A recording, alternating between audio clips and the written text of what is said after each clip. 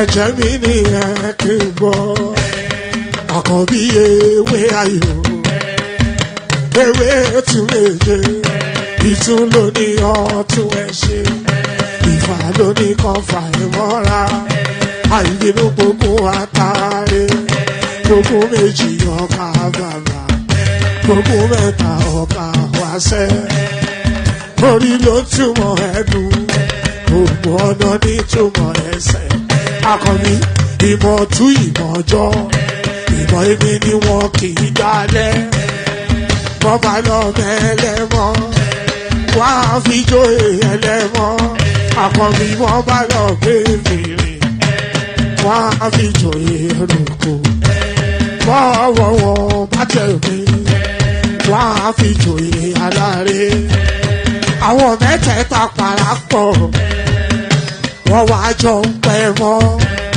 ẹ̀ẹ́mọ́ olóko jẹ wọ́n pa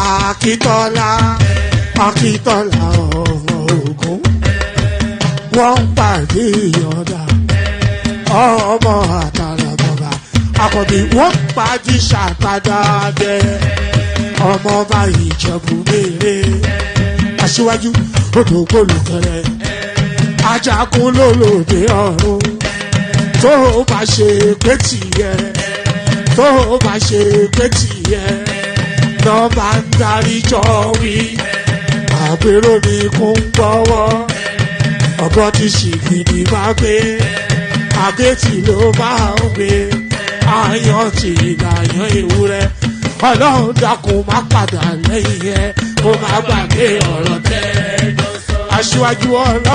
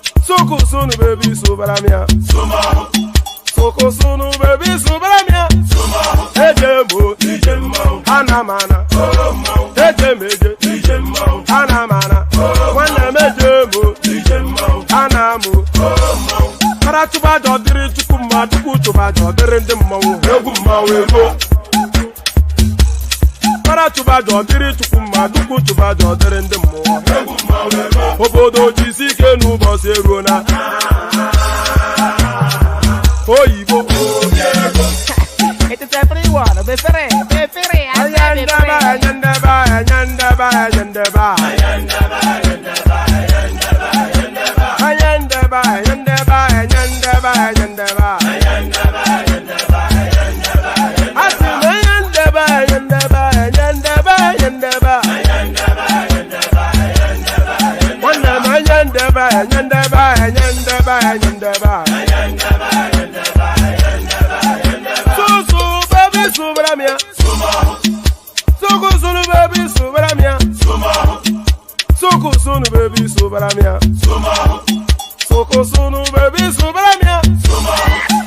Ladies and gentlemen, sometimes you just have to act like you are drunk, like you are crazy. Confuse your enemies, confuse them.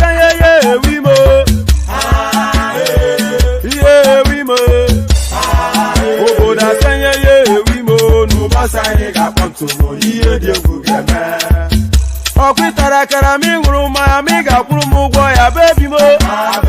Ave Maria. Boy feeling. Ayandaba.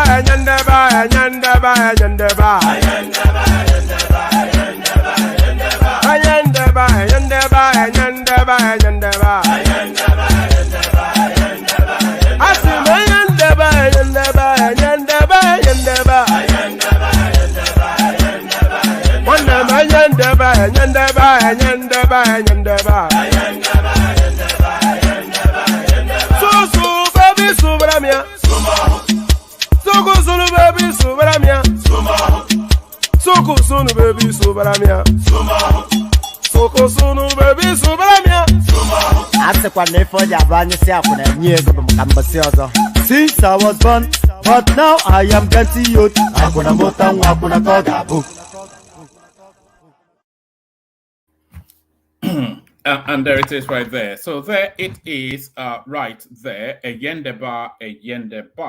Maybe one of these days I'll actually get a full translation of that song. But Ayendeba, and here we go again. So Ayendeba, here we go again. It's a jam-packed session, by the way. Just so many things to go through. So sit yourself down, settle yourself in, get your go-to tipple, if that is chocolate or coffee or anything stronger, and just surrender yourself to the space. I'm not quite sure why I'm sweating in the middle of winter, but there it is. Surrender yourself to the space for however long this session lasts. Another blockbuster session by your friendly neighborhood or your laughing man. One man went to mow. So one man went to mow. The usual protocol: click on like, click on subscribe. The buttons are there, and there's a questionnaire asking you if you've done it. So do that. Click on like, click on subscribe. And then if you want to come participate, click on that hyperlink that says StreamYard. That brings you into a studio space. Soon as I finish delivering the body of the talking points, I'll invite you onto the screen and engage you in a conversation. So nothing complex, nothing complicated. It's as easy as easy gets. It's as easy as easy gets. So as easy as easy gets, and let's get to it straight away, because just so much to go through. So let's kick it off with this. So we kick it off with this. And by the way, we're revisiting an old talking point with this particular headline now.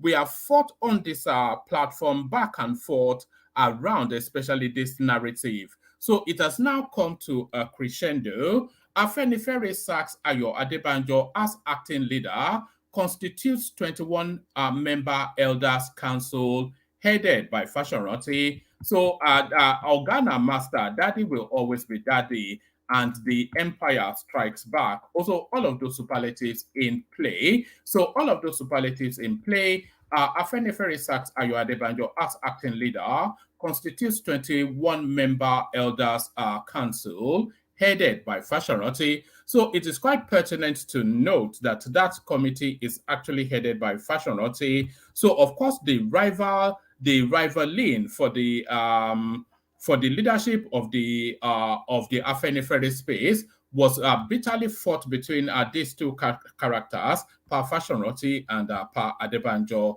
and it looks as though Pa Fashoranti wins through.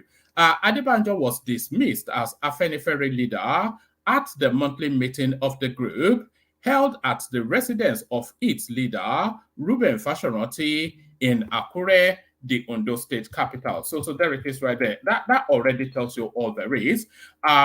Yoruba Social Cultural Group Afenifere on Wednesday scrapped its acting leader, deputy. Let's take that again. Yoruba Social Cultural Group Afenifere on Wednesday scrapped its acting leader, deputy leader position. Pa Ayo Adebanjo held the acting leader position. It was learned that Adebanjo was dismissed as Afenifere leader at the monthly meeting of the group held at the residence of its leader, Ruben Fashoranti, in Akure, the Ondo State capital. According to a communique issued by Comrade Jare Ajayi, National Publicity Secretary of Afenifere Worldwide, a new Elders Council of 21 members has been formed, with Ruben Fashoranti serving as chairman. So let's pause there for a moment. A new members committee has been formed, and that is right. with Ruben Fashonote acting as the leader. Now, that is questionable. So I'm going to check in a moment, but just as far as we've documented, Ruben Fashonote must be near 90 years old thereabouts. So it should not be in the leadership or the headship of anything. It can be in a temporal position whilst that 21-member committee looks for a more substantive leader to take that space forward. And that leadership really should be nobody older than the age of 60, because we want somewhat of a youthful verve around that space.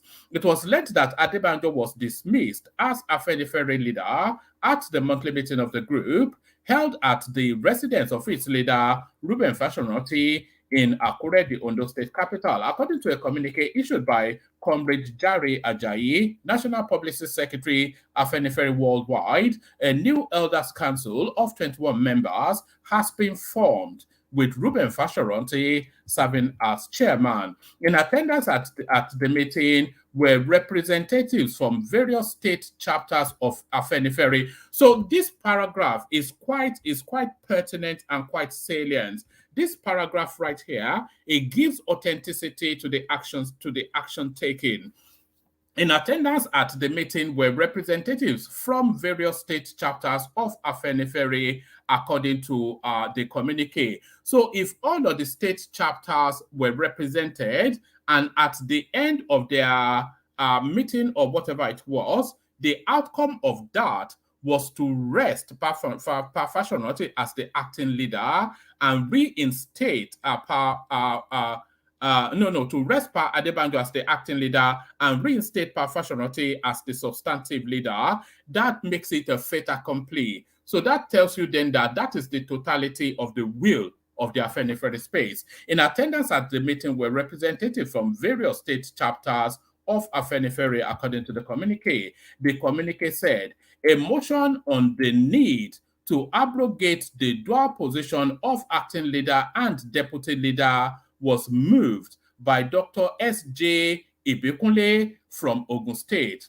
It was seconded by members from Ekiti, Kwara, Oyo, and Ondo State. When the matter was thrown to the General House, the motion was unanimously carried. So that is to tell you then that the entirety of the Afenifere space wanted Pa Fashonote out. Flowing from this, the leader then declared as follows: in light of recent events and the pressing need to reposition and rejuvenate Afenifere. So to reposition and rejuvenate Afenifere is never to put it under the leadership of Pa Fashonote, of course. In light of recent events and the pressing need to reposition and rejuvenate Afenifere, it has been decided as follows.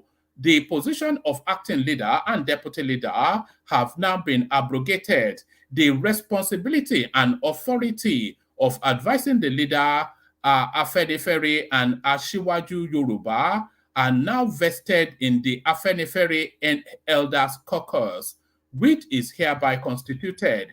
Members of the Elders Caucus, then it goes on to give us the names: Chief R.F. Fashonote, Chairman; Chief Ayo Adebanjo, HRM. So Ayo Adebanjo is still very much a member of the Afenifere group leadership.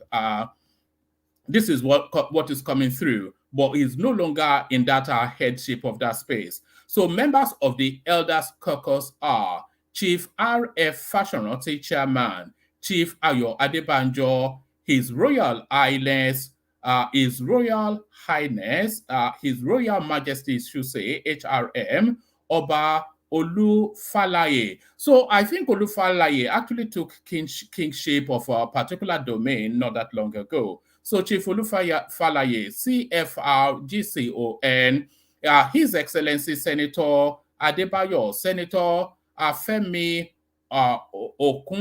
Okunrumi, PhD, whatever, Bashorun, Arogbofa, Senator Kofo, Bokno Akerele. So I'm not quite sure, because if you are thinking that this is a pro Tinubu space, Then, if you are reading through the names already, you can already pick out two people that are violently anti-Tinubu. Fashion, of course, you already know that.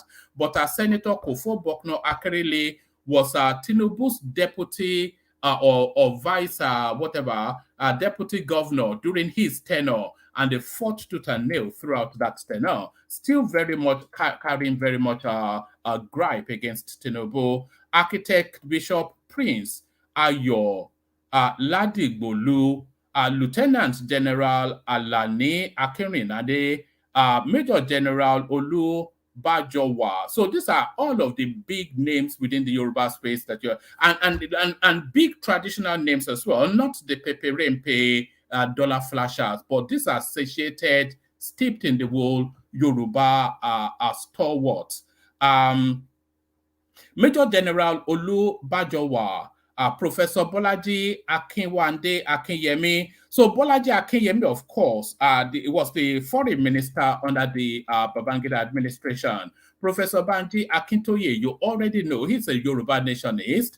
Otumba Ibikunle Chifemi Aluko, Professor Alonge, Dr. Yomi Fini, Prince Olusi, Honorable Korede Duyile or Duyile, Professor Rocco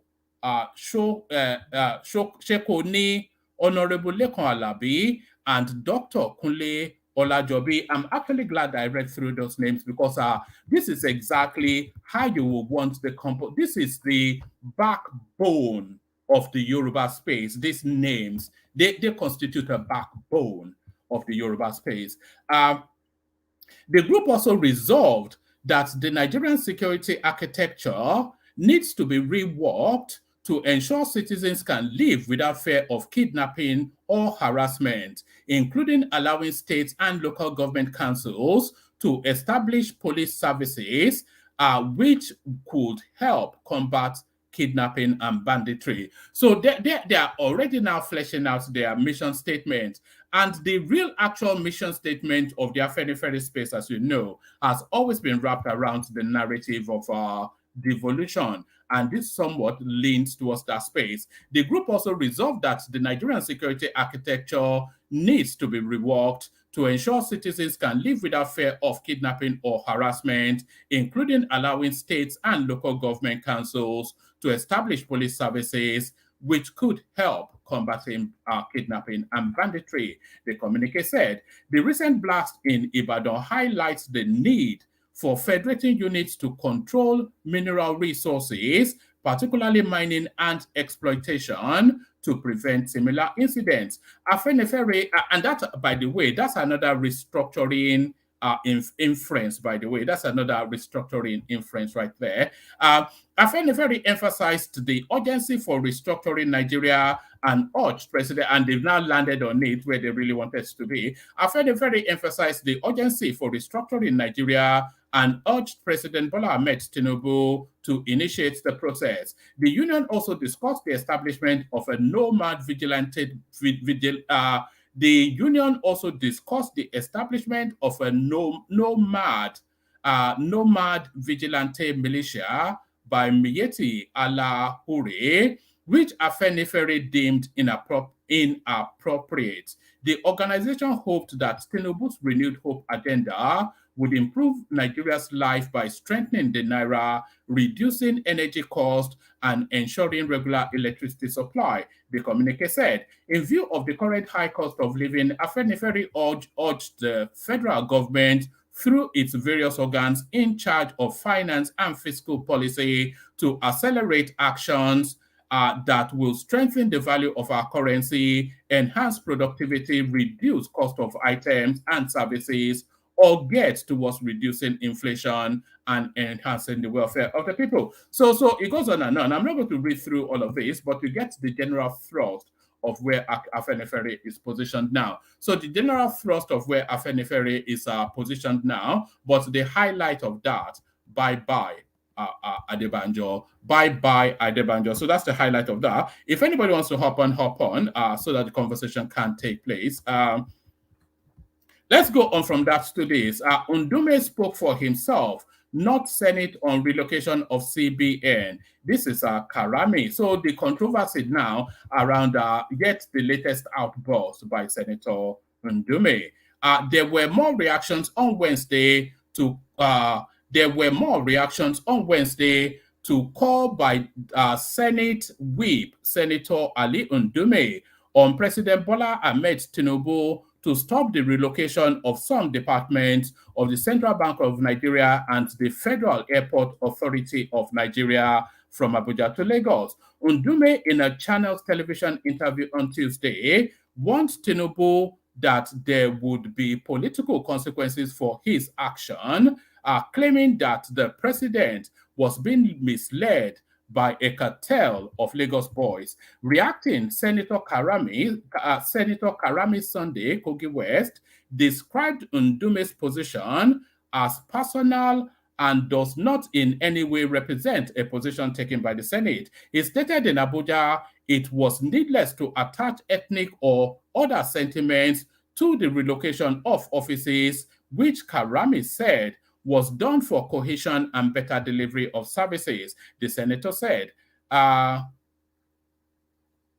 leaders need to avoid utterances that will heat up the polity and cause division and disaffection amongst the federating units of this country. For example, the headquarters of 96% of all banks in Nigeria is in Lagos. The staff of the banking and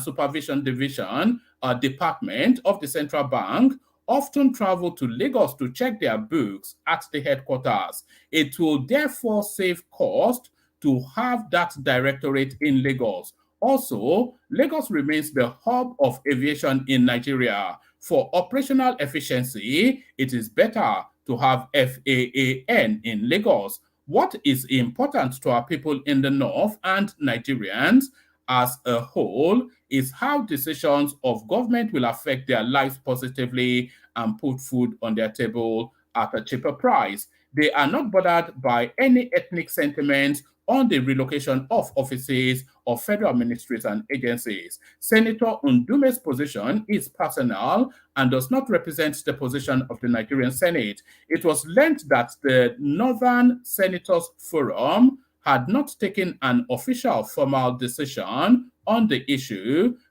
preferring the option of investigation. During the forum's last meeting, where the issue was raised, the members urged caution on taking a hasty position, calling for a full investigation to be conducted before any intervention, including legal processes, would be explored. When this issue was raised for discussion on the platform of Northern Senators Forum, the chairman of the forum, Senator Abdul Ngi, cautioned on the need to exercise restraint. So that's essentially the Northerners distancing themselves from the wild assertions of Senator Undume. So that's the North distancing itself from the wild assertions of Senator Undume.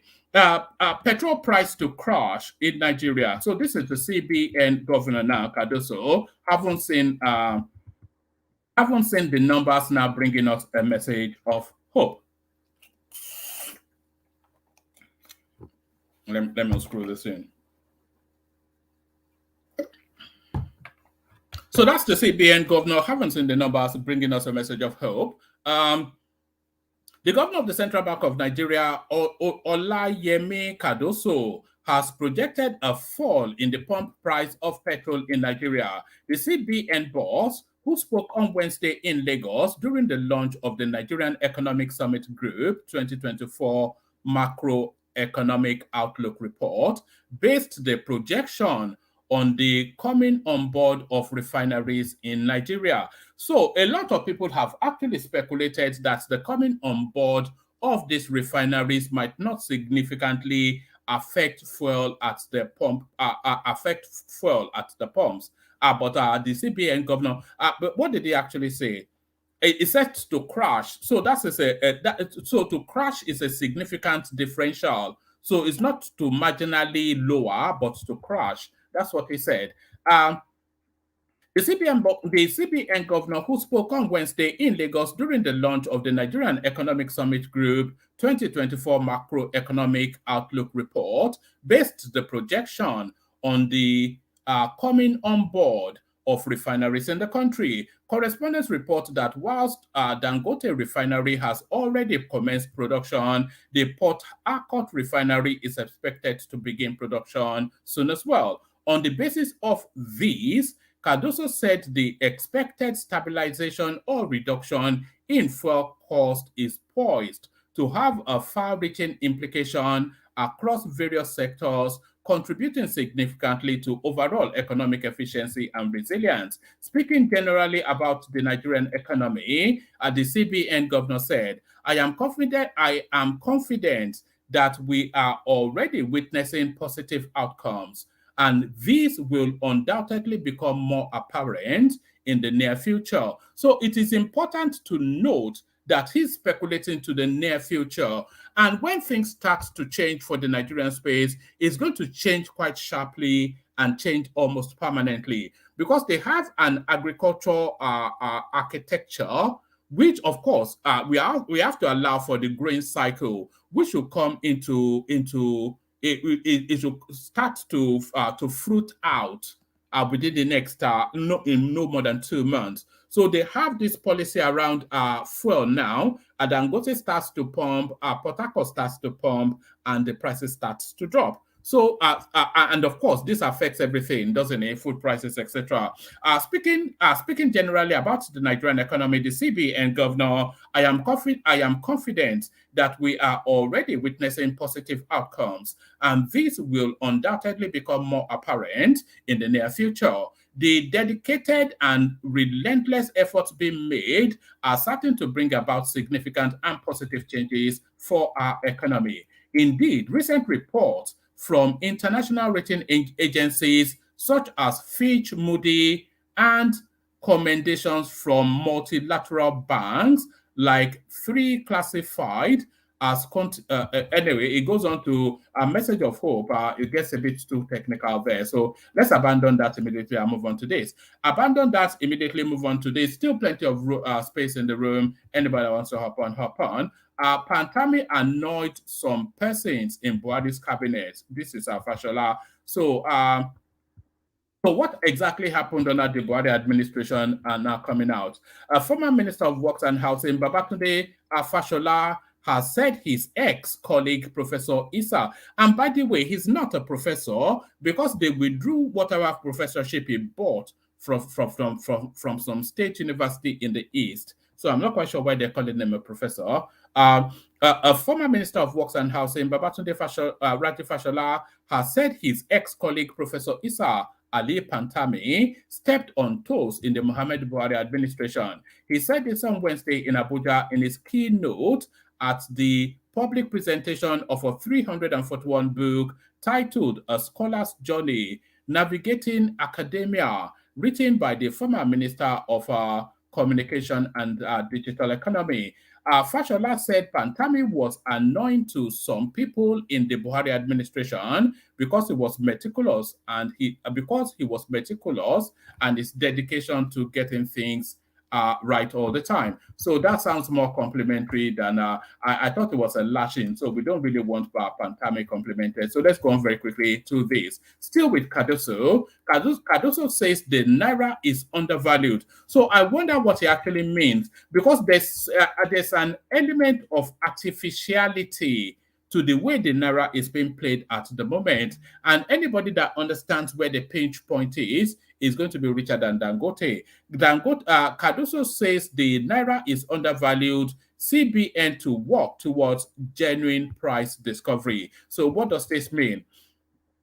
Governor of the central bank, governor of the central bank, Mr. Yemi Cardoso, has stated that the Naira is undervalued, promising that in 2024, the bank will work towards real price discovery in the foreign exchange market. Mr. Cardoso stated this whilst delivering a keynote address at the Nigeria Economic Group Outlook for 2024 via video conference.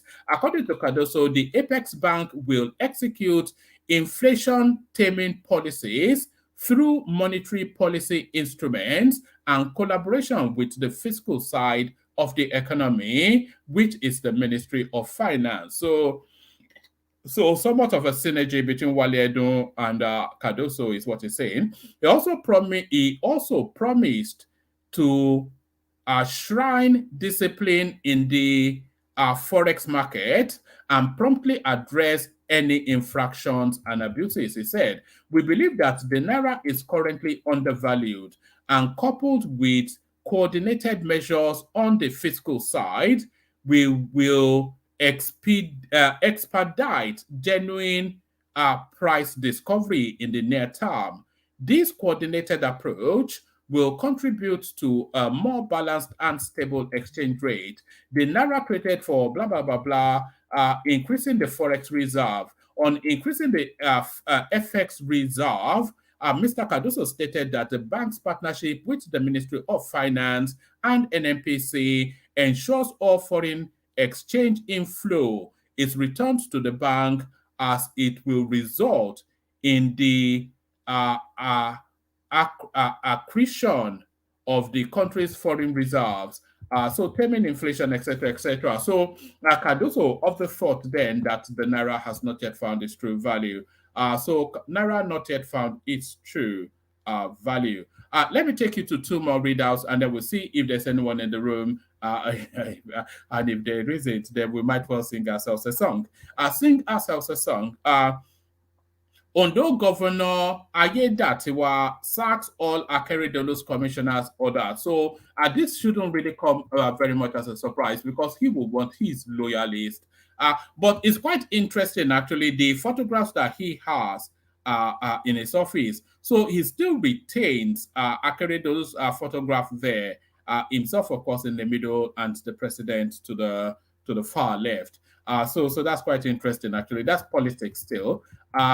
The governor of Ondo State, Lucky Ayedatiwa, has sacked all the state executive council with immediate effect. The governor also relieved all senior special assistants and special assistants of their duties. In a statement by his chief press secretary, Ebenezer Adeniyo, on Wednesday, the governor said the development would take immediate effect. The statement reads, "All members of the cabinet are to immediately hand over to the permanent secretaries all the most senior administrative officers in their respective offices. All the affected officials," and by the way, a lot of these people would have had the anticipation that this was coming, and they would have been doing their last minute.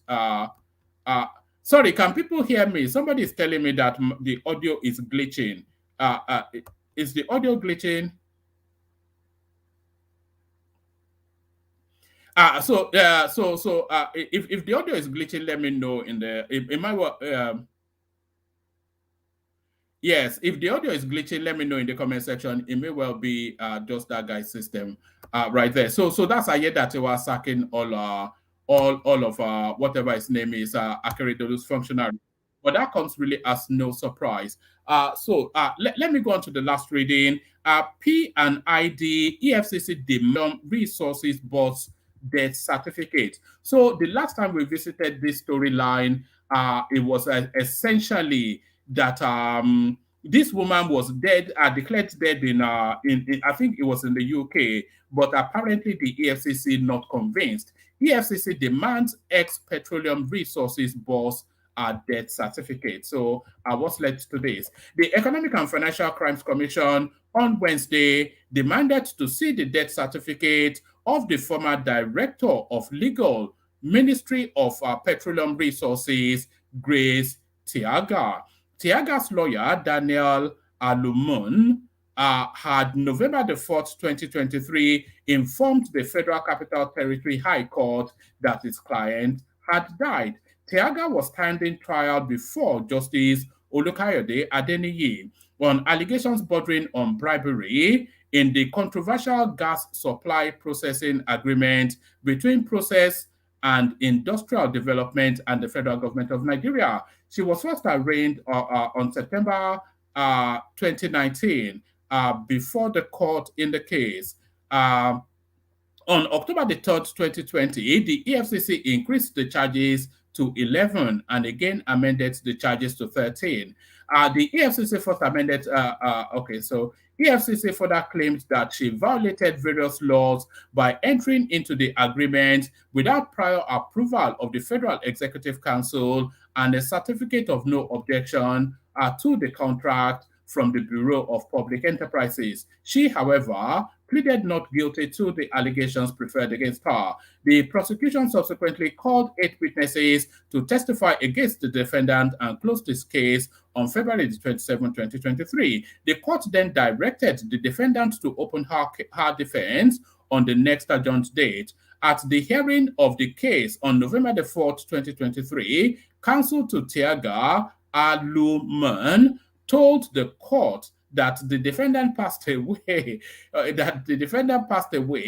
On August 1st, 2023, at a hospital in Abuja, and urged the court to dismiss the matter. The matter was, however, adjourned till Wednesday. Not satisfied with the claim, the counsel for the EFCC, Mohammed Hussein, insisted that Tiaga's death certificate must be produced before the court. How difficult is it to forge a death certificate in Nigeria? I think that's just a nonsense, really. But they want to see the body and they want to see the funeral is what you really want to be seeing. Tiaga's counsel pleaded with the court to give him more time to get the certificate, adding that her death certificate was not yet ready. So she died, when did he say? August, thereabout, 2023, and still no death certificate to produce. Hussein rose again and said, "My lord, the certificate must be brought to the court as stipulated by the law before any decision can be taken." Justice Adeniyi, however, adjourned until March the 6th for further report on the death certificate. So there it is right there. It's just it's just a gift that keeps on giving our dear country. So she just claims that she'll just disappear somewhere into the UK, go and have plastic surgery and continue to spend those endless billions that she looted. So the endless billions that she looted, I think that's sufficient enough to be going with. So let's play the Kegite music and hopefully then a conversation can ensue. But first, of course, you know where we're going. Egbe Elemu, the Kegites. You know, I always struggle to find out this Kegite. I try to move it to a place that is within easy reach, but it seems to have a mind of its own. Where is my Kegite music? I can't blame Thomas because Thomas wasn't here even yesterday, but where is my Kegite music? Who's nicked my Kegite? And here it is, the Kegite. Water, only water, water, only water, where they see ma. Water, water, water, water, water, water, water, water, water, water, water, water, only water, where they see ma. Hapa o naido.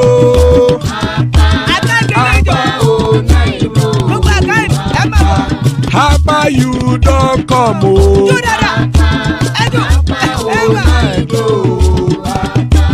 Hapa o naido.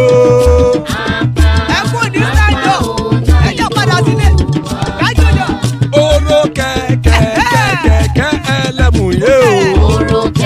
Ibe sodi akẹkẹrẹ ẹlẹ́mùrè o. Bobby master kẹkẹrẹ ẹlẹ́mùrè o. Chief Wáìlà tí kẹkẹrẹ ẹlẹ́mùrè o. Eruku lẹ̀lẹ̀ ẹlẹ́mùdé. Eruku lẹ̀lẹ̀ ẹgbẹ́ ẹlẹ́mùdóde ojàre o. Eruku lẹ̀lẹ̀ Ghana ti dé ẹgbẹ́ bọ́dì o. Ọmọ ẹlẹ́yẹ ẹ̀yẹ o ó dilé o. Olúyẹ̀lá ẹ̀yẹ o ó dilé o. Petrosodana ẹ̀yẹ o ó dilé o. Petrosodunke ẹ̀yẹ rẹ̀ ó dilé o. Ẹlẹ́kọ̀ ọ̀run mú ìní o.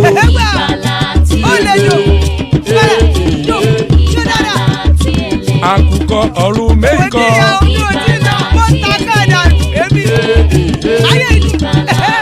Ikú kò ní ríwà gbéṣe o.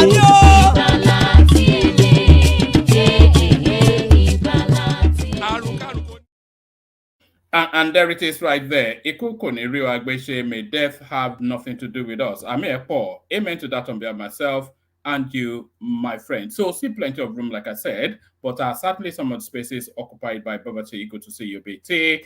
Ola in the house, always a delight to see Ola and Solly, who has stopped smoking weed. New and improved Solly. So, let's kick it off with BT then, who came specifically to speak to a matter. BT, good to see you. Babati, oh. It's on World Round. It's on World Round. All right. BT, are you there? I'm only kidding. Yes, it could well be on World Round. All right. Do you want to kick it off for us then, Ola? Okay. Hello, everyone. How's everything going? Everybody seems to be enjoying themselves, and it's a nice January anyway.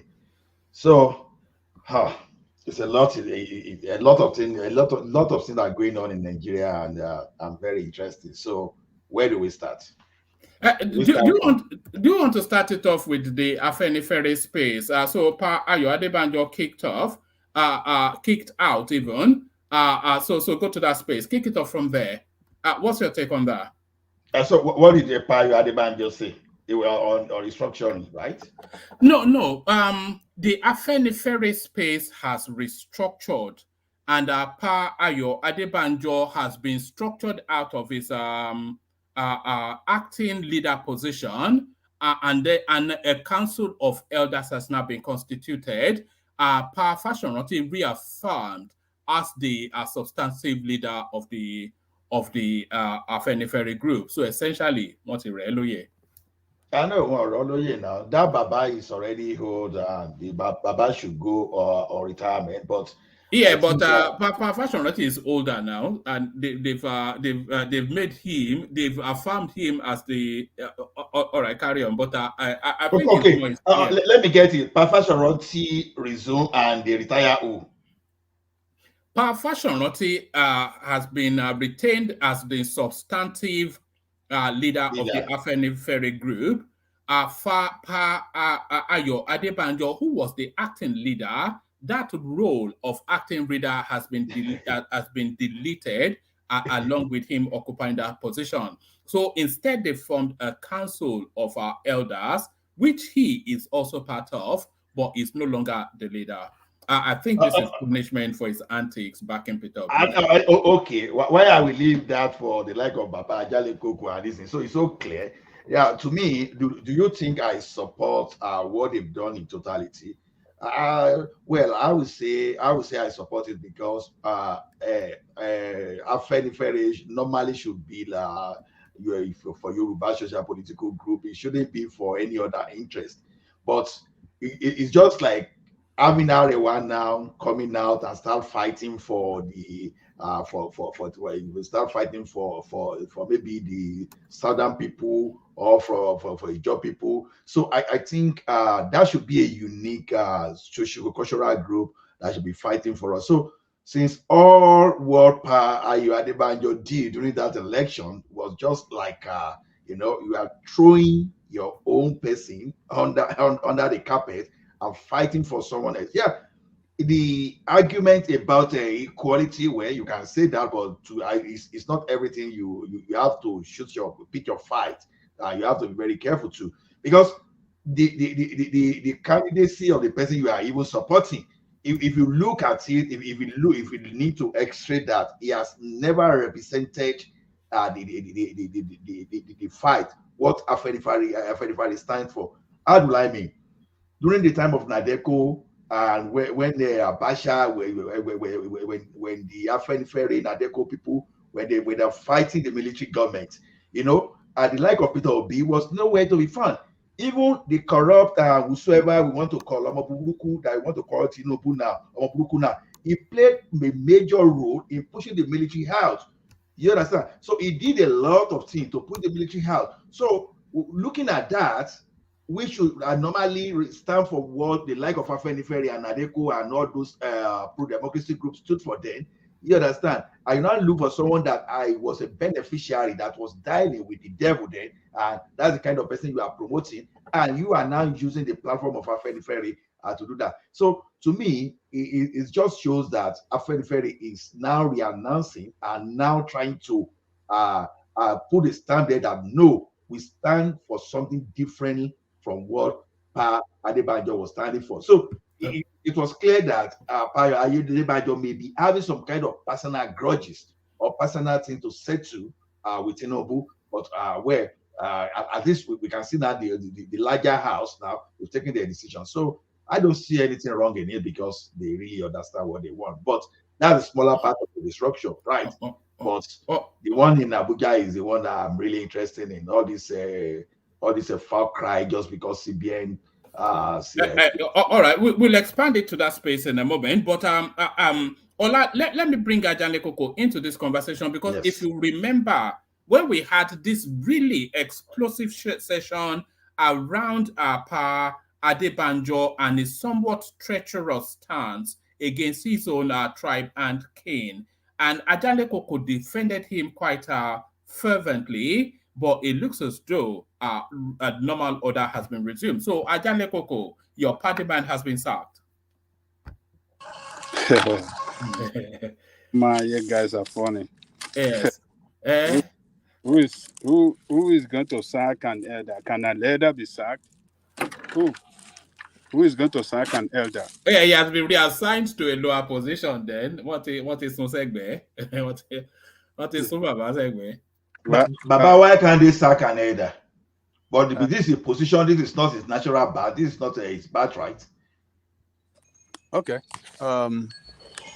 Well, let me say greetings to our listeners around the world. Click on the like button, share, and subscribe if you haven't done so.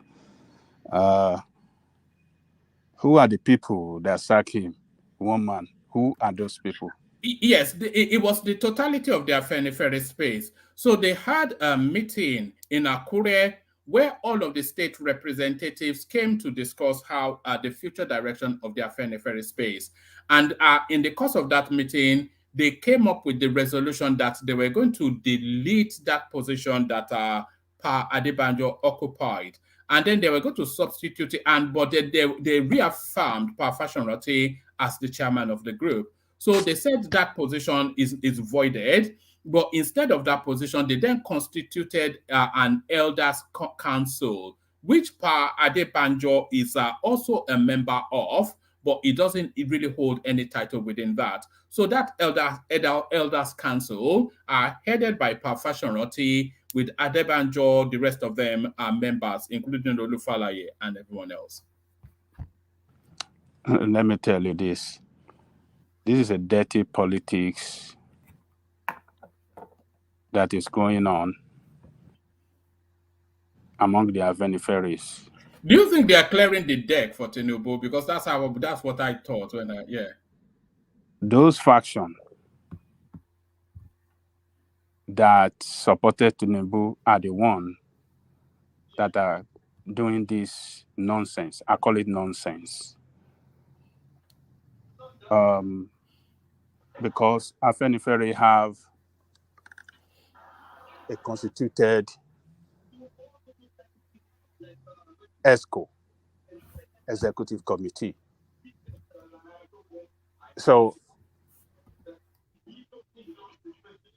if in a normal organization, if they want to sack, they cannot single out one person. If there's a need for the ESCO to go, it has to be the entire ESCO. And they must have done something wrong. They must have violated maybe the constitution of the organization. And for that reason, new team have to come in. And all of them have to. Is Baba Adebanjo in that meeting? Was it didn't say, but what it did say was that all the delegates from all of the state chapters were there. So it did say that. It says, in light of recent events and the pressing need to reposition and rejuvenate Afenifere, it has been decided as follows. The position of acting leader and deputy leader have now been abrogated. The responsibility and authority of advising the leader of Afenifere are now vested in the Afenifere Elders Caucus, which is hereby constituted. And then it goes on to members of the Elders Caucus, Chief R.F. Fashionroti, Chairman, Chief Ayo Adebanjo, Oba Olufalaye, etc., etc. So the only person now that retains, even reaffirmed, because he was never not the chairman, Pa Fashionroti, but Pa Adebanjo, Montebellori. Let me tell you this. Like I said earlier, it's the people that are supporting Tinubu that are carrying out this nonsense. It's a total nonsense. If you want to take person out of position, you must have done something wrong, and you have to go through disciplinary committee. Afenifere is a well-organized committee. I mean, a well-organized group. Disorganized by No, Ajanle Koko, you didn't get the thing. That position that Pa Adebanjo was occupying, right? Was a temporary position. Let me land. Let me land and know that we have some of you that pro Tinubu, and you guys are very happy and dancing palongo with no drum, and dancing Fuji reggae. So, but Ajanle Koko, Pa Adebanjo cannot say he did not. From the politics that he was playing, he knew ultimately that this was going to be the sacrifice. He knew they would get rid of him, of course, if Tinubu won. Let us take out all our biases. Let us be objective, and let us look at. But can you do the no? Can you also do the same? Can you remove your own bias against Tinubu? Yeah, I'm not biased. You are. Hold on. We now. know you are. We know. I'm not biased. Look, let us look at an organization, how it is run. Okay? They have ESCO that are running that organization day to day up, running of that organization. Sorry, Ajanle Koko. Baba, I'm muting you only because of the background noise that is filtering through. Okay. If you Understood. want to interject, Thank you. If you want to interject on mute, but okay. Thank you. Yeah. So sorry. Carry on, Ajanle Koko. Okay. So, if the secretary of the organization is not there, if all the executive members of the organization are not at that meeting, and some people gang up somewhere and saying they are taking out Ayo Adebanjo, I think they are doing it in a very wrong way. Adebanjo must be present at any meeting where they want to tell him or take him out of position. He must have to go through a disciplinary committee if he have done anything good. Okay, and Baba Fashionroti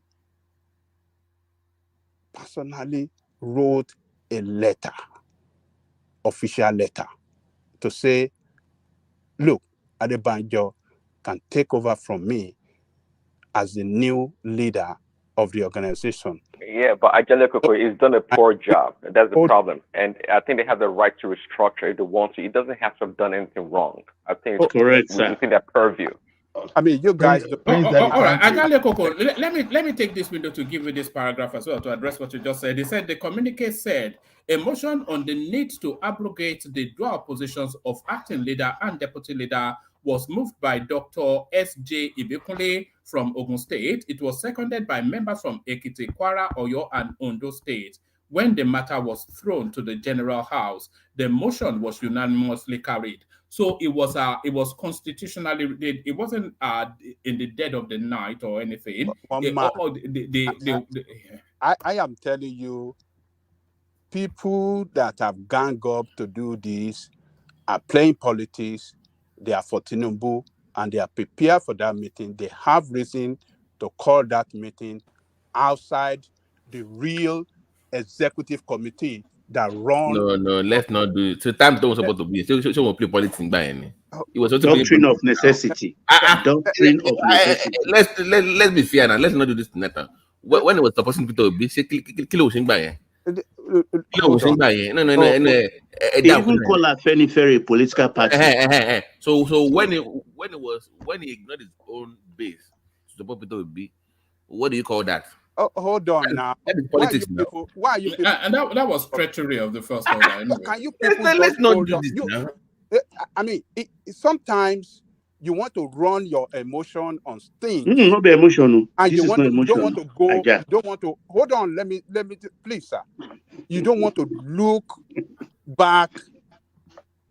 You don't want to look back to the history of how Afenifere has operated in the past, how they play their politics in the past. You want to look at it. You don't want to look into the history. Afenifere has supported Atiku before. Tinubu was alive. He was in a different party. Did they take him out? Did they take Baba? Baba Fatoroti was there as the chairman. Afenifere has supported Jonathan before. Did they take them out? Afenifere have supported Falaye before. So what I'm trying to tell you is that Afenifere have supported somebody for the position of president outside Yoruba land before, and nothing happened. Put in the right context. No way a Yoruba man was contesting. One at a time. When there's a precedent for something, there's a precedent that Afenifere have supported candidates outside Yoruba. They supported.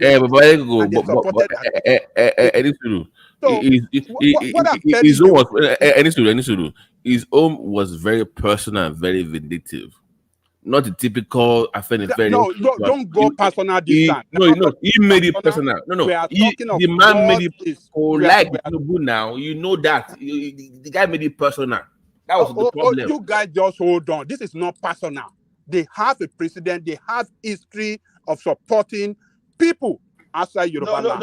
Is that a good history? That is the key hold issue. on now, Ajane Koko. Not when there is a Yoruba person in a realistic position to they've not supported somebody against. They did not support Falaye. They did not support Falaye against Obasanjo. Is Obasanjo Yoruba men? Yes, it's a Yoruba person. Is Obasanjo not a Yoruba man?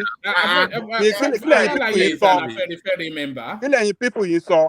Is Obasanjo not a Yoruba man? Falaye is an Afenifere member. Look, whether Afenifere member or no Afenifere member, we have an history that Afenifere have supported. See, other people that are not Yoruba. Hold on, Ola. Is that against a Yoruba person? I mean, have they supported somebody against a Yoruba person? Oh yes. Oh yes. Okay. Oh yes. What is the name of this man from Ibadan that was contesting for presidency? He was a member of Afenifere now. They did support him. They supported Jonathan. Now, what do you call this thing? What is this guy? They supported somebody that you don't know his name. Oh, look, hold on, man. Listen, one man. I can't remember his name, but it's a popular man. I think maybe I don't want to say maybe. And he was running. No, I don't even know his name. Hold on now. You guys, you hold on. His name is. I can't remember the name, right? Well, there you are. That shows you how realistic. Ajale Koko. You know where this argument is. He's an Ibadan politician. He's an Ibadan man. Maybe Adedibu. Is it Adedibu? It's not Adedibu. It's There's nobody with hold on. But what I'm telling you, the fact that you can't remember his name, that tells you just what his stance is. It is not. Don't say tell me this. This man is an Afenifere man. he play his politics in his Kí lorúkọ ẹ̀? mo sọ pé mo rántí orúkọ ẹ̀. Ajalegoku, ẹ ṣọ̀tẹ̀ níwọ̀nba ọlọ́tẹ̀ you know why this argument is difficult for you to win is this. When there's no where we don't have solid foundation for something we can say is a truthful foundation. That is why the argument is very difficult. Look at it this way. I leave my family, I carry on my support and support other family. And my family now are now angry against me just because they feel that they have they feel some kind of negative effect for me supporting another family against them. How do I come back to them and I say, okay, I'm trying to be fair? It doesn't all go well, because whether we like it or not, whether you like Tinubu today or not, Tinubu was a member of Afenifere, even if you want to claim that it's no longer part. And what caused this problem was just because he was not dancing to them as the governor of Lagos State. But what this guy did for them during the time of that struggle, whether we like it, we can never erase it from the history. And now, in an attempt to now say, okay, for vendetta, you understand, for vendetta, you now went against your policy, against what you stand for. Now, someone that was supporting the military government that you were fighting against, you were not promoting him. So already you've rubbished the legacy and the original thing that Afenifere stands for. What about so telling you, hold Baba, on. It's difficult. One thing, you guys are just running. The thing is this. This man has something to ground with Tinubu. We just have to accept it. It is not so. You guys are just carrying. It was personal. When Afenifere was supporting Jonathan and was supporting Atiku, Tinubu was not in line with Afenifere then. And they did not believe. You talked about Harry Akonde. Hold on. This dirty politics that you are bringing into Afenifere is going to destroy the leadership structure of Yoruba land, and it's going to destroy the future of Yoruba people. That is what you don't know. When Tinubu, hold on. Let me give it to you people. When Tinubu was playing his politics against Afenifere, you guys did it, no problem. They didn't do anything against him. They didn't say Tinubu must die or anything must happen to him. But now that Afenifere is playing the politics of fairness, politics of how do I call it? The politics of fairness, politics of balancing the political power of the country. Let me ask you a question. If Afenifere was playing the politics of fairness, why have they now gone against Adebanjo? No. What I'm telling you is that the people that are going against Adebanjo, they are factional group supporting Tinubu and trying I read it out. They are representatives from all. They are not representatives. They can claim so. Now. One man. They can claim so. They are not. I am telling you, they are not. They can be. They did the same thing before the election. They did the same thing. Before the election, they issued out several communiques against Adebanjo. This is not the first time. They are disgruntled people. They are inactive people. No. Let me take Okuro Omus is a major figure in the Okuro Omus is not a factional leader member. He's a major. Do you know who he is now? Senator Okuro Omus is a major now. So how can you now say they are factional leaders? Let me give you the names, BT. Let me give you the names that got rid of Adebanjo. His Royal Majesty Olufalaye, Senator C.O. Adebayo, Senator Femi Okuromu, Bashorun, Arugbafa, Senator Kofo, Akerele Bokno, Archbishop Prince Ayo Ladigbolu, General Alani Akerinade, General Olu Abajowa, Professor Akinwande Akinyemi, Professor Banji Akitoye, Otumba, Dr. S.A.J. Ibikunle, Chief Femi Professor Banji Aluko. Akitoye that is not in Nigeria. Are you guys Carry on, Are you guys serious? What kind of jargon article no, is let this? me finish. Are you guys serious? Hold on. Let me finish. Adebanjo that is not. Let me finish. Calm down. Let me finish the list. Calm down. There's feeling coming. There's Shekoni coming. What kind of Fopomoyo article is this? Bàbá tó sí Nàìjíríà tún porúkọ ẹ̀ sí. Calm down, Aja.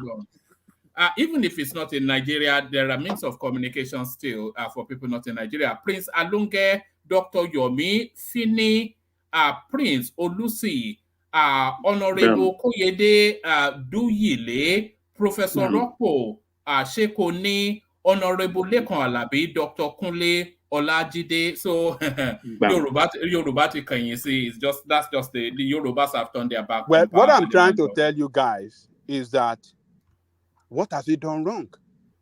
He went against the tribe. Is he the only one that did so?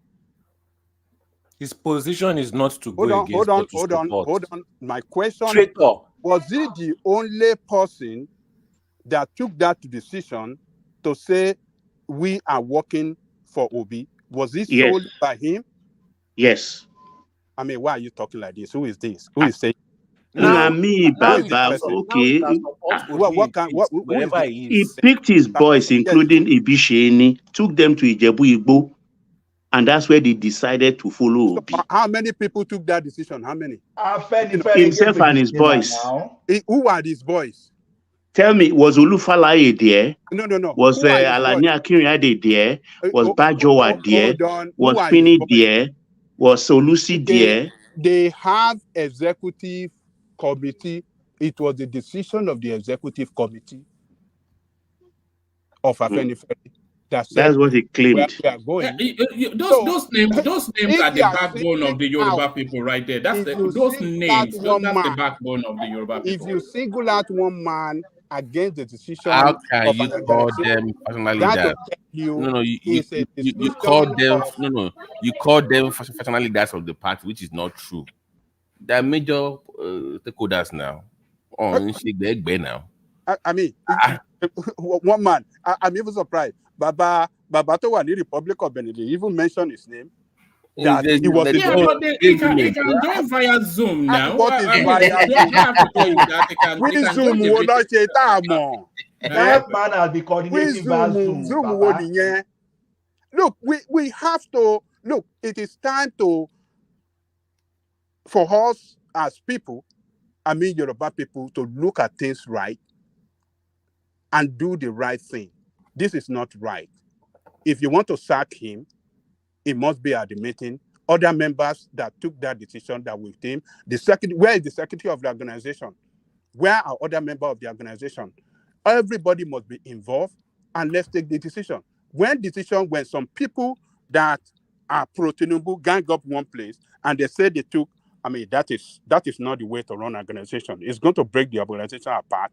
And when politics go, Kofu Akerele is anti-Tinubu. Kofu Akerele is anti-Tinubu, among several others in that list. So, I'm sure Kofu Rola Bukno will never support taking out Baba Ayo. They said the decision was unanimous. I said I disagree with this. I think it's a propaganda, and the truth will come out. When Baba Adebanjo, he's a strong man.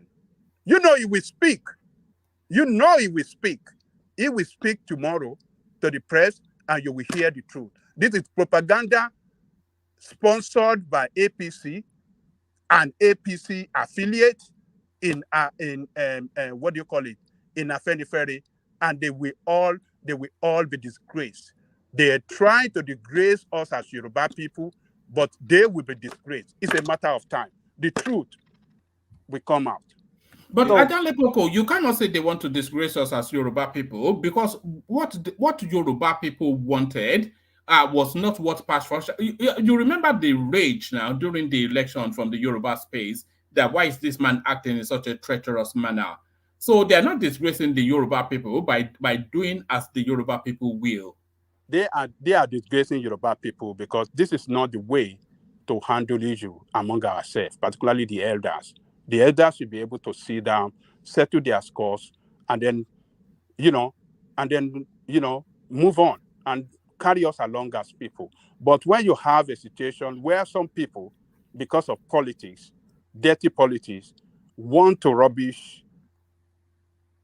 our elder, the most formidable elder in Yoruba land, the most outspoken elder in Yoruba land, I think it's not good for Yoruba people. It is very, very bad, and it's not good for us now. It's not good for us for the future. Maybe it can be adopted by the Ohanese Indigo. What about that? Maybe the Ohanese Indigo can adopt Ayo Adebanjo. Don't take it as don't inject joke into this. This is not a matter of joke. This is a very serious matter. I'm not happy with this. We shouldn't be doing like this. We shouldn't be treating ourselves like this. It is because of politics. Because of who? Because of Tinubu. Who is Tinubu? Tinubu is going to come and go. His politics will come and go. His time will be over. And when it's over, what are we going to? How are we going to settle this nonsense that we are creating among ourselves? No, we shouldn't, because of politics, tear ourselves apart. That is my own concern. We are tearing ourselves apart, and it's not good for us now. It's not good for the unity of Yoruba people. Sorry, let me bring Prince Daddy into this. Prince, so they removed that position. So and that was a very clever move, by the way. They didn't actually sack him. They just deleted his position. So it voided out. But now they've created this Elders Council, which he's also a member of. Do you think Pa Adebanjo should have just resigned rather than allow him to be I have to go. But let me just warn the clown called whatever his name is, that old fool in the comment section called Pansat. Listen, man. No, let me finish. Yeah. Guy, I don't play that shit, man. Okay? I'm not one of you. Don't come at it. Don't try me, man. Never in your life again talk to me on this show again. Because you come here, you say shit all the time, I ignore you. I don't play that shit. Never in your fucking life play that with me again. Okay? I'm done here. All right. Before you leave, Babati, I'm going to scroll back, see what he said. What kind of shit is that? So, Darun.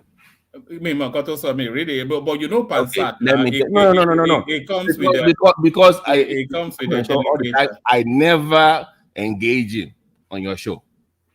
That old fool, I never engage him on your show. Never in your life again.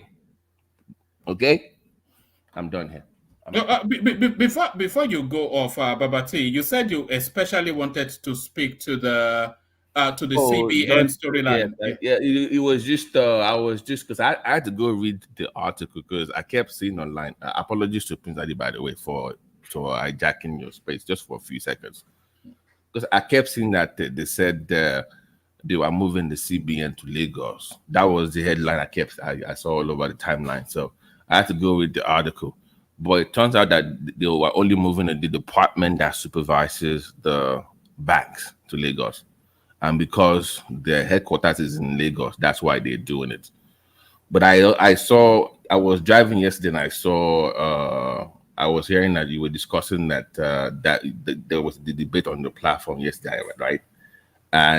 But I think people kept talking about, there was this interview from this guy from the north talking about what Ndume. They should move. No, it was a different guy. It wasn't Ndume. It wasn't. Yes. Yeah, that they should move something to Inewi, and they should move that over there, and they should move it over there. And I'm thinking, well, Tinubu is not good luck. It's not good luck for right one man. It's not good luck. So I know he has some balls. So if there's a need to move those things to Lagos, it should. The FAA thing, I'm not sure about that one. I don't know. But I know the CBN, the part of CBN that he wants to move, I think he has every right to. But it speaks to the bigger point as well that these people think that they will lose the job opportunities that they've been saving for their kids that they have abroad to come and take when they're done. They've been doing that for decades. Yeah, it's even more the case that there are kids that they've slotted into all this. Right. They don't want to move their children to Lagos. So and if they do come to Lagos now, they can they will have to work. They will have to work. Yeah, reapply, and it should be based on. I mean, for full disclosure, I have a friend that his dad is a retired lawyer in CBN, and he works in CBN in Abuja. And this guy he studied microbiology, nothing to do with banking and finance, and he's a top dog over there. So I know these things happen, but I'm saying that. So I just but to the logic of that, whoever it was, the former aviation minister, that Northerner that was speaking on Arise TV. But is there not merit to that logic though? Because if you are saying that Lagos is the epicenter of finance, and therefore you have to move key departments to Lagos so that they can interact with that space. Right. Is then saying though that by that logic, you then have to move key departments in other parastatals as well to their point of contact, like you move the agriculture. That was just, and then you move finance, you move commerce to Nnewi or Onitsha. The CBN one is very unique. It's very peculiar. This is the money market here. Okay, so you can't compare.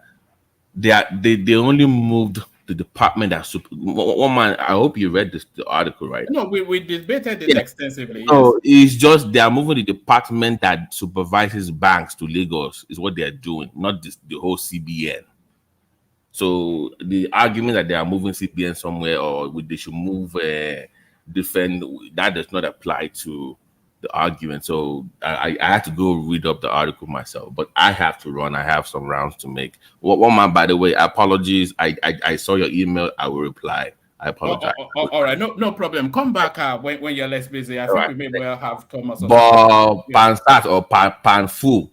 Never in your fucking life. You 3 years on. 3 years on. Finally, they ruffled you. I've never seen you ruffled ever before, Babati. So okay, Babati. Don't let him get to you, Babati, please. On that CBN and fan. You see, one thing is this: we just have to face the fact. When you don't do the right thing, you get wrong results. You see, for those people that moved that department to Abuja, first of all, you start wondering why are they moving into that place. For people, which department? The FAAN or CBN? Both. Now, I'm talking of CBN first of all. Now, you're wondering why they moved CBN to Abuja. Yeah, why would they even Abuja is the seat of power now. Abuja is the seat of government. Okay, CNN headquarters, the last time I know that has the entire infrastructure is in Georgia. It's in Atlanta. And when I went there, I asked them, why would you move your biggest, the most completed operation to? They say that's where that they know that the cost of business is okay for them. It's not necessarily why are they not in Washington DC? You have CBN, CNN is a private organization. It's not. That's exactly what I'm saying, because you have to think of government organization as a business structure. You see, when you have the monitoring and supervisory department in Lagos, there are consequences. For example, some of these politicians you see that are running mouths, they are so exposed. They have some kind of dirty credit, not performing credit that, when those people that are supposed to be monitoring, when they start supervising, that alone is even, although I'm not advocating for it, they can see that one as a blackmail against them, because you now have where you can be pushing all those people to do their job and to keep exposing a lot of things. When you see the banking infrastructure in Nigeria, they are mostly concentrated in Lagos. You want to talk of the clearing, you want to talk of everything, they are in Lagos. So yeah, but the argument is that logic applies to other industry space as well. I agree. Why not? Now, the business airport in Nigeria today is Lagos. So okay, but the agricultural activities there in the Middle Belt. So are you saying the Ministry of Agriculture should move to the Middle Belt? It defines it. So even though I do not agree that the federal should be controlling agriculture anyway, but then moving to Maiduguri if that's the case. Is that the case? You understand? And then under other industry spaces, are you saying that their ministries should move to where they're most active? Anywhere that there are activities for them to monitor. And the interface with our policy decisions. How is that going to be done? That's supposed to no. When we are talking of general policy, general administration, you talk of Abuja. But when you are talking, I don't care. You can move NPC to Bayelsa if that what the people from there will benefit. Why should you? What do you mean the people from there will benefit? What about the interface? Because all these industries, all these ministries, they have to work in close synergy with the federal space. It depends on the interface you are talking about. If you are talking of the field action, and you are talking of the office, I don't see that as interface. Okay, look at it this way now. You want to send someone to First Bank, for example, to go and audit, to monitor the activities, whether they have the right reserve. No. Hold on. Those are just functions now. The actual CBN, its real thing is to policy interface with the Ministry of Finance and the federal space and the presidency, and all of them are somewhat are located in Abuja. So for ease of that interface, why would they be in Lagos interfacing with Abuja to interface them with Aso Rock? You see, this at the strategy level is seen in Abuja there. You have the CBN governor in Abuja. But they are telling you the monitoring, the tactical part of it in Lagos is more of like field. You can have, okay, for example, okay, and I say, okay, I don't even know how to explain this thing. Now, Bill Gates can be in Abuja, and someone that will install solution, that will be monitoring solution, can be in Lagos. Because that's the tactical, that's the field section of it. So the monitoring aspect of it is the field section, not the political section. So the political section can be interfacing in Abuja between the Ministry of Finance and the executive. But those people that will look on ground, okay, what we are even implementing, the strategy we have, whether they are implementing that strategy, okay, let us be monitoring it directly from Lagos. That's what we are saying. So now, those people, they be coming from Abuja, according to the explanation, they be coming to Abuja to come and implement Lagos, and they are claiming extra codes. So why should I be? So instead of claiming extra codes, staying in Lagos and do their job, since you know that over 80% of your activities are in Lagos. So why should you stay in Abuja? That's what we are saying. Wherever your activities, you have your activities in concentration, should be where your headquarters should be. There was a time for, I'll give an example, even it's private. I don't know if it's still like that, or maybe they have changed. There was a time that headquarters of MTN was moved to Nigeria because Nigeria was where they were getting their most revenue.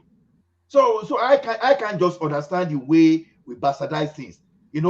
So to me, I think this is the time for that restructuring, because they so bastardize this country to the point that people are now even seeing the government. How is it a bastardization? It's a bastardization, because there's something I wanted to say, but I don't know how to link it. Look at something like this, for example, woman.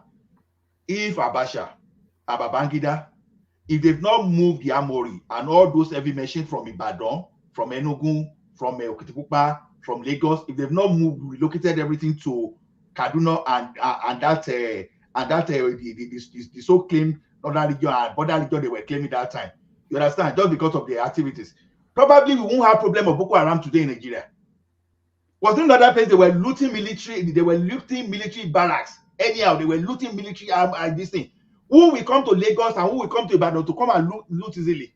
But when they get everything there now, those guys, when they started the operation, that's how they managed to have access to large caches of arms. I'm not sure that example links, but no. I'm just saying if you leave. No, I'm just saying if you leave. Okay, because for example, Lagos used to be the headquarters of the military before, because Lagos was the most important. It was the most important state in Nigeria at that time, whether we like it or not. Even as it is now, whether we like it or not, in Nigeria today, Even after the Abuja, yeah, but what's the point? So the point is this: wherever you have most of your activities concentrated, then that means that is most important to you economically, even economically, and there's a link between the economy and the politics too.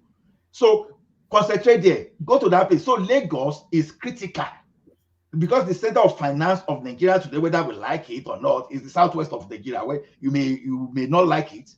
Then go to that place when the things are happening. Headquarters of banks are in Lagos, not in Abuja. They've asked the bank to move to Abuja, but when they try to move to Abuja, the bank look at it as, oh, operationally this was not okay for us. The bank on their own, they neglected whatever the federal government was saying the other time. They found their way automatically back to Lagos because Abuja was not visible for them. So then let CBN, that is going to be monitoring the activities too, especially the units, let them come to Lagos. They are not relocating the entire CBN. It was just a unit, but some people are now seeing everything, every move to make the government, to make the country better as anti their region, which is so sad for that country. And this is why has that not always been the politics of Nigeria? Like the Nigerian politics has always been an ethno politics now. When Babangida was Buhari was there, it was not the same narrative that it was cornering all of the important spaces to his region and his people. I agree with you. This is why we need to restructure. This is why we need to. We know we need to restructure, but as many things that the government is holding on to in the name of Federal Republic of Nigeria, everything should start going to the private people, and let all these lazy people that they think government is where they make their money, let them go and think of like Dangote and Co. and look at what they can do. Okay, look at it this way now. Assuming, because if you don't restructure now, assuming that Tinubu now put Nigeria back on the right track, I want good for nothing person now get to that place tomorrow and reverse everything. Look at the debt Obasanjo paid, for example. They've even made more than that now, and those debts, if they use that one to better the life of Nigeria, we won't be complaining. But these thieves that are stealing everything are even the one now fighting. So this is why we need to.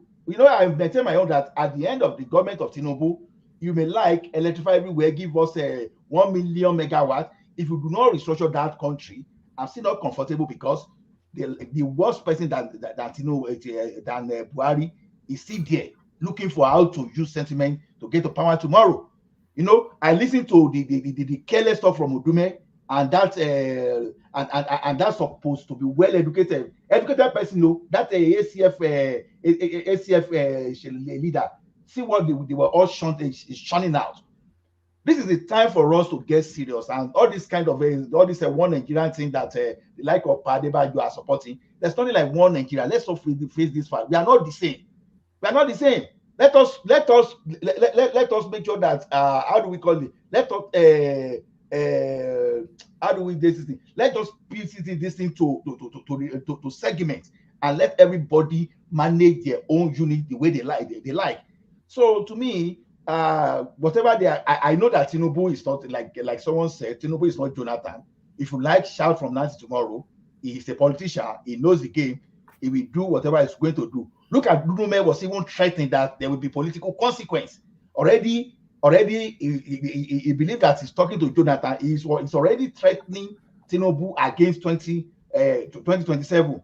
You understand? So that's the type of mentality. Now, they may be putting CBN and other federal government structure. If they be putting their children there, that one will not even be a major problem. But if they are actually performing, if as at the time of Tinubu at Buhari now, even if you like flood people from Mauritania, put everything there, as long as they are Nigerians, and if they done very well, we won't be here today. If everybody will go to his farm and will not be kidnapped, if they've not destroyed the economy, if everyone is well to do, nobody will be complaining. But we are talking of people that will even destroy everything and they will still feel entitled when someone is trying to wrong to right the wrong they did in the past. That is where the problem is. So to me, it's unfortunate, and I think it is time for Nigerians, and we should stop all these politics. That someone was telling us that if Obi was there, if Obi was to be there, if we doing this thing, you are deceiving yourself. If Tinubu is No, dead, if Obi was dead, I don't think Obi has the political fortitude to make some of the decisions that Tinubu is making. But Ola, let's try and bring up. Obi may be stubborn. Obi may be stubborn, but he won't have that political capital. That's just the problem. Because Obi, no, it's not about stubbornness now. Jonathan. Obi is not even stubborn. Obi will be just another good luck Jonathan because he doesn't have the political Obi may be better than Jonathan anyway. I don't think so, but a difference of opinion. Let's say if Prince Daddy, you wanted to come in, Prince. Hello, one more, yeah. Yes, I bet you at some basketball game again. I hope you are spotting the talent. You could well end up being a sport agent. That'd be nice. Yeah, actually, I would be going to a game in a couple of hours. Actually, anyway. Brilliant. You wanted to come into that Adebanjo space, but there are so many voices. Oh yeah, I mean, I was just trying to interject Ajelokoko, right? This man, Adebanjo, right, is favorite on TV station, of course, is Arise. It's like there every week for an interview, and every time it comes, it doesn't sound that objective. It's always antagonistic and always anti-Tinubu in his disposition every time he speaks. So I mean, Angelico was trying to analyze the situation in a fair manner, whereas this guy here is not fair at all. It is not. And just like somebody said earlier, it's there for Afenifere, and he has to do things in the interest of the Yoruba people, and that's just commonsensical. There's nothing difficult about that. But this guy is he has a special hatred, I would say, for Tinubu. He just dislikes Tinubu to the core. But right after the election, I actually thought they reconciled somewhat. Tinubu reach out with a olive branch to Afenifere and him, but I don't think he's down with it. So, but the analysis to say that he's trying to be fair and he's supported other non-Yoruba candidates before. True, but in the context of what we're talking about, that is not exactly true. Okay. In fact, I would understand if, for example, if he supported Peter B over Shore, that's understandable because Shore has no chance. He has no chance of winning anything. But in the case of Tinubu, that was totally different.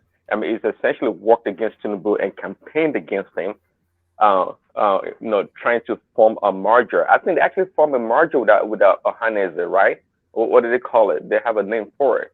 So, regardless of this guy's, actions and inactions, if the Afenifere members decide they want to dethrone him or put him aside, I think they have the right to do so. Restructuring happens all the time in organizations. They may see that, hey, this guy, the helm of affairs, his decision making are not the best for the organization. Therefore, they can just decide to go in a different direction and restructure. And there's nothing wrong with that. It doesn't always have to be about Tinubu this and Tinubu that. And of course, I'm not doubting that Tinubu is behind, or maybe not behind, but maybe has interest in what is going on with his people, his supporters in the organization. Sure, that is fine. Everything is politics. Everything is politics. Everything is there's politics in everything in our daily life. Politics. Yeah, right. Yeah, right. Yeah. Sorry. Pa Adebanjo is not against Tinubu alone. He's always against the Yoruba race. I'll tell you why.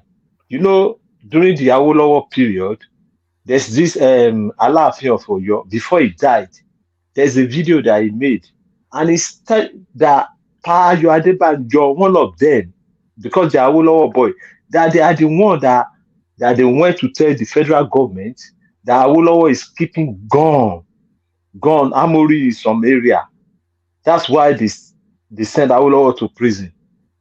So Pa Adebanjo has been doing this thing for a very long time to subjugate the Yoruba race. And nobody know. The time everybody was all the Yoruba, we agreed to vote for Olufalaye. This power Ayo Adebanjo against it, and he voted for. He has his own way. He always against the Yoruba race, and He he's was still against calling. Olufalaye. Yes, And he he voted was for against hold on. He voted for who? for Obasanjo Are you serious? during the. Yes, go and check the history is there. Oh my God. I'm Who wait, is this? Where are you from? Baba Jane Koko, please wait. Let me explain to you. And you said that he sold Hold on, Awolowo. hold on. Hold on. Oh And you yes, said he sold I will send. Awolowo I will to. send the video. I will send the He video sold. to one man now. Hold on. Yes, He sold yes. Awolowo as well, and at the same time, he went to jail. It's With not me Awolowo. that. He was sent to jail. Do you know that he went to jail too for Allah, that yes. felony offense? Allah, They slammed him in jail too. And Papa Jane Koko. So Allah, what Alafi said was absolutely yes. right. So he sold Awolowo for him to be sent to jail, and at the same time they sent him to jail too. He was put through trial. This Ayo Adebanjo was put through trial, and he was as well slammed in jail by that government. But he was the one that sold Awolowo out. He was the one that sold Awolowo. Yorùbá yìí ṣe burú báyìí. Ẹ̀yin kí Papa Jane Koko ṣé èmi ni mo sọ ni. Adebanjo sold Awolowo. Yes. And he went to jail, and that government that tried Awolowo, oh my tried God. him for and they sent him to jail too. Aláàfin of Ọ̀yọ́ said it. It's not me. Aláàfin of Ọ̀yọ́ said it. And he said of Ọ̀yọ́ will not mention Ayo Adebanjo name. Did he mention Ayo Adebanjo name? No. He said it in presence of him. Did he mention Ayo Adebanjo name? You are there. No. The video Did he mention Ayo Adebanjo name? You didn't mention his name. You didn't mention his name. All right, I'm not sure where we're going with this, but yeah. Did he mention Ayo Adebanjo name? But he said he point to him that he kọnu yín inú yín ló lọ kó bá Awólọ́wọ̀ tẹ́ sọ pé ó kó ìbọn pamọ́ ní public ló ti sọ. So did he mention Ayo Adebanjo's name? I'm telling you this. Did he mention Ayo Adebanjo's name? He will never mention Ayo Adebanjo's name. But he said, but why are you? What are you saying here now? But people know that he's the one. He's been doing that. Sir. All right, thank you. I don't know where you're taking us to. And when all of them, including him, worked for Olufalaye, you are now saying that, he voted for... He never voted for anything Yoruba race, he will go against it. It's not only Tinubu. You went, okay. All right, you call yourself the leader. Back to Prince Daddy. I don't know what you're talking about.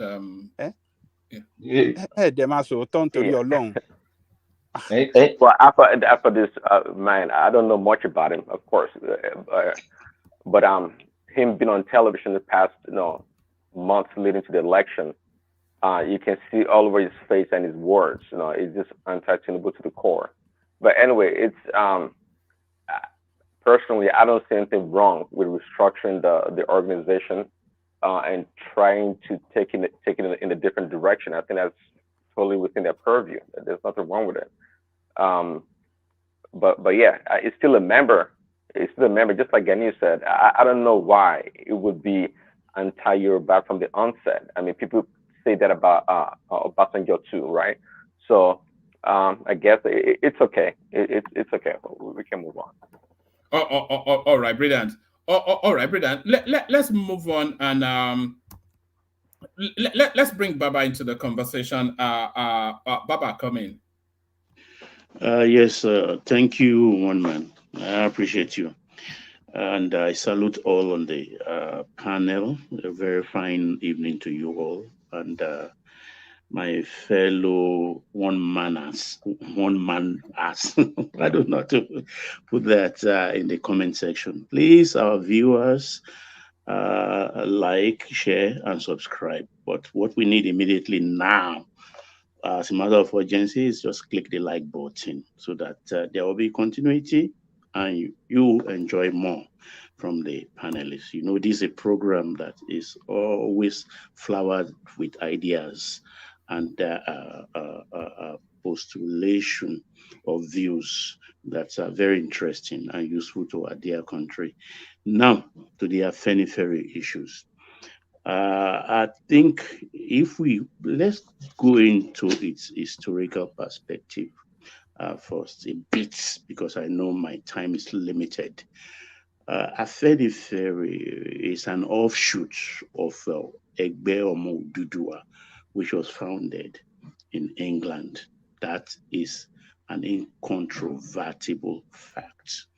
That is one, and it's supposed to be, or it is, a cultural organization just in the mold of ACF, Arewa Consultative Forum, and Ohaneze, which came much later, I think in the 80s, Ohaneze was established.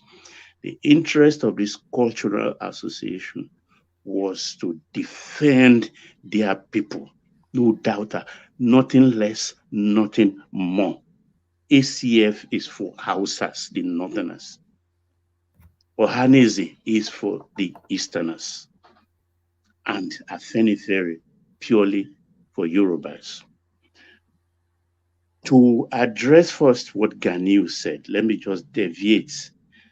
I will not say he was correct or he was wrong, but when I heard him say that, I asked one question, that when Awolowo and his band, I put it apologetically, band of brothers of Action Group were sent to jail in, I think, 1963. Why was Adebanjo not in the list of those that went to jail? But if you look at that list, Onabanjo was there, not Adebanjo, Onabanjo PC, Jakonde, Bolaige, Ikoku, this man in Kwara, I've forgotten his name. They were so many, Ajashi. There were so many, all those in the inner caucus, the inner sanctuarium of Action Group. Adebanjo was not on that list. So I don't know what we make of that. And there has been several complaints from even Chief Oshoba and Onabanjo about Adebanjo. And the whole thing came to fore when they were activists in Nadeko. He was not foremost. He was prominent though. And Tinubu, most of them, apart from the military arm of Nadeko, which constituted Ndubuisi Kanu, the other naval man, Ibuchi Kiwe, Akinrin Adebajoa, and their likes, they were behind Tinubu because Tinubu was known as a consigliere of the Don known as MKO, very close to MKO. He learned the ropes from him. And they all came out of that fight to form AD. In AD, yes, they all want to control Tinubu because they wanted first for Tinubu to go for Senate seat again, not the governorship. They have another candidate. But amongst those who were in the forefront of antagonizing Tinubu's ambition was Adebanjo.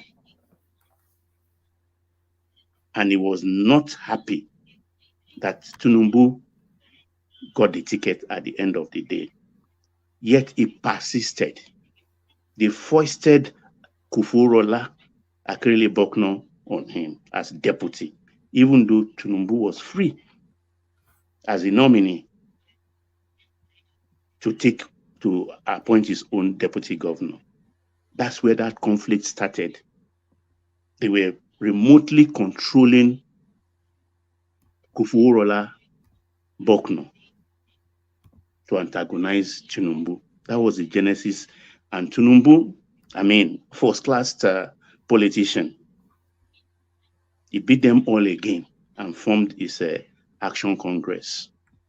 And that was deemed to be an unforgivable sin. So the lines were drawn from that moment on. So that is about the genesis of it all. Then let's fast forward to this era of APC politics. Why have we asked ourselves, why should a Yoruba cultural organization be supporting the candidature or candidacy, I don't know which is verbiage is right now, of an Igbo candidate? It's an abomination. Whether you want to be seen to be civilized or to be seen to be fair, it's not the issue. Baba, do you think that was the will of the Afenifere people to back Peter Obi, or do you think Pa Adebanjo superimposed his will on the He organization? superimposed his will. Because yes, Baba, we know as Yoruba cultural group supported non-Yoruba before. No, as far as I'm concerned, not So in they did totality. not support Jonathan. Didn't they support Jonathan? That was because no Yoruba on that sheet, Oh, on that Didn't ballot. they support Atiku? That was because when there is no doesn't matter Yoruba, whether Yoruba, it is calm they down. supported non-Yoruba. So you are saying it's an Aja, abomination. Not when a Yoruba is in play is what this. Yoruba had been in play before, and they supported non-Yoruba. Why are you people doing this? Look, the only you are time saying it's abomination. What is abomination there? It is an abomination. Ọmọ ẹni kì í ṣèdí bẹ̀bẹ̀rẹ̀ ká filẹ̀kẹ̀ sí ìdí ọmọ ẹlòmíràn. That's why I call it an abomination. If your child is qualified, the thing was zoned to look. Aja, just calm down. Let me look. It's zoned between north and south. The north are always very clever. North and south. It was in the north. And if you look at the north, everything has been skewed to northwest. In this era, no northeasterner, no north centraler has been a president or nominated to contest. But when they bring it to the south, that's where the problem comes. They know the south, we are divided. So when it came to the south, the west wants it. The east has a candidate in mind, an accidental candidate. I'll put it in quotes, accidental candidate for the first time, because it is the vehicle of the obedience that propelled Peter Obi to be a front runner. It's an accident of political history, if we have to situate it properly. Is that the business of the West? No. Politics involves science of negotiation, hardcore negotiation. It was absent there. Tinubu was domineering, yes, because he has made it his lifetime ambition from the 90s, even on the blind side of people like us. Most of us didn't see it coming, particularly with his health issues. I'm being very honest now. But when he showed his hands... Baba, one question. Yes, sir. Baba, say again. Yeah. What is the spirit of that rotation? I mean, if it's north to south, because we want fairness and balance. Does it not automatically imply that when it comes to the south, it should be west and east? Let's even forget maybe south or something, which I come from. We should not forget because we are large. Does it not make sense for us to say, okay, north and south, they have agreed? Is it not also fair for us in the same spirit that related north and south? Is it not fair to say east and west and south? Anytime it comes to can I answer? Yeah. What we are talking about here is not constitutional. It's just a doctrine of political or for core political convenience. But if we look at the north, which most people like me will want to point to. They never said northwest or northeast or not central. And I've not had a northeasterner or a central northerner contesting or going against or saying in our locum, whoever comes up, not east, west, or central, they accept it. Unfortunately or fortunately, no northeasterner or central northerner has come up into the picture. So if we have to now superimpose it on the south, so it's like, okay, this is this, we throw these dice to the south. Anyone can pick it up. I'm saying now, in my own interpretation, fairly or unfairly, the ball has been thrown into our court. It's left for us to hit back. It's like we are playing doubles in tennis. When the ball is hit in the middle of the court, you either tell your partner, take it. If the two of you go with it, you will knock your rackets together or you butt heads. You have to leave it for one person. You move back and say, take it to the right or so. You talk to yourself when you are playing doubles. But in this case, I don't know of the East, but I know no Easterner has talked to the Westerner. No handshake across the Niger. Even if we knew for 8 years of Buhari, we knew power is coming to the South. The West did not make any move because Tinubu already has an ambition. The East did not show their hands because they were undecided. And I can tell you, during Obasanjo's time, there was this, I've forgotten his name. He was ambassador to Canada, a fair-colored, light-skinned man of Igbo stock, who in an interview told Obasanjo not to hand over power, because then they've not brought this principle of North and South power shift. Say he should not nominate an Easterner, that they are not ready. Anybody can fact check me. He died. He's dead now. Ambassador to Canada. I think he was compensated. He held a ministerial position too. You understand? So this is the reason why. But somebody, a cultural organization like Afenifere, led on acting capacity by Pa Adesanya, now clearly stated. Don't forget, prior to that, there was a property dispute, or people accusing Pa Adebanjo that where he's staying at Lekki Phase 1 today, that Tinubu provided for him. He brought out a lot of facts to say, no, he did not give me a land, or he did not build my house, I built my house. That's beside the point, because that could be petty if I have to go into that. And came out openly without consulting his own people to say, no, what we are doing is wrong. Even cunningly do that, be seen to be asking questions or negotiating. All we saw was that after Fashionati was suffering from, use the word medical term, was incapacitated. Let me put it that way. And he transferred power in acting capacity to Pa Adesanya. He now gathered the Bishinis of the Afenifere, who were at the low rung of the ladder, not the Akinriades. Took them to Ijebu-Igbo, and they had a meeting and came out to say, we are supporting Obi. That it is a turn of the East to be president. So what is fair is fair. But I want to tell you today, I'm still watching.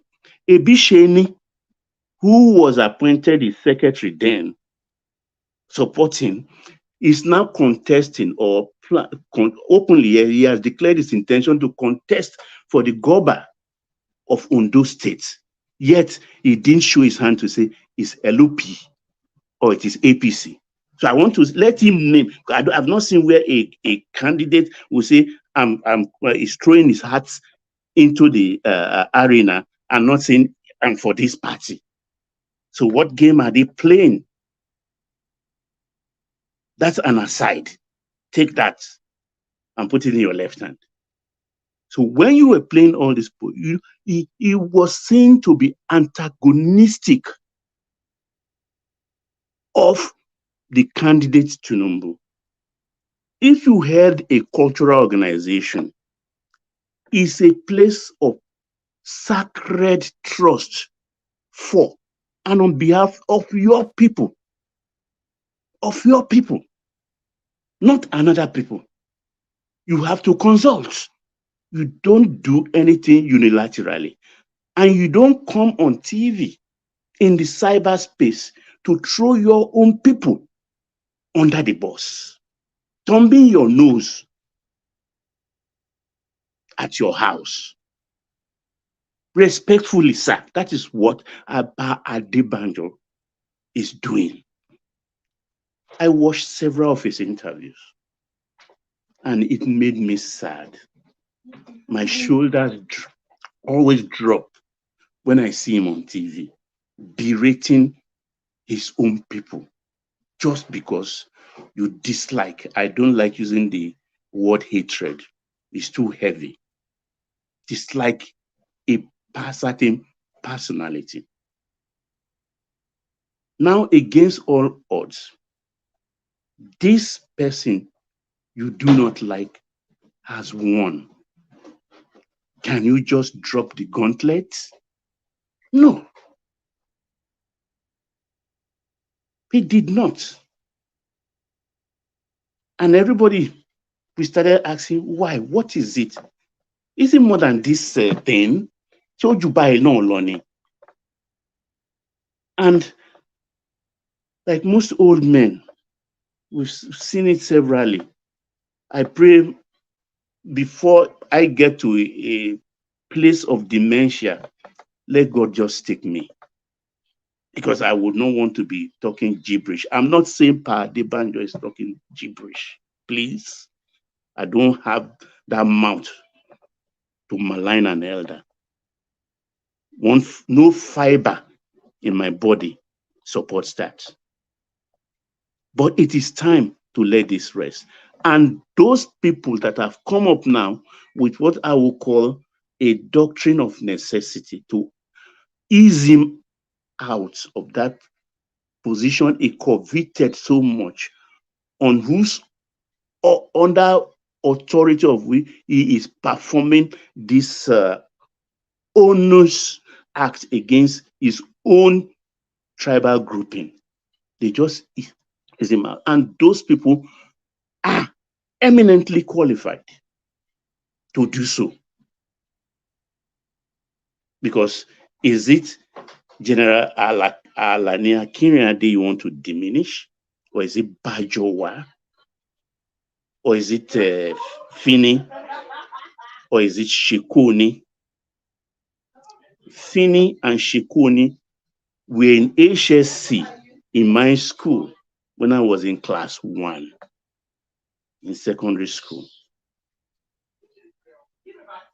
So these are eminently qualified people, among several others on that list, and many more. And I don't think they took that decision lightly. They must have consulted wide. Because if you look at the formation, they come from different zones of Yoruba land. So it is fair deal. So let's have peace in Yoruba land. Thank you, woman. Let me go to Ndume, please. If I still have the time, I'll be very quick on that. Yes, go there. Do you want me to build it up for you? No, I'll just go there straight. You know, I built on it yesterday. All right. Because we forget history quickly. And it's not history that repeats itself. It is man that repeats history. History doesn't repeat itself. It is man that repeats history. How soon have we forgotten Ndume under Jonathan? was charged to court for supporting terrorism. This Ndume, without going into details, those who helped him then are the same people he opened his mouth yesterday to antagonize. And I open my mouth, I look at the TV screen, I say, heir to Brutus. Apologies to William Shakespeare in Julius Caesar. Heir to Brutus. These are very funny characters.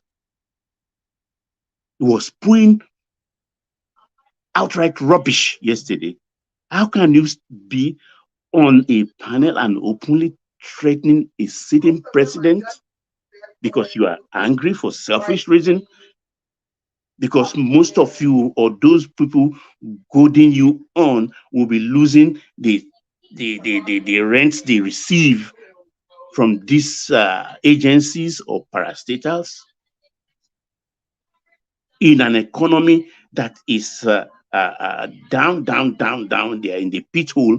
We are trying to put light on and put spring in its steps so it can serve the country. I mean, it's behove common sense. Because all I know in my life, I think economics, we started studying it when we were class 3 in secondary school. And I will keep on talking about factors of industries or something, the location of it, where everything is. Didn't these same people bring a naval formation to Kano or Kaduna? Huh? They brought it to Kano or Kaduna. Is there water bodies in Kano or Kaduna? No. What is Navy doing there?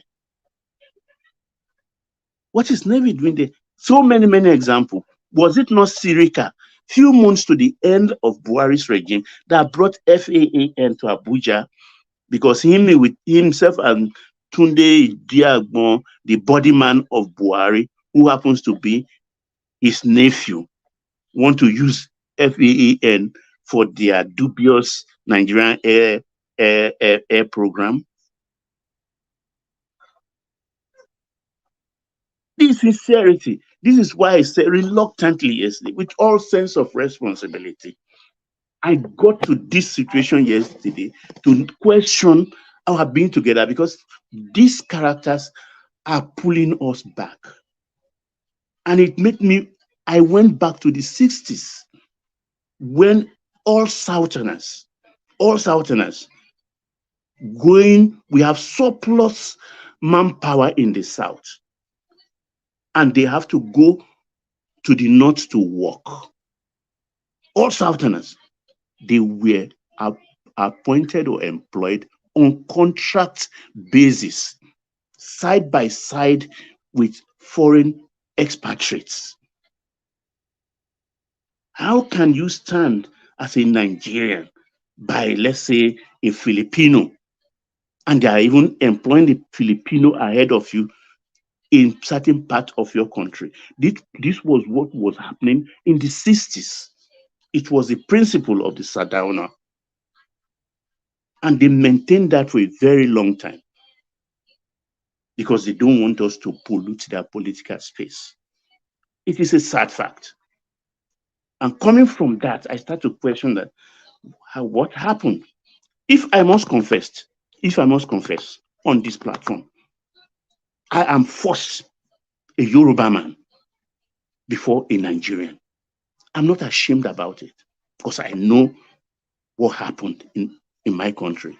Before independence, I read that. After independence, I was growing up as a child. I'm first a Yoruba man because there was Yorubas before Nigeria. There was Yoruba before Nigerians. So I start to question it, because you can't be saying these kind of things openly. And Dalhatu, a well-read man, an educated man by all standards, a former minister, And I think he holds a big traditional title in the North. So he was not just plucking those things he said from the air. He was talking for and on behalf of his people. He was the voice of Arewa Consultative Forum, which we recognize as the highest cultural and political body representing the northern interest. And you want to question why I will not question why are we together? Or is this thing working even after 63 years of independence? People are still thinking like this. For God's sake, I don't care. You can take Ministry of Agriculture to anywhere. What do you think is holding our country together, Baba? You know, it is three tripod. The North, they know how to play politics. Because when three legs are standing off a table, you just need to remove one and the whole thing will collapse. So the North, they are very, very good politicians. They were well trained by the British because they were very amenable to the British authorities. They even told them then that, look, you are not educated. The best way to do is go into the military. They were forced in the military.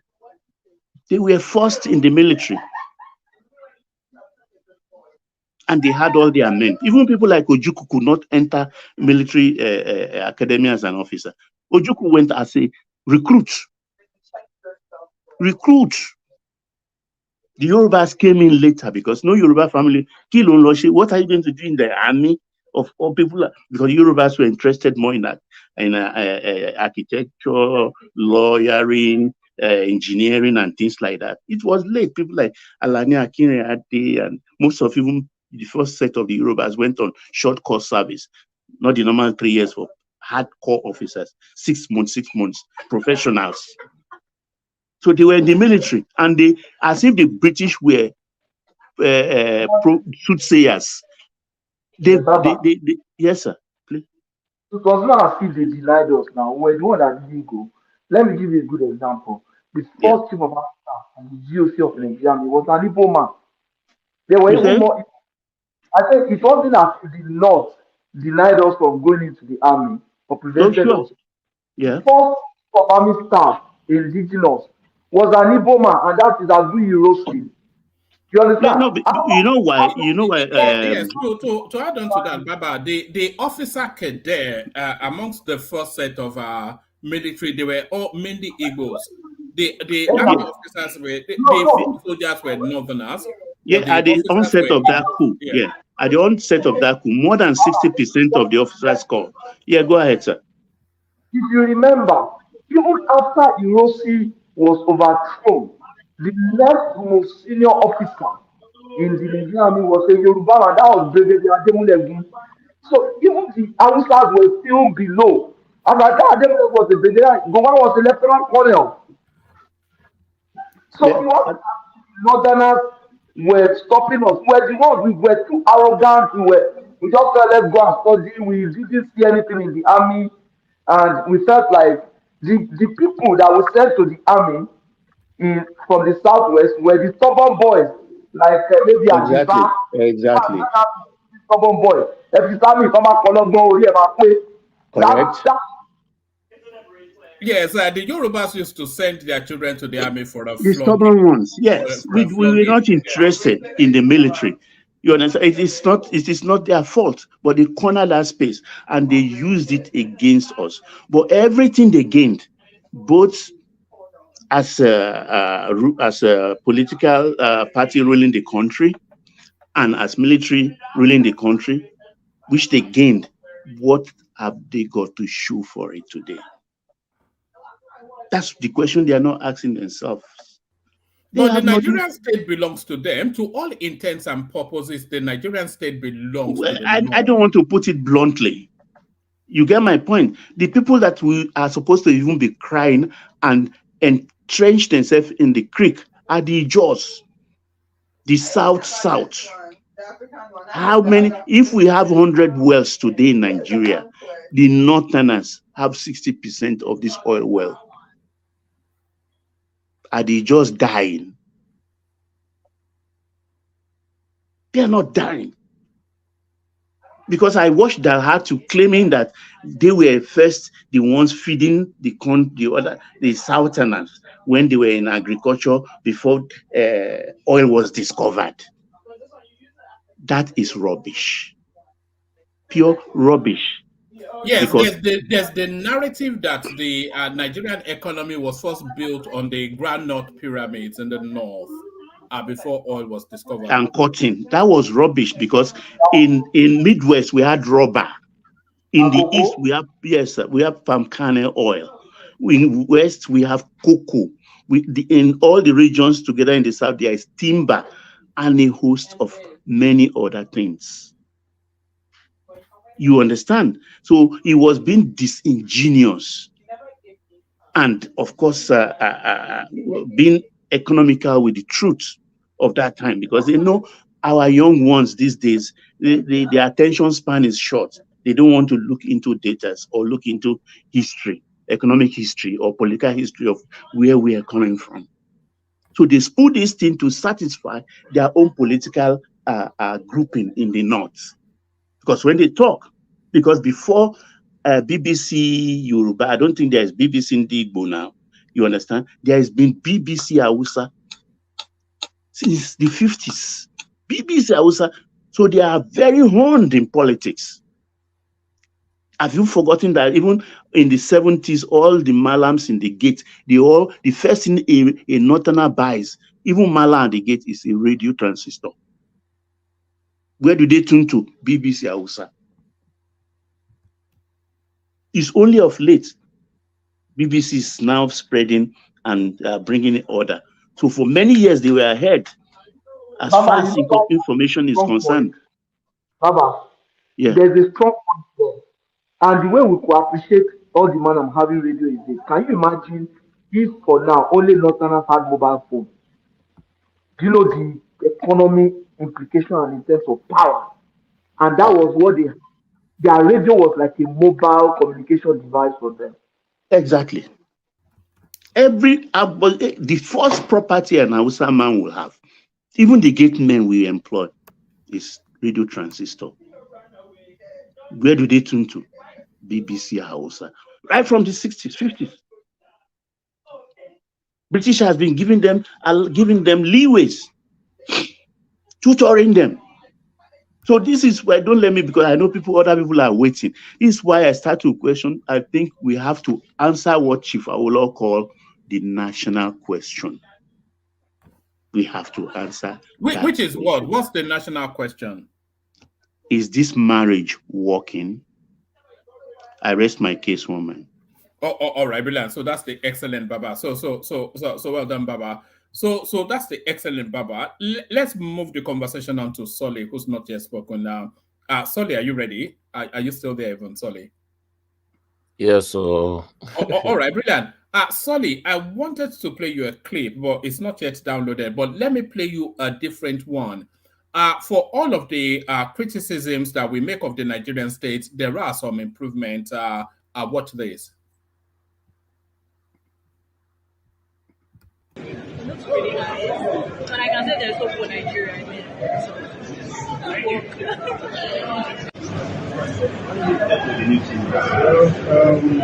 I'm surprised because I've been insulting Nigeria since I left. I've been saying that Nigeria don't make it. But I'm surprised. Last time I came, everyone was looking back, smelling everything. It's fine now. It's fine. If you guys continue like this, I won't do it. The next.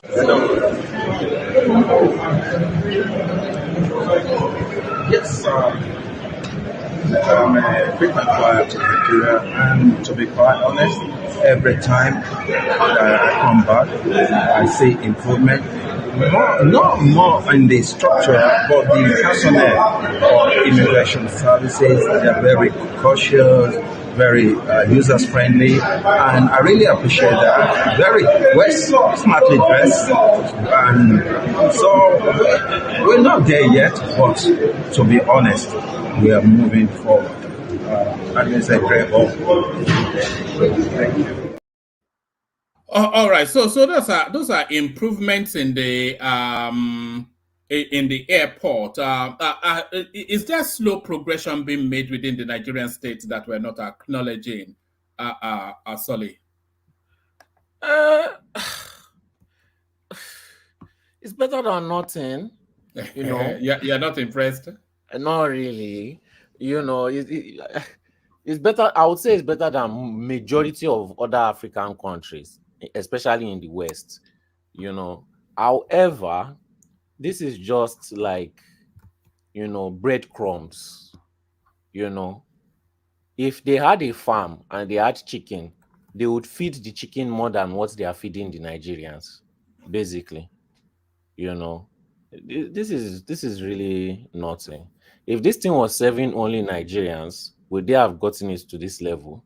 I don't think so.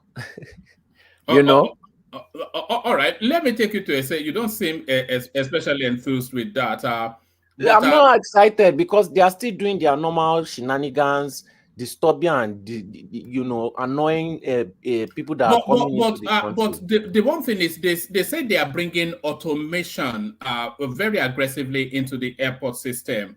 And if you remove human interaction from the Nigerian airport, I think things are we'll see Woman, leap, because it's all of these people that they are always looking to sweat you for money. You know.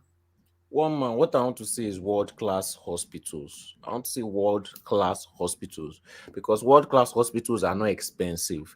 These people, one person usually steals 100 hospitals. The amount of money that is supposed to build 100 world-class hospitals, if each state had at least one world-class hospital, that's just 36. Just it's not even much. But one person will steal You know what I've 200 always times the thought. money. You know what I've always thought. Solid. I've always thought that we should have at least one world class, using your term, one world class hospital in all of the 6 geopolitical spaces within the country, and then you should back them up with at least 5 other satellite hospitals within all the geopolitical. There's no reason why we shouldn't have it. So why don't we have it even? I And we mean, can it's and a lot of African countries will be flocking in. Even people outside Africa, they will be flocking in. That's a form of tourism. It's so shameful. A whole president is going outside the country for medicals. He doesn't have shame. They don't all have shame. What is wrong with them? The doctors they are going to meet, most of these doctors are Nigerian doctors. So you are flying out of the country to go and meet your own fellow Nigerian. I don't understand though. It's very disgraceful. Very, very disgraceful. I don't. do you have Nigerian doctors in Holland? One man, see, the healthcare here is another story. The doctors here, I feel like they want you to take your own life. They will not do anything to you unless they see that you are about to die. You and the doctor will be sitting down together and you will use Google to solve your problem. They don't even know what is wrong with you. It's not just me talking as a black person. If you ask any Dutch person, that's how the doctors are. They will sit down with you. The two of you will be Googling your problem and they will not do anything about it. They will simply give you paracetamol because they have this thing called where you can ask to take your own life. So Euthanasia. Yes, it's allowed here. So me, I feel like these people, people actually go to those countries to die. Yes. So I feel like these doctors are putting people in a position to more to push them to do it. It's just my theory, Sha. It's not something that is official, but it's not the healthcare here is nothing to speak about, and they will force you to pay so much in insurance.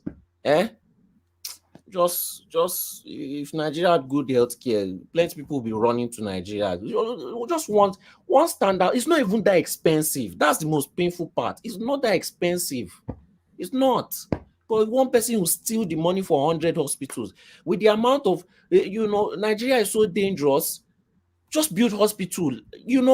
Build hospital. It will reduce the amount of people that want to jackpot, because most people that are jackpotting, they are jackpotting because of security. At least if the security is bad, we know that there's hospital close by that will take care of us. But no, one person will steal enough money for 300 hospitals and everybody will keep quiet. It's not even hard to build. All right. Do you want to speak to the talking points, or do you want me to play you another clip? Do you want to speak to Pa Adebanjo? Yes, so good riddance to bad nonsense. He can go and join Uwanizi, right? Or he can go and join Arewa Forum, where he belongs, one of the two. Because I don't understand how somebody who say is representing a tribe, but seems to always go against the tribe. I think maybe him and rational mind are very related. I don't know. That's my own theory. But it just seems like a bad egg for no reason. In my own opinion, he should go and join One Easy because that's where he belongs. Good riddance to bad nonsense. I don't have much to talk about him. Do you think he should have just resigned when they stepped him down? Do you think he should have just resigned rather than take a position within the Elders Council? He's a spy. Spies don't resign. He has come and cause calamity and chaos. So of course he's not going to try and live by himself. He has to be forced out, kicked out, thrown out, the key locked, and he can. They should even rescind his Yoruba ship. They should start speaking Igbo. That's just a joke, but he should go. It's long overdue. Way overdue. Majority of Yoruba people don't want him there. He forced his way there and he's refusing to leave. Which kind of is he a dictator? What's the meaning of all this? He should go. Bye-bye. All right. Let me play you this clip just to vary the conversation a little bit. I'm not quite sure what. Let me play it anyway, and then you tell me what you're making of it. It's nothing to do with politics. This came up just in the course of having a look to see what we can talk about, and I came across this. What I'm about to say is problem, and I don't care whoever gets angry, but I'm going to say it. See, when it comes to fine men, cute men, handsome men, down-to-earth men, Yoruba has them. Yoruba has the finest men in Nigeria. I know if you're from another tribe, you're going to say, hey, it's a lie. Have you seen our men? This is not about let's not be tribalized. Let's be truthful for once. Yoruba men are the cutest. Yoruba men are the cutest men I have ever seen. Like in Nigeria, Yoruba men are the finest, handsome, down to earth. Now, before you argue with me, just ask us, how many Yoruba states have you been to? I've not traveled out of Nigeria before, but I have been to, we have 36 states. I have been to a lot of states. Ondo, Lagos, Kwara is mixed, Ogun State. I've been to a lot. And all I can say is that Yoruba has the finest men in Nigeria. Finest. And if you have not dated a Yoruba man, try and find one and date, because when it comes to taking care of a woman, they have A1. They will spend on you. They will take care of. They go fight anybody for you. I've not seen Shoma before. Is that Shoma? No, that's not Chioma. That's Chioma's sister. So clearly, this girl has seen my live stream and she's enamored. But what do you make of all that, Solly? Is this ever going debate? You see all these street. Can we take a look of her again, one man? Look at that. The family is the wife. So you I was busy doing something. So you like better thing. Look at that. What I'm about to say is problem, and I don't care whoever gets angry, but I'm going to say it. See, when it comes to fine men, cute men, handsome men, down-to-earth men. But I wouldn't say I agree with this lady, Solly.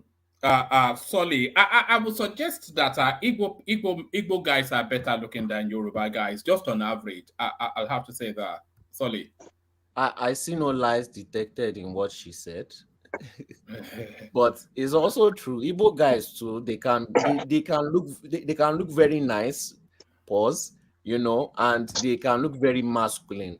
But the key point in what she said was how we treat women. I don't think any other person treats women far better than how Yoruba men treat women, because Would you say that Yorubas are notorious for birthing children all over the place? And all of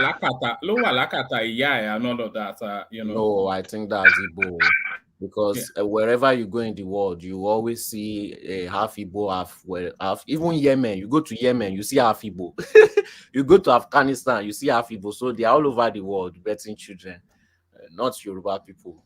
But in terms of how we treat women, we treat them. For example, when we grow up, we're always if our mother come back from the market, we run quickly, we collect the whatever she bought. We treat them in a very respectful manner. Even if a woman offends us, we still treat her in a respectful manner, and we clear out of the house in a respectful manner. We are not really aggressive with women when it comes to taking care of them. Even if they offend us, we still, we are not too aggressive with our women. We have a culture of respect. That's another thing. So let me add something for you to add. Let me tell you one thing. You may not want to agree. Those good-looking Igbo people you see, they are either from Onitsha, right, and some other areas. And where you see people bearing Obi, they have link with Yoruba. You understand? No, I would say in terms of hierarchy, I'll say the Igbos probably have the best-looking men, followed by the Northerners, and then the Yorubas come third. The Yorubas, they have this round face and just nativist look. That's not true, one man. That's just a perception. Have you seen? Okay, look at even those the high-ranking Yoruba, even people, the rich Yoruba. Even take your sampling from all those areas. What are you talking about? What are you talking about? I don't know. Look at the like of Otumba Shumomi when he was alive?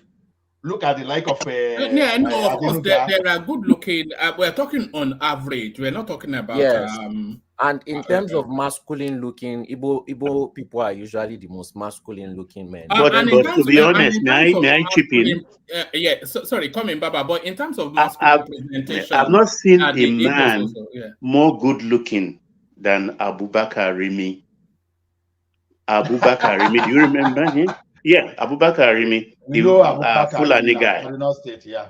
Finer than many, many, many women, followed by Professor Ambrose Ali, Jimu Bodo, Ralph Obiora, and Saraki's father, Dr. Olushola Saraki. I mean, you need to see them in live when they were still alive. You've not been to Ekiti. If you've been to Ekiti, 99% of men there are very handsome. What are you talking about? So I'm not talking of those they did not all look like Folly B. I don't know Folly B, but does Folly B look like not looking good to you? No, it looks averagely decent, not it's only not looking handsome. It looks like me, just averagely average. No. One man. You see how slim I am, well cut, right? When I show myself. That's a this is how slim you are. You have a typical Yoruba face. It's not anything. Yeah. Look, one man. I have a typical Yoruba face, but one man. Let us tell ourselves the truth. Any nice-looking Uber man, he got that civilization in Lagos, in Yoruba land. So that is the fact.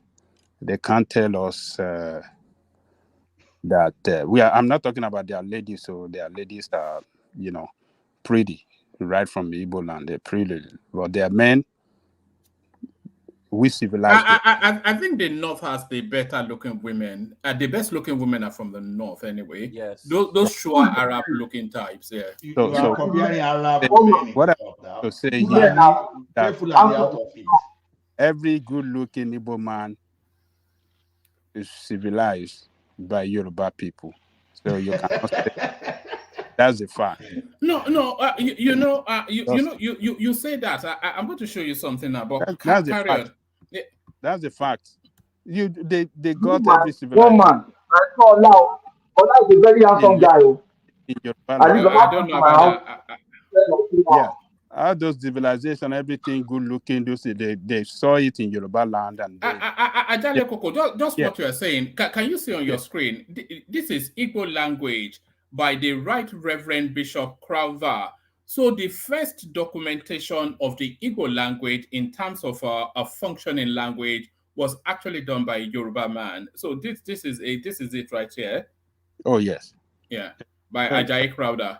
oh yes. So those don't put them above us that they are nice looking than us. No. No, We and they are we better looking than us. So let's no just no surrender. this no Let's no surrender that no one. no. We This is we can't win no, everything now. no They're better. maybe you want to say average Igbo man look nice looking than you. But if you want to generalize it above all Yoruba, I think you are wrong there. We civilize them. We, give them every, you know, eh, everything to look good in Lagos, in Yoruba land. The only thing is they don't But, have a but, fashion but sense, but they are starting one, to develop a fashion sense now. But the one thing you've always noticed about an Igbo person, I think that's changed. They will wear a very expensive red shirt and then wear a very expensive yellow trouser and wear very expensive green shoes. So that's the one thing. That's Very how we used to colorful. mock them back in the day. Yeah. Ajale Yes, Koko, can I say something? But you yes. can give good evening, everyone. Yeah, one man, Good but evening. Igbo men take care of women more than any more than Yoruba. Do you Yeah, No, agree with but that? no, yes. no, Now, I do disagree. you know how expensive it is for them to get a wife? Of course, they have to take care of her. When you have to sell half your property to get a wife. No, One that man, is why do just you go finance. there? That Have is you seen just the wedding finance. list? My God. I don't agree. Oh. I don't agree. That is just No, no, finance. no, no, no. Igbo take care of woman and Yoruba. No, that is Come just on now. finance. In terms of treatment, Yoruba treats women far, far better than Igbo and Hausa. That's one thing I know.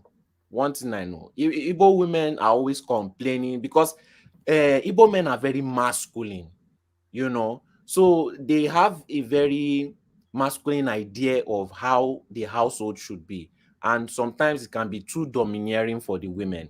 Yoruba men tend to allow their women to have more freedom in their expression. So those kind of women, once they taste that kind of thing, once they taste a little bit of freedom of expression, they can never really go back, because they can never go back to to them expressing themselves being locked up. That's one thing I know. So even this video, if you watch it again, what she said is That how woman they sounded treat. like she's from the middle belt. So she was neither she has no dog in the fight, that woman. Yeah, so we respect women more. That's what she said. The treatment, how we respect women is far, far better. That is why they call us Yoruba demons. Because even if Solely, do we you know cheat. one funny thing there is this? We are only concentrating on Igbo men in Lagos, and that is where we're wrong about it, because many people that will complain, that will say something about how Igbo women and men are treating their women very nice, they don't go to Onisha, they don't go to Enugu, and they don't go to Abia and go and look at those places. They just come to the fewer places in Lagos and use that one to generalize. So It you're doesn't talking work about that those way. one we civilized in Lagos, right? Exactly. So I don't know where Mr. General Field Marshal Thomas got this idea that Igbo people. See, I work in a bank. Oga Pato, bear me witness. All Igbo men, Yoruba men used to be all cake. Oh. Trust me, Yoruba are all cake in our bank, and But it's a Ola, lie. Igbo will be wearing one shoe, and you see the wife and the children looking shining. That's what I get. There is a whole difference between show off and real taking care of I people. forget about See, show up, but he's taking care of the wife and the kids, isn't it? okay. You know Yoruba like Owambe. You don't carry your Yoruba woman to Owambe without buying that a nice looking attire too. So let's forget this. This is just like the kind of branding they push to us and we are taking. And this is not all. It's not that true. You understand? I live in Oregon, for example. I see Igbo people that used to. In fact, He got to say that they was this woman that used to warn his husband. They say, and they warn you again, I beat you up. Now, okay, that one too. Now, no people. See, we they see them too. This thing is exaggeration that Igbo people they take care of women more than Yoruba. It's exaggerated. It's not true. It's not true at all. Sorry, woman. Let me just quickly take it. I think the way you look at it is this Igbo is a culture that just until recently think that a woman can have inheritance. If not a wife, a woman in your own family can share part of her father's property. Whereas Yoruba has always promoted that. You don't see the difference between your daughter and your son. You want to send them to school together, you want to share. When you're writing your will, you include them and stuff like that. A Yoruba woman, a Yoruba man, an Igbo man that marries an Igbo woman probably wants to say, I will take care of you, just stay at home and be enjoying. That is not fair. A Yoruba man marries a young girl that is just a school start. It creates opportunity for that girl, send the girl to school, the girl becomes a master's degree holder and stuff like that. In some cases, stays with him, in some cases, you go and marry somebody else. But the point is that if you are a Yoruba girl that marries a Yoruba man, you are sure that this guy can give you the freedom to express yourself, create opportunities, Yes. and everything. Igbo is not like that. You just stay at home or go and We were talking about looks now. We are talking about looks. no, I'm talking about men that they take care of their women more than us. No. We do better in a very civilized way. All right. Let's move the conversation on and take it to the space of this headline. I don't know who wants to take it on. Maybe Prince Daddy wants to lead on this. Me, I want to take it on. Yes, Saudi Arabia. One man. Solly, please give me 1 minute, please. Let me correct some things that Baba was painting a kind of picture earlier when he was talking of Ayo Adebanjo concerning the imprisonment of Chief Abafemi Awolowo and others. That Ayo Adebanjo was not among them, and it was kind of,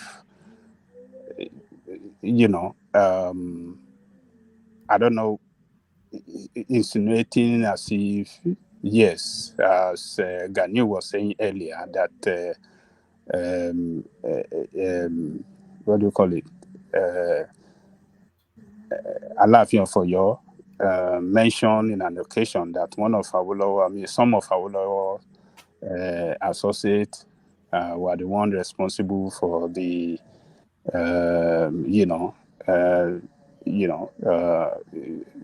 responsible for the treason felony that Awolowo went through. I just want to point it out here that Adebanjo would have been one of those sentenced to some years of imprisonment for felony back then alongside Awolowo. But Ayo Adebanjo ran out of Nigeria to Ghana. He ran away. And he was sentenced in absentia. One of those people that ran away too was, what's the name of the man that moved the motion for Nigeria independence? Enahoro. He ran away as well to London, but because of the treaty between Nigeria and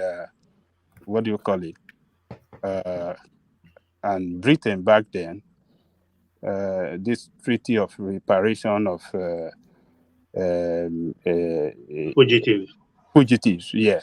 So he was handed over and they brought him back and sentenced him to jail. So, and why not Adebanjo? Adebanjo ran to Ghana. He ran but away. The plot was in Ghana, and even Ghana cooperated because Ikoku was in Ghana, not so? The Igbo guy. Yeah. Ikoku was in Ghana. Yes, he ran to Ghana. He wasn't in Nigeria. So that was where he was We don't have to, sometimes we don't have to kind of want to spread some false impression to destroy somebody. I think it's not good, because the picture you are painting then that, they sent him over there, but where was he? You are trying to. No. I dropped a question. I do that often here. You understand that? Can we look back at that? What happened? How did he escape? That's just a rhetoric question. It's left for everybody to arrive at their own conclusion. Yeah, what are you trying to, I'm not insinuating anything. I just cannot open people's eye and say, okay, judge it yourself. No, it doesn't.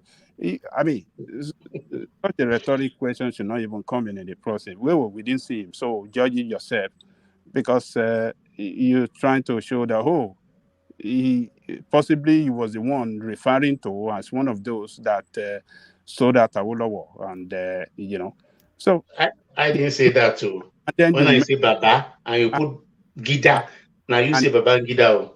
And then you mentioned again that during the Nadeco, what did he say? He didn't play a prominent role. What do you mean by I said he played a prominent role. I didn't say he didn't play a prominent role. I was just saying that when they all arrived at even then I said people like him were against Tinubu, because Tinubu was gaining prominence with people like BCM, Akande and Oshoba and all the rest.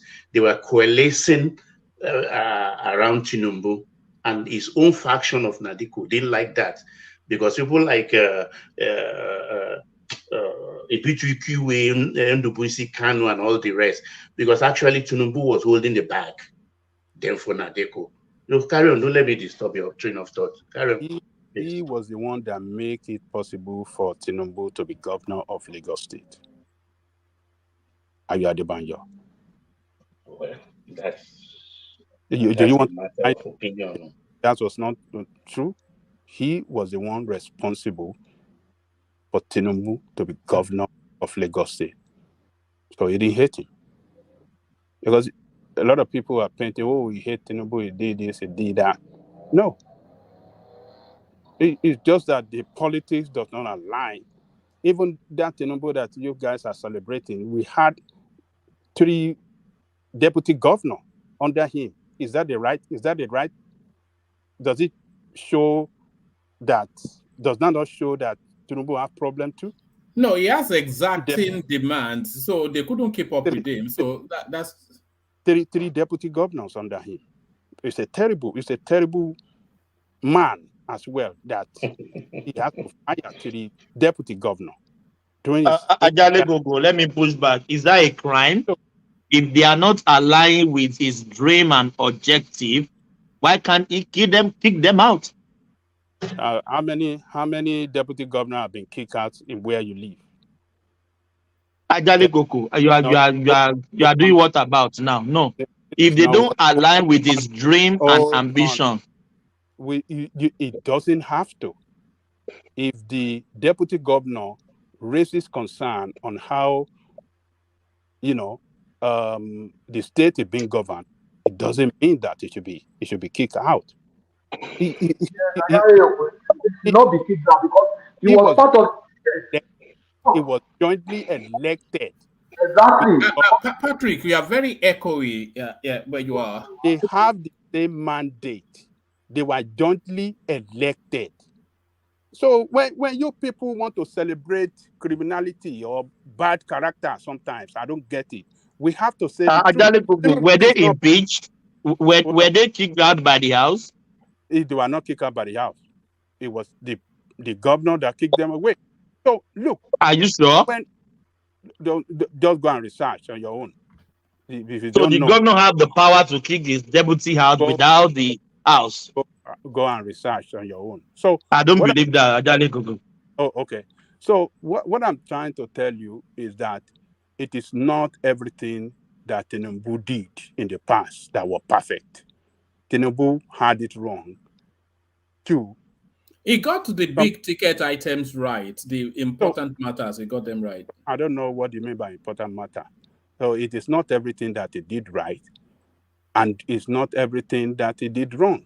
So politics, sometimes you did it right, you do some wrong, you do some right, but we don't have to look at these people as if he is a special human being. It's not a special human being. So it could be criticized. They could attack him, and they could call him names.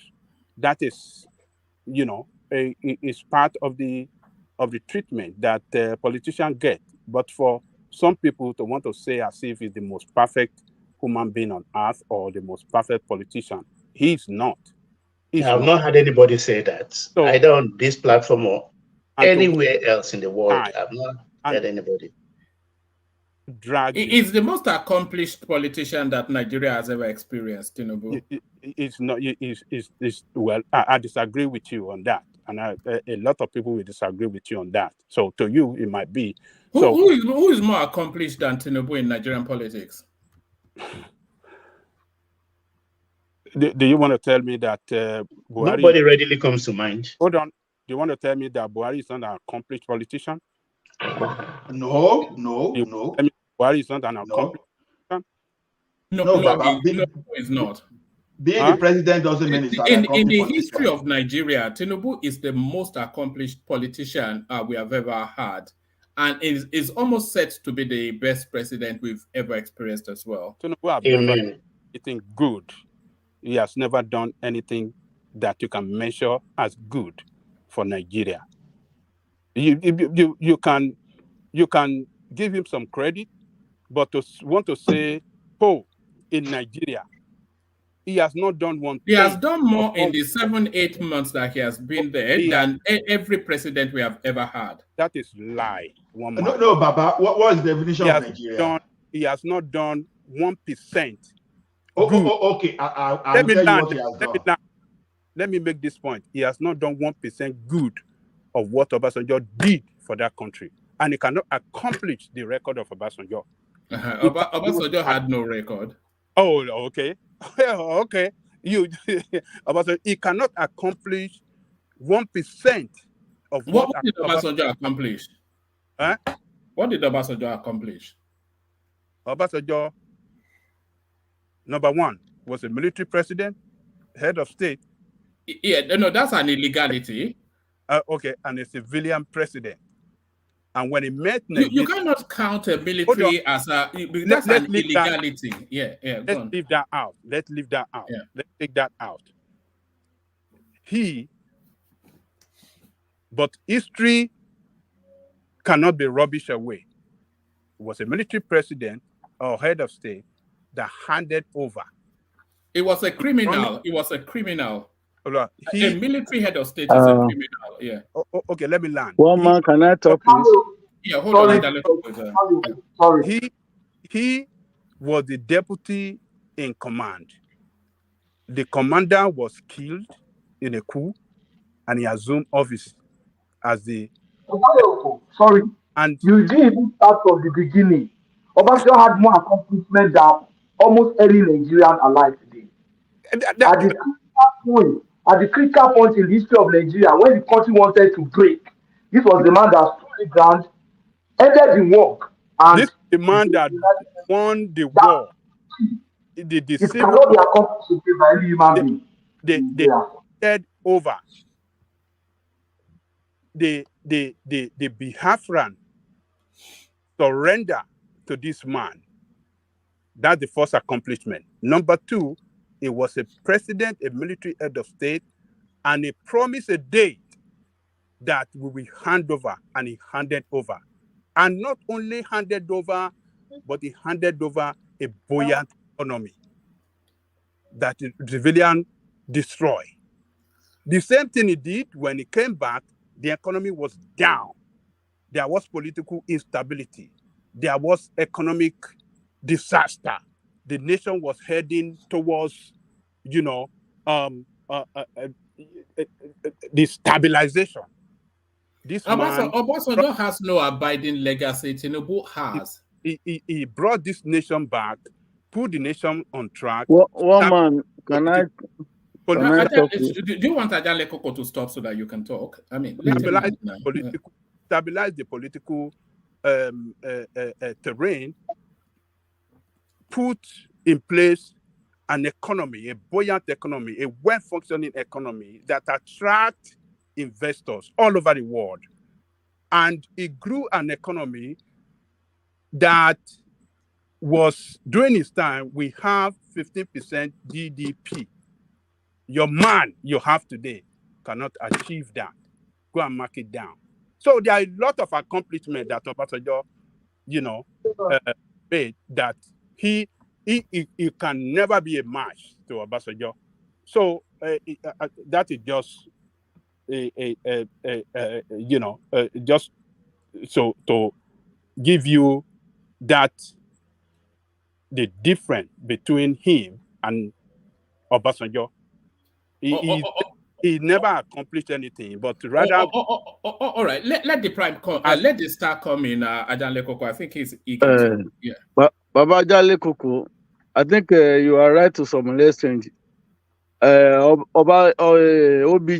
really tried, but then our people will say, "Òjò ń rọ̀ kò tíì dá, ẹ sọ pé kò tó tànà." Are you a god? How can you let you determine achievement of what Tinubu can achieve? Tinubu is there less than a year, so you are not God. You cannot determine. He can surpass King Obasanjo's achievement. So then, secondly, even the Biafra war and the Civil War, it was a Benjamin Adekunle that fought that. The Scorpion was the one that fought that war. So it was just a conspiracy and politics that made the Biafra to surrender for Benjamin to be recalled. That is for that. Then I don't really know why you are asked to appraise this man, Baba Adebanjo, Ayo Adebanjo. So what we are not talking about the quality of Tinubu. We are talking about the Baba Adebanjo, somebody that called himself a champion of his cultural organization of his people, just like Arewa in the north, and Ohanese for Indigo. Now, you call yourself, if you are to build a party affairs, Baba Adebanjo choose to use himself with the candidate of Igbo. We say that he has a constitutional right, but moral-wise, you cannot be leading your cultural group of your people that are championing the interests of your people. That one is capital. No, it should be a capital punishment. But just because we the Yorubas, the way we take things with diplomacy and respect our elders, can you imagine that Ohanese, a leader in Indigbo, would do that among the Ohanese, and they will not kill him? Just an honorable, a party man that celebrated the victory of Tinubu in his either his unit or in his place. In that February election, he was killed. So Baba Obasanjo, in all ramifications, the way we Yorubas play politics, it is most of the times the Northerners, they play politics better than us, including the Igbos. They play politics than us. This thing that Baba Adebanjo did, it has been like that from the memorial, from the First Republic. That Tinubu lost election in Lagos State will not be the first time. It happens during Awolowo era in the First Republic. The Excellency, say Dr. Asikwe, beat him hands down, beat Awolowo in Yoruba land until they cross carpet in the last minute. So if Baba Adebanjo, if he wants to be an honorable person, he ought to have even resigned when he knew that his convictions is against the philosophy and principle upon which Afenifere was created. So that is for that. One man, you see yesterday when I analyzed the relocation of NCA to Abuja at the Diamond, two months or 3 months before the end of the former minister, and I said the communication of a presidency is very, very slow in reactions. Can you now read what the presidency did yesterday, did today through the press release by Ononuga? He explained it there. It was just a few months before this that a useless minister did what no rational mind can ever do. Removing, taking the regulatory authority to Abuja when all the airlines, their head offices are based in Lagos. The quality managers that in charge of each airlines, all of them are that interfaces between their organizations and NCA authority. They are in Lagos. For them to do anything now, it means that they will have to travel to Abuja, stay in Abuja, come back where it is done. All the international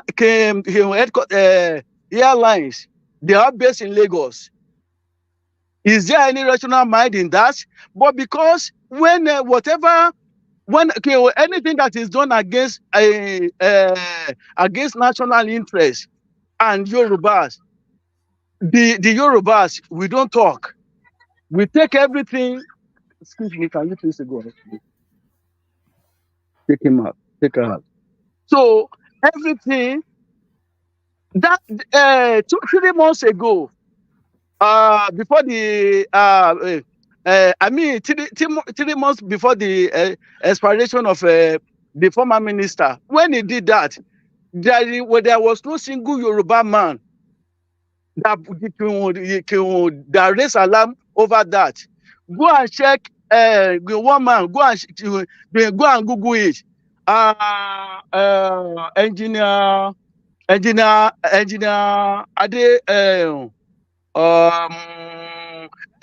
NCA director in charge of airworthiness. He resigned 2 months before because he refused to be compromised. So let us wait and see. Unfortunately, Tinubu has a political will and very, very strong. He's not the type of the president that they can cowed. You could see that if not because you can see the example in what Tinubu did. This in Niger issues. If not because of the outcry of the entire countries, he will have called the bluff of the north. But look at it. The border systems in that place it was closed. When they closed when Buhari in his entire almost 8 years, and he closed the border of the Southerners, the Yorubas, they did not. None of them even kick against it. Look at what how the Northerners reacted when it's come to the issue of Niger. So I don't think any rational Yoruba man should even praise Baba Adebanjo. Baba Adebanjo really messed up. It was just because that the Yorubas, especially the youth, we are not as How did he mess up? How did he mess up? For a champion, a leader, an acting leader of his organization, of his Yoruba culture, to support another candidate of another from another region. Is that not a sacrilege? As Yoruba cultural Is he a political Afenifere? Is he a political party? As Yoruba's political group, I mean the Afenifere group, have they not supported someone else outside Yoruba land before? Yes, they supported Jonathan. What are they They doing? supported Baba Ajale Koko. Wait, they supported, but that was when there is no Yoruba candidate.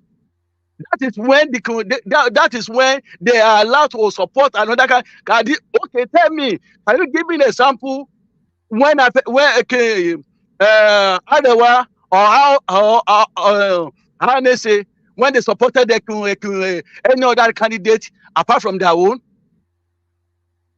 Tell me. Even Arewa. Obasanjo now. They supported did they? They supported Obasanjo now. Obasanjo is their candidate because there was no any other. Go and check June 12. They supported Obasanjo now. Obasanjo, they don't have any candidate. They had Bashir. They have Bashir Tova. I mean, what? No, not Bashir Tova. During the MKO, MKO was the most. Can you please? MKO was the candidate that every other regions in the country except Igbo, the entire state in Igbo land except Anambra. It was Anambra state, Anambra that MKO was able to manage to win in a place that MKO that beat even Tofa in his Kano, everywhere in the north. He won in the in southwest, in south, but in Igbo land, all of them they voted for this one Tofa. For the north, they prefer north to continue to rule. Shagari has been ruling since 1979. Followed by Buhari, followed by Babangida. After Babangida, how many decades? Igbo, since they don't have, just because Igbo have a vice president, candidate, vice presidential candidate, then they voted against. They prefer to the north to continue. So tell me, is it Arewa against Jonathan? They all were against Jonathan. That it was the son of the north. But what happened after the 8 years of Buhari? Arewa, they were neutral. Instead of them to now rose up the way that it was the turn of the South, they didn't do that. They granted all of the three candidates, all of the four candidates. They granted them audience, and they refused to make a commitment. So, Baba Obasanjo was a disgrace to the entire Yoruba race. and we should not say nobody, no rational person to support that man. So that is my. I support him. Oh, see, the So thing is Obasanjo this. or Ayo Adebanjo, you are trying to. Ayo Adebanjo. So Baba Fashion that is 100 years. Okay. That is the person that is fit for that position, right? In the first instance, and a leader. How will Baba Ayo Adebanjo taking a decisions without conferring with Baba Ayo Baba Fashion? Is it because the Baba in his wisdom allow him? Baba, we are Yoruba. Even that meeting, the executive committee of Andenadeco took that decision. It is not that meeting, that Yoruba meeting. If Baba Ayo Adebanjo is just after power, otherwise he should even be given a Baba honor by hosting by having the monthly meeting in Baba Ayo Fashion house. That is the way.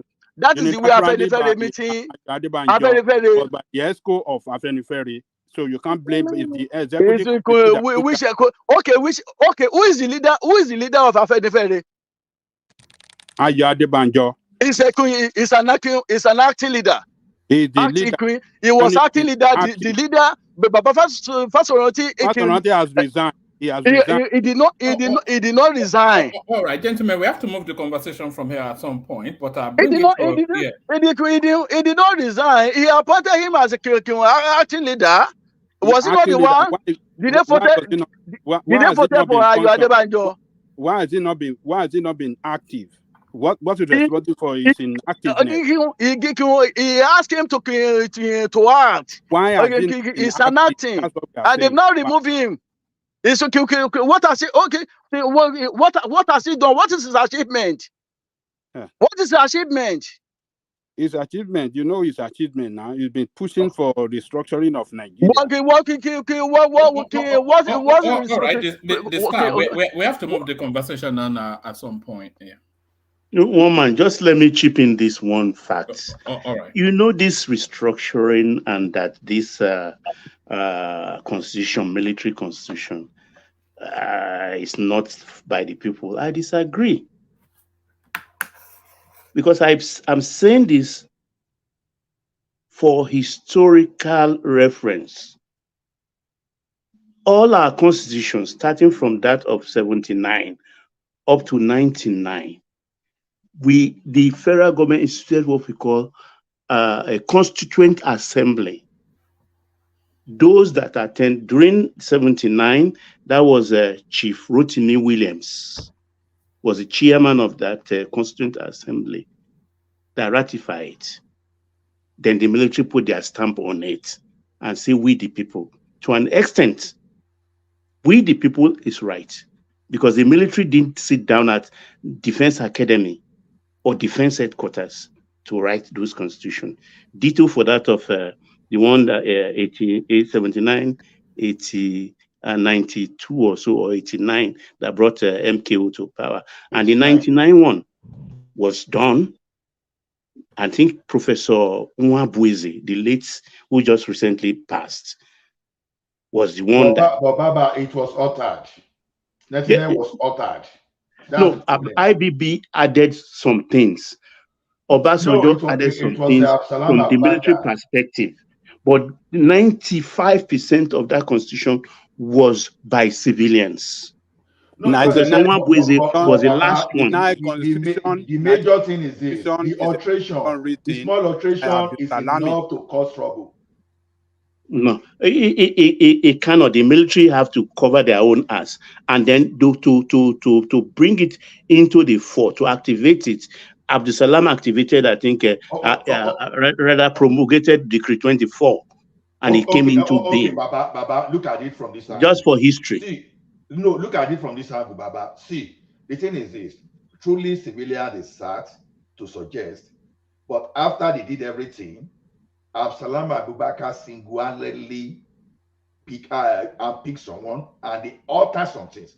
Look at it from this angle. You are allowed to form Sharia in the north, but you cannot form the same thing similar when they come to Say the again south. that I can't hear that.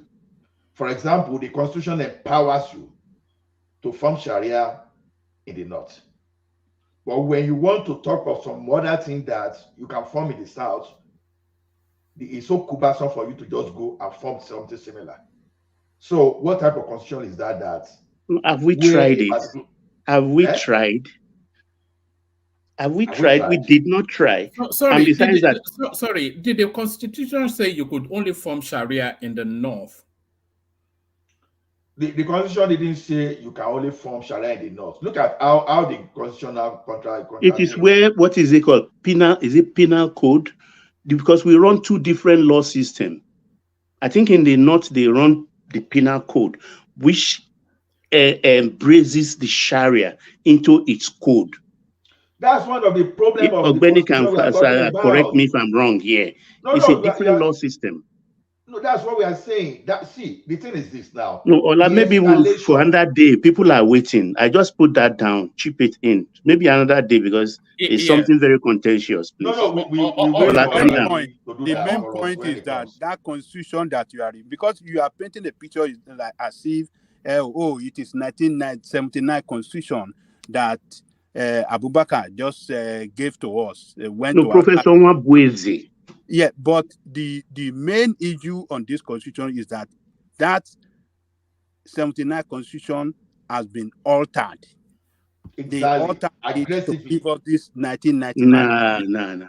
It's not the real 79 constitution. I don't know why you knew. No, what I can remember that was removed by OBJ was that which outlawed military takeover. It was a lot of things. That I can remember vividly well. So remind me of others. For example, the 79 constitution did not give governor immunity. What you have on, yes. Yeah, that's right. Not give them immunity. 79 constitution. Was that good? Yeah. What do you mean that? What is good? Giving governors not good. Giving governors immunity. Not good. If they can give the president. It is not good. It is not good. And that is what is killing us today. So the 79 constitution did not give the governor the power to control the local government. No. A lot of things were altered on that constitution that does not make your country work today. So let us say... No, I think it's only a bad workman that quarrels with his work tools. Baba. It's a tool. We can work with it if we want to work with it. Then the constitution gave us something like a form of state police in the forest guard that they could bear harm then, right? So a lot of alteration. Hey, talk to your National Assembly. Talk to your National Assembly. All right. Like Papa said. Land that point and then we move on. It's a big topic. Saying 1999 constitution is okay and we want to put it as a civilian constitution. No, sir, we disagree because it was altered aggressively. Okay, so that's for another day anyway. Let's just put that in our pockets.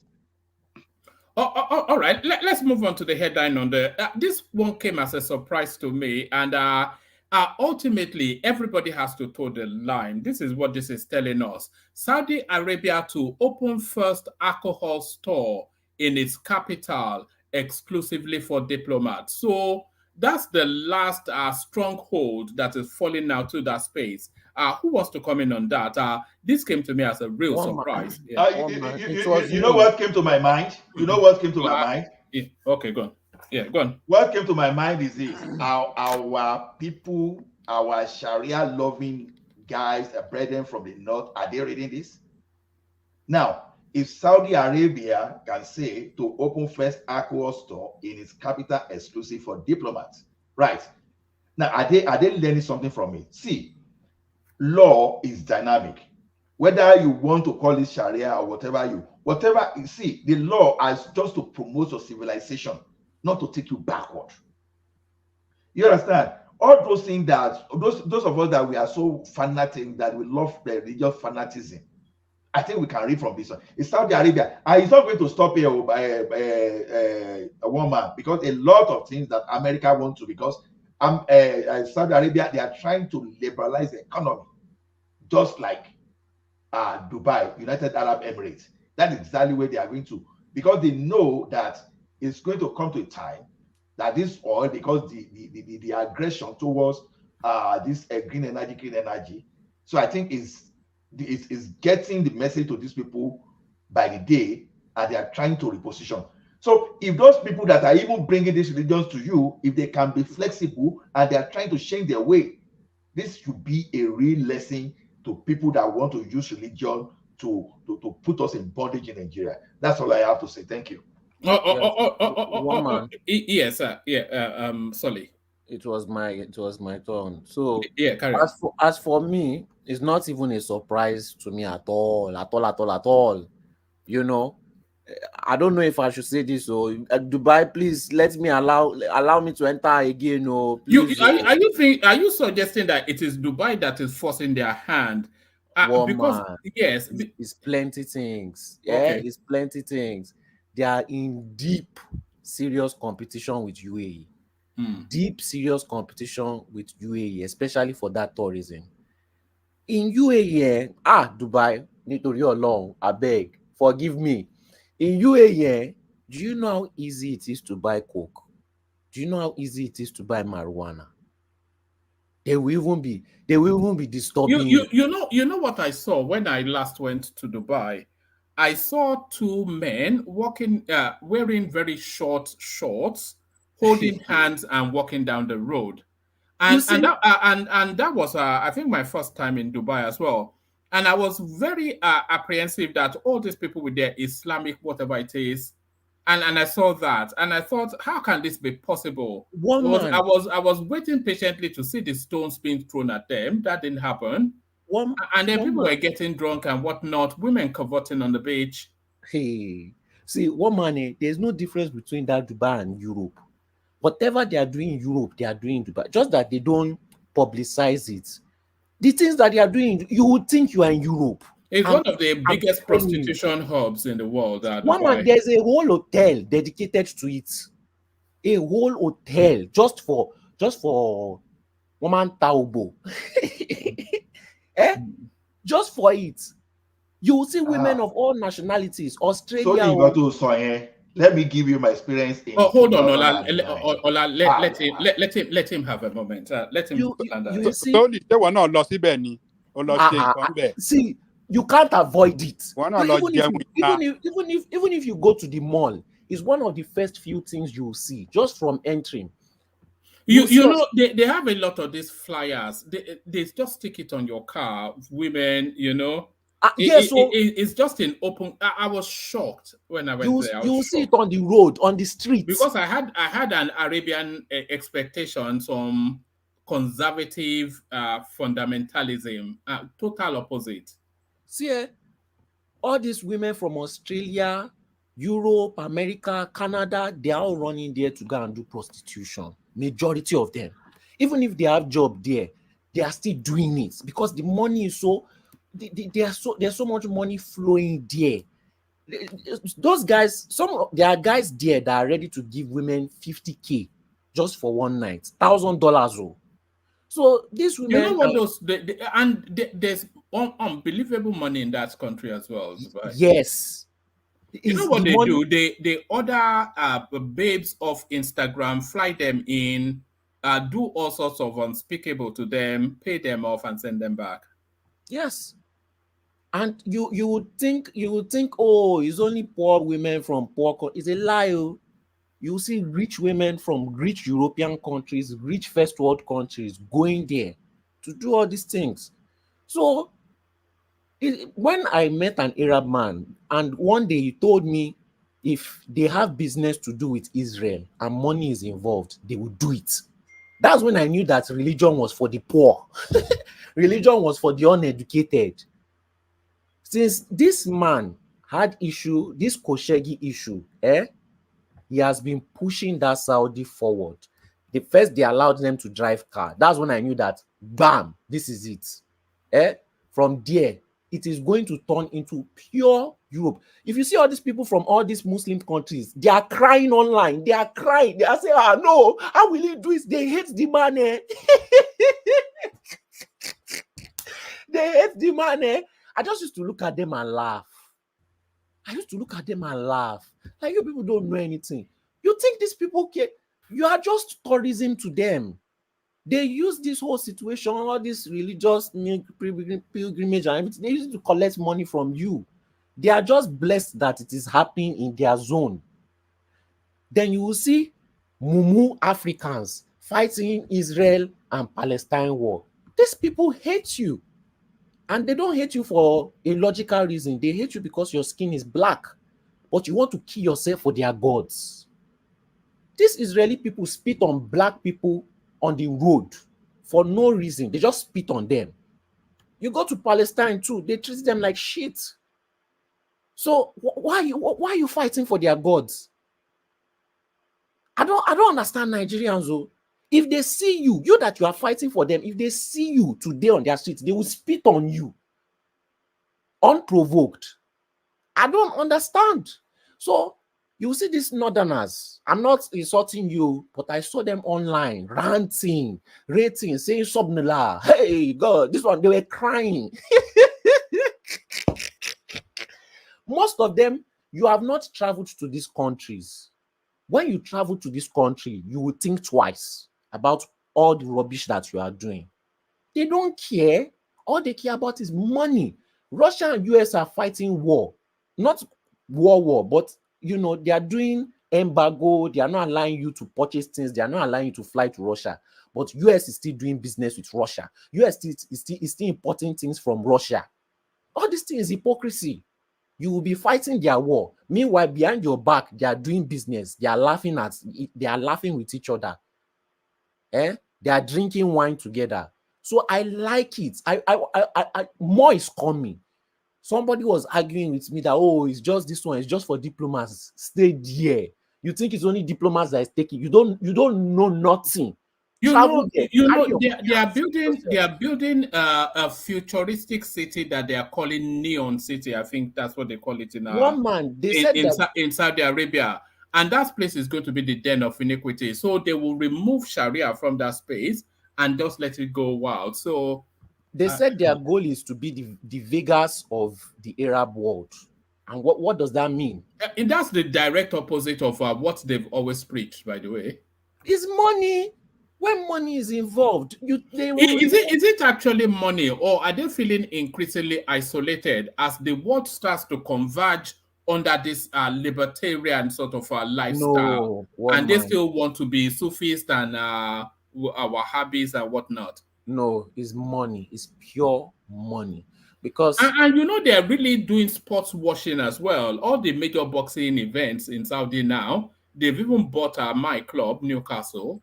Yes, because they want people to get used to. See, they did World Cup in Qatar. They want people to get used to coming to their region. You will see illiterate Europeans still talking about Saudi Arabia of 20 years ago. I just used to look at them. But it's not 20 years ago, though. Jamal Khashoggi was only 3-5 years ago. Yes, but when these people talk about it, it's usually the poor whites that cannot afford to travel there. They talk about it like, they are too good to go to those countries. No, you are too poor to go to those countries. That is why you are criticizing them. Their country is far better. Yes, far better. The living standard is far better. The crime is so low. You can leave $100,000 and come back and find it. That's how good it is. Although Nigerians are starting to introduce criminality to Dubai now. Yes, but they are starting to introduce, but there's still a sense of morality. They introduce the crime, but most people, they will turn a blind eye away from it. You can't say the same thing about Europe. Most people will not turn a blind eye to it. They will enter into it. These people still have fear. They still fear because their laws, once they catch you, is very strict. For example, if they catch you in Dubai, right, doing something bad, they will treat you like you are in Europe. But if you go to any other city, so So their laws are still very strict for crime. But as long as you are not committing a crime, you can literally do almost anything there. You know, you say, oh, you can't hold. There are gay people there. They are holding hands. They are doing everything they would do in Europe plus more in public. So it's very good. I like this news. I like this news because I want to see how other people that put religion on their neck will react to this. I wonder how they are still able to justify smashing bottles of beer in Kano when when the people who gave them the religion are all getting drunk. One man, you see that they removed so many laws when they brought Ronaldo into the country. I knew that was the beginning. They are using these celebrities to somewhat tweak the laws, and because of people's love for these celebrities, they will not have much criticism. Who wants to complain when Ronaldo is coming to live with you? You know, so everything is just strategy. And I feel like there's Western pressure because of that Khashoggi thing. They are using it to pressure the guy. That's the thing. So it's not just out of the goodness of their hearts. They also have pressure on them. So it's good news. Good to see. More to come. All right, brilliant. I don't know who wants to come into that space. It's a major news, by the way. This is a generational moving of position. Something that they will chop your hand off in the town square. Now they are liberalizing it. Does this surprise you? One man, it just like Soli said, it's just telling us that the how do you describe them?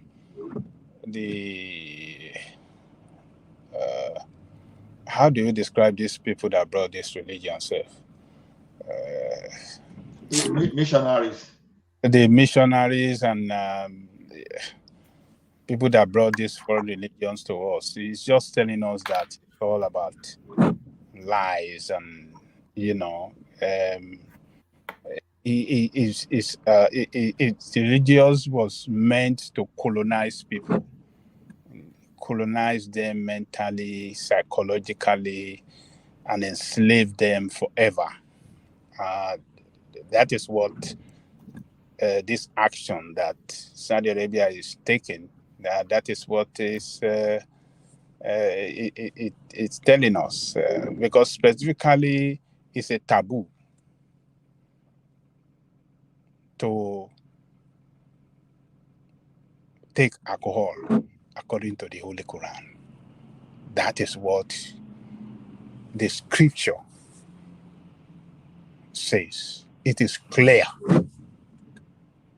And even according to it, whoever that give another that alcohol will get cost more from God than the person that he gave it to. Do you understand that logic? You that offered another person alcohol to drink, you will get more punishment from God than the person that took alcohol from you. So what that means is that don't go near it at all. It's a taboo. It's a sinful act according to the Holy Quran. Very sinful. God doesn't want human being to go near it at all. But you see, the custodian, that's the real word I was looking. The custodian of the religion, holy, they call it holy religion. The religion of Yoruba people is not holy. They describe it as demon. The Ifa, the Obatalas, all these things. They said all those ones are demons. They are holy. And they call their land Holy Land. So what are we seeing happening in Holy Land?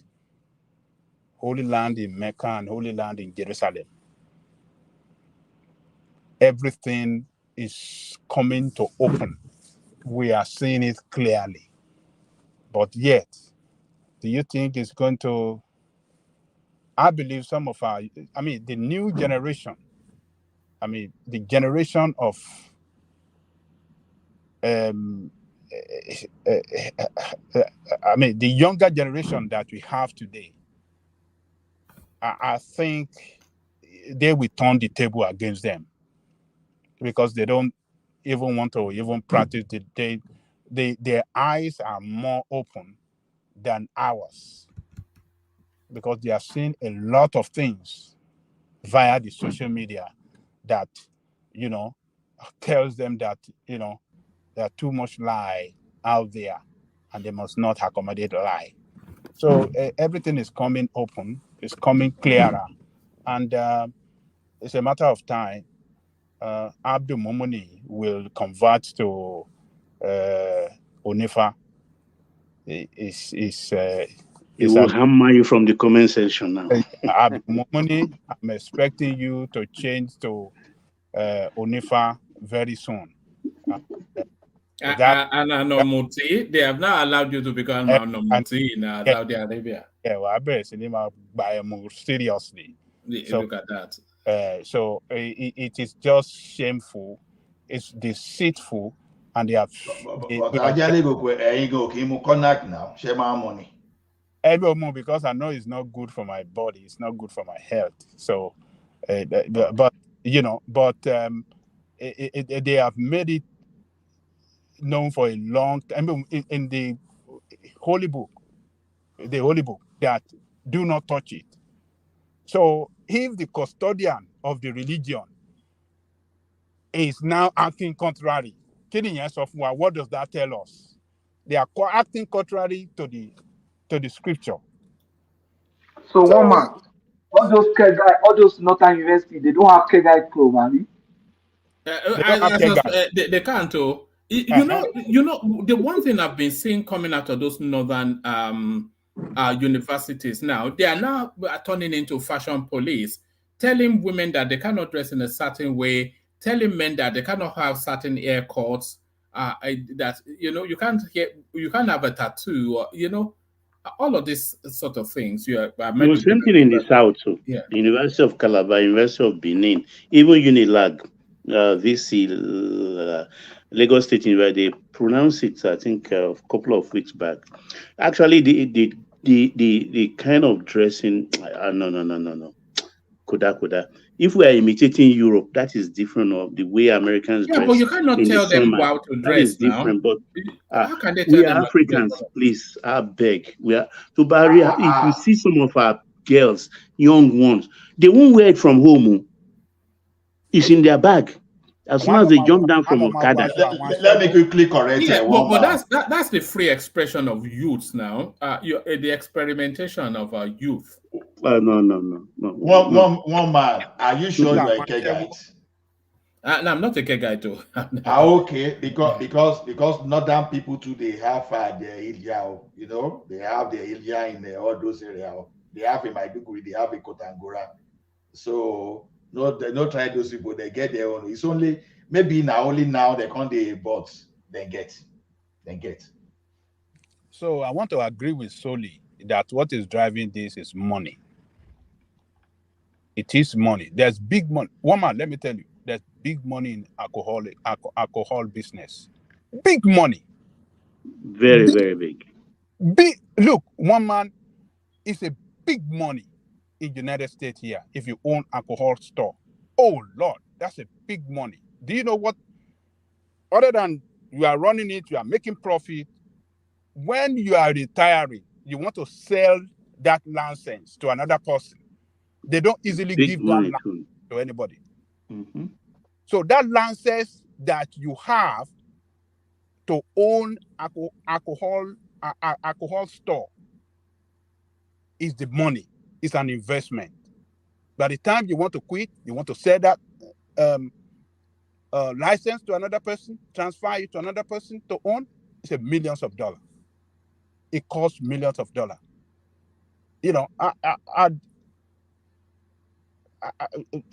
had wanted to do that business before, but because back then there was, the risk in it that sometimes some of these bad boys can come with their gun in order to rob you, kill people and stuff. That's why I didn't go into it. But there's a big money in it, big money. So it is money that is driving it. This excuse that.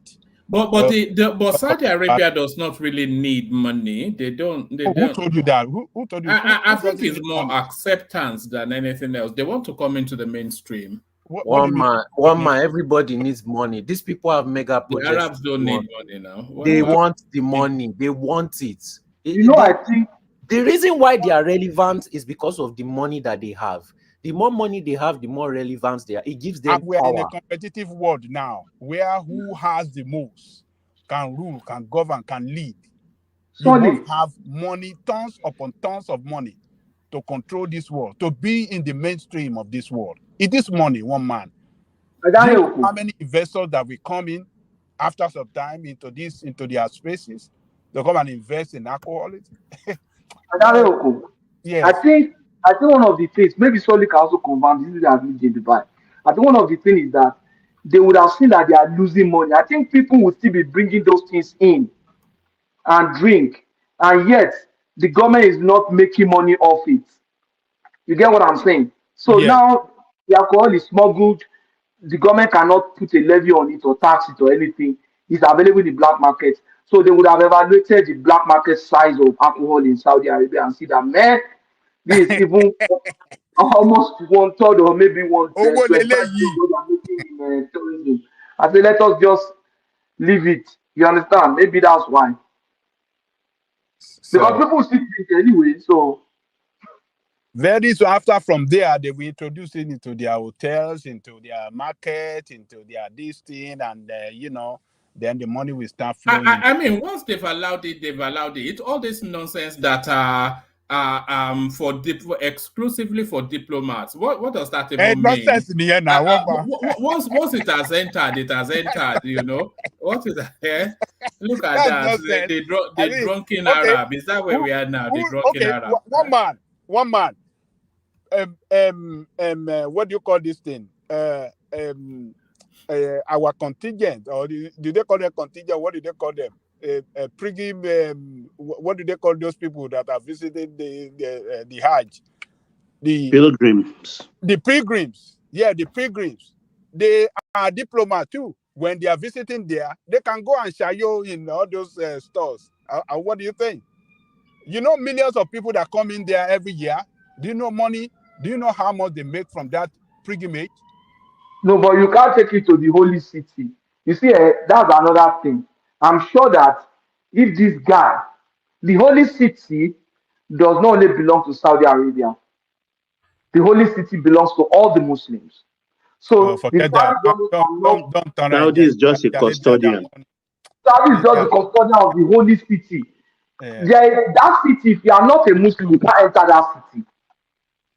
That's what I heard. Oga Patoski, if they no give you visa enter Saudi, whether you are Muslim or not, Saudi Arabia can stop you even if you like be Muslim times 1 million times. They will tell you are a Muslim, we won't allow you in our country. Then I enter Saudi because I spoke with Simba one day. No, you can't enter the Kaaba area. You are correct, Pato. No, you can go into Mecca. It's Kaaba that you cannot get entry to. I heard that there are certain places in Saudi Arabia that at the gate they will ask you if you're a Muslim, and if you're not, then they'll turn you back. Yeah. Don't worry, all those ones will change. Alcohol when they start. That only city. The next thing is Igbo. They have to. For anybody. That holy city is just a tourist center. It's a tourist center.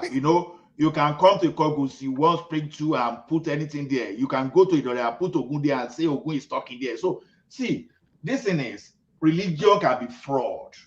You understand? Religion is good, but it can be fraudulent at times because when that thing lands in the hands of the wrong people, they will introduce. So that place that Saudi is a custodian. See, they want you in their country because they are making money new. If they are not getting any benefit, and someone from Pakistan will say, "Oh, I can enter Saudi just because they are just custodian. I hear you. That's a regional power, just like we are talking of the US or those things. Then those people then go stop anybody, any garden body, and it won't enter that place. So it's what they are realizing there now. They are changing. So I think our people should learn from this.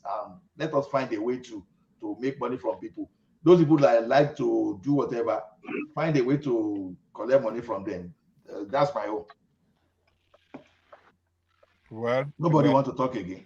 Let's wait and see what is going to happen. But since they have introduced it, gradually it's going to spread across that country. It's a matter of time. So one man, when you're about to go, introduce the Cameroon-Nigeria match, please. Let's warm up. Yes. We can have it as I'm just waiting for Thomas to signal to me that it's ready. But I was just saying in chat yesterday that the Nigerian team they have this habit of getting back home before their postcards, and I cannot see us getting past Cameroon. I disagree with you. We have history. One man, Cameroon is not that. I don't want to talk, but Cameroon is not. It's Senegal that we should be afraid of, because Cameroon. We can beat Senegal. Senegal is a one-man team now. Is it not? No, one man. That's the only complete team in this tournament so far. One Burugo. Have the Egyptians been knocked out? I heard them rioting. They crawl into the knockout stage. So there's a big debate in the UK. There's a big debate in the UK about Mo Salah being brought back from injury. He has a torn ligament. He will be out for about 5 weeks. But the problem with Cameroon is Onana. Onana is having issues with Rico Betson, their coach, and their FA chairman. What's that? How won't he have issue? The worst goalkeeper in the history of the current tournament. I don't know. When you have some literary agent, they just project you as if you are the best thing to happen to sports. Onana. That guy is a goalkeeping fraud. Real goalkeeping fraud. I've never seen. It's very, very bad. Samuel Eto'o. He was blasting Samuel Eto'o because they benched him in their match against Guinea, or I think it was Guinea, and the other goalkeeper did well. But the way I look at it, they are not going anywhere. This time, I think Super Eagles will have an edge. The problem we have in Super Eagles. Okay, Baba, why do you think? Because I see these Super Eagles as unserious compared to what we used to have. These guys, they spend more time with hairdressers, and they stay in the hairdressing salon more than women.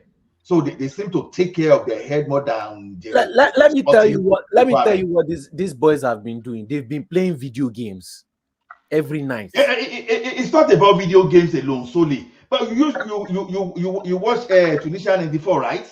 And you used to watch how we play. You used to play them. And look at this guy that they will play as if, hey, don't touch my leg, all those stuff, and you will see the hair, the time. You start wondering, a man, okay, a person like me now, I will still do my kaya this evening now. You understand? I will still go and do some inspection or where this thing. But someone that is supposed to even be more active, even spend time more than me, because we think sport is pleasure. No, this guy are professional. They spend a lot of time, they have to recover and all those stuff. But they still have a lot of time to. Go on. Sorry, Landa. So they still have a lot of time to busy with their hair instead of busy with how they can dribble like Okosha, how they can use their sense to combat like Kanu, creativity of Kanu, and how to be rugged like Finidi George and a decent master. Every era of football with its own set of players. This is a different era of soccer entirely. You understand? It comes and it goes. But this present era is not about looks. It's about the system you play. The players understanding the system. The system we are playing is 5-4-1, and leaving Oshima in front as the arrowhead. Just exactly this. But it's not exactly what City plays. That is the problem. If you are going to have an arrowhead, you play 4-2-3-1. 4-2-3-1 is what you play. So that when you pick the ball and you're starting your this thing from the back, so that the two midfielders and also the front men can have spread themselves while the other man will stay in front. But this Pasero man is just playing outrightly the old format. Baba, let me show you. Let me show you a tweet that Shehu Sani put out. Not a tweet, an Instagram post that Shehu Sani put out. He said that the Nigerian, the Ghanaian teams, they look like convicts, and they are the ones at the top, and the Nigerian ones look like rap stars. So look at that. Look at that. Unbelievable. They just went there to do fine boy. But one man. If you look at all African team in this tournament, I think they went there to project African image. None of them went there with foreign attires. If you look at Senegal, if you look at Burkina Faso, I think it was the CAF that instructed all the team to come like that. So for us to now term it as, we always put negativity into some of these things. They dress in our local attires. We suppose instead of us to actually commend them, then we start giving meaning and say ex-convict or whatever. It's not good. And besides that, we don't want to. Do they not have fashion designers in Ghana? It's not about fashion. It's promotion of our culture in Africa. We don't look like convicts in Africa now. Look at the Ghanaian team. They look from prisoner cell blockage, But this is not even their traditional way. If we want to talk about, maybe you can still see signs of their this in there, Baba. Because they're supposed to wrap kente around them. But look at the pockets. Look at their pockets. These different designs and all those things. They look more Nigerian to me. It's Nigerian creation they are wearing. At least Nigeria will win best dressed team. It's not best dressed team. And they are Kwankwasia. Baba, when you are talking about the formations earlier on, that 5-4-1 we are playing is not an old method. It depends on how long a team has been playing it. This Pasero has not been using this formation before. He just adopted it during this tournament. And, it takes time for a team to get used to a formation.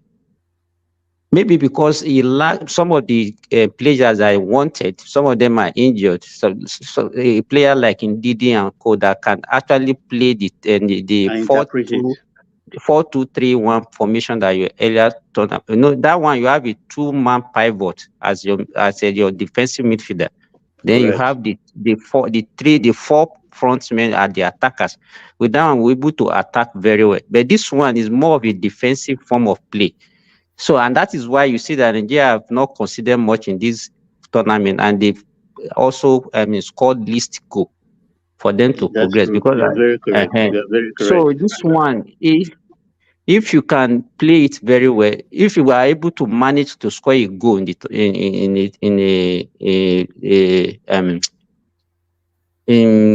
your play, then you can defend it, and then you can I've seen somebody, a team in the World Cup that won the World Cup with how many goals? Maybe like five or six goals in the World Cup. So it depends on. This is a short tournament, though it comes biannually, and it's supposed to excite your fan base. I think that team is more suited for a 4-3-3 system, not even 4-4-2. 4-3-3 system will make them highly mobile. 4-4-2, there is no fashion. You rarely see any team playing 4-4-2 again. No more. But 4-3-3 will serve so better because Oshime will have support. And if it's not performing, it's isolated. So far. It's isolated. And this guy, what's the name of this Okocha cousin? Iwobi that's supposed to be playing closer to him is actually playing more of a defensive role rather than attacking role. So, It's a and they have not problem because mastered they it don't very well. trust in We don't what have they a taught good them. midfielder that can actually marshal that midfield like a creative midfielder. Iwobi is the only one, but he's not playing that role in this tournament. So, but the Cameroon, as one man was saying, Cameroon, you can't compare this Cameroonian team with the old Cameroonian team.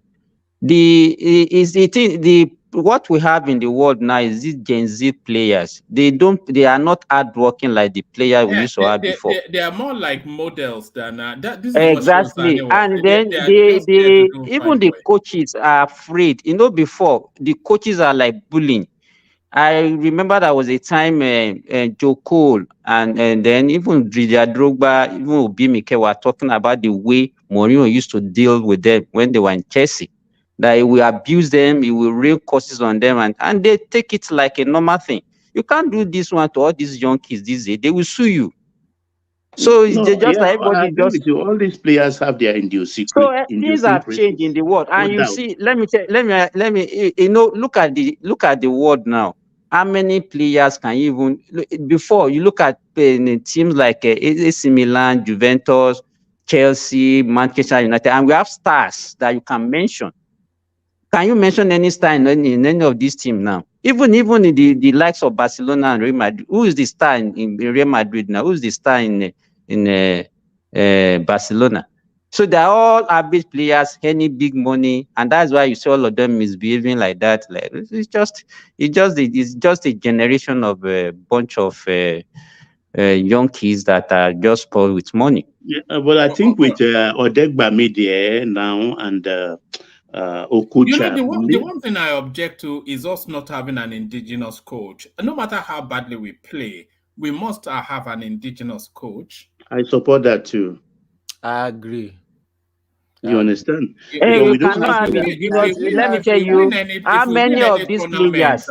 Half the glory One will man. go to some How many man. of these players are homegrown that you want to have an indigenous coach? It doesn't What matter the now. They are Nigerians. advantage, and that's why you see Osimhen Africa is not even homegrown. performing well in the world. The advantage that we used to have over everybody is playing European style, and you can't play their style more than them. Yeah, so we develop our own indigenous.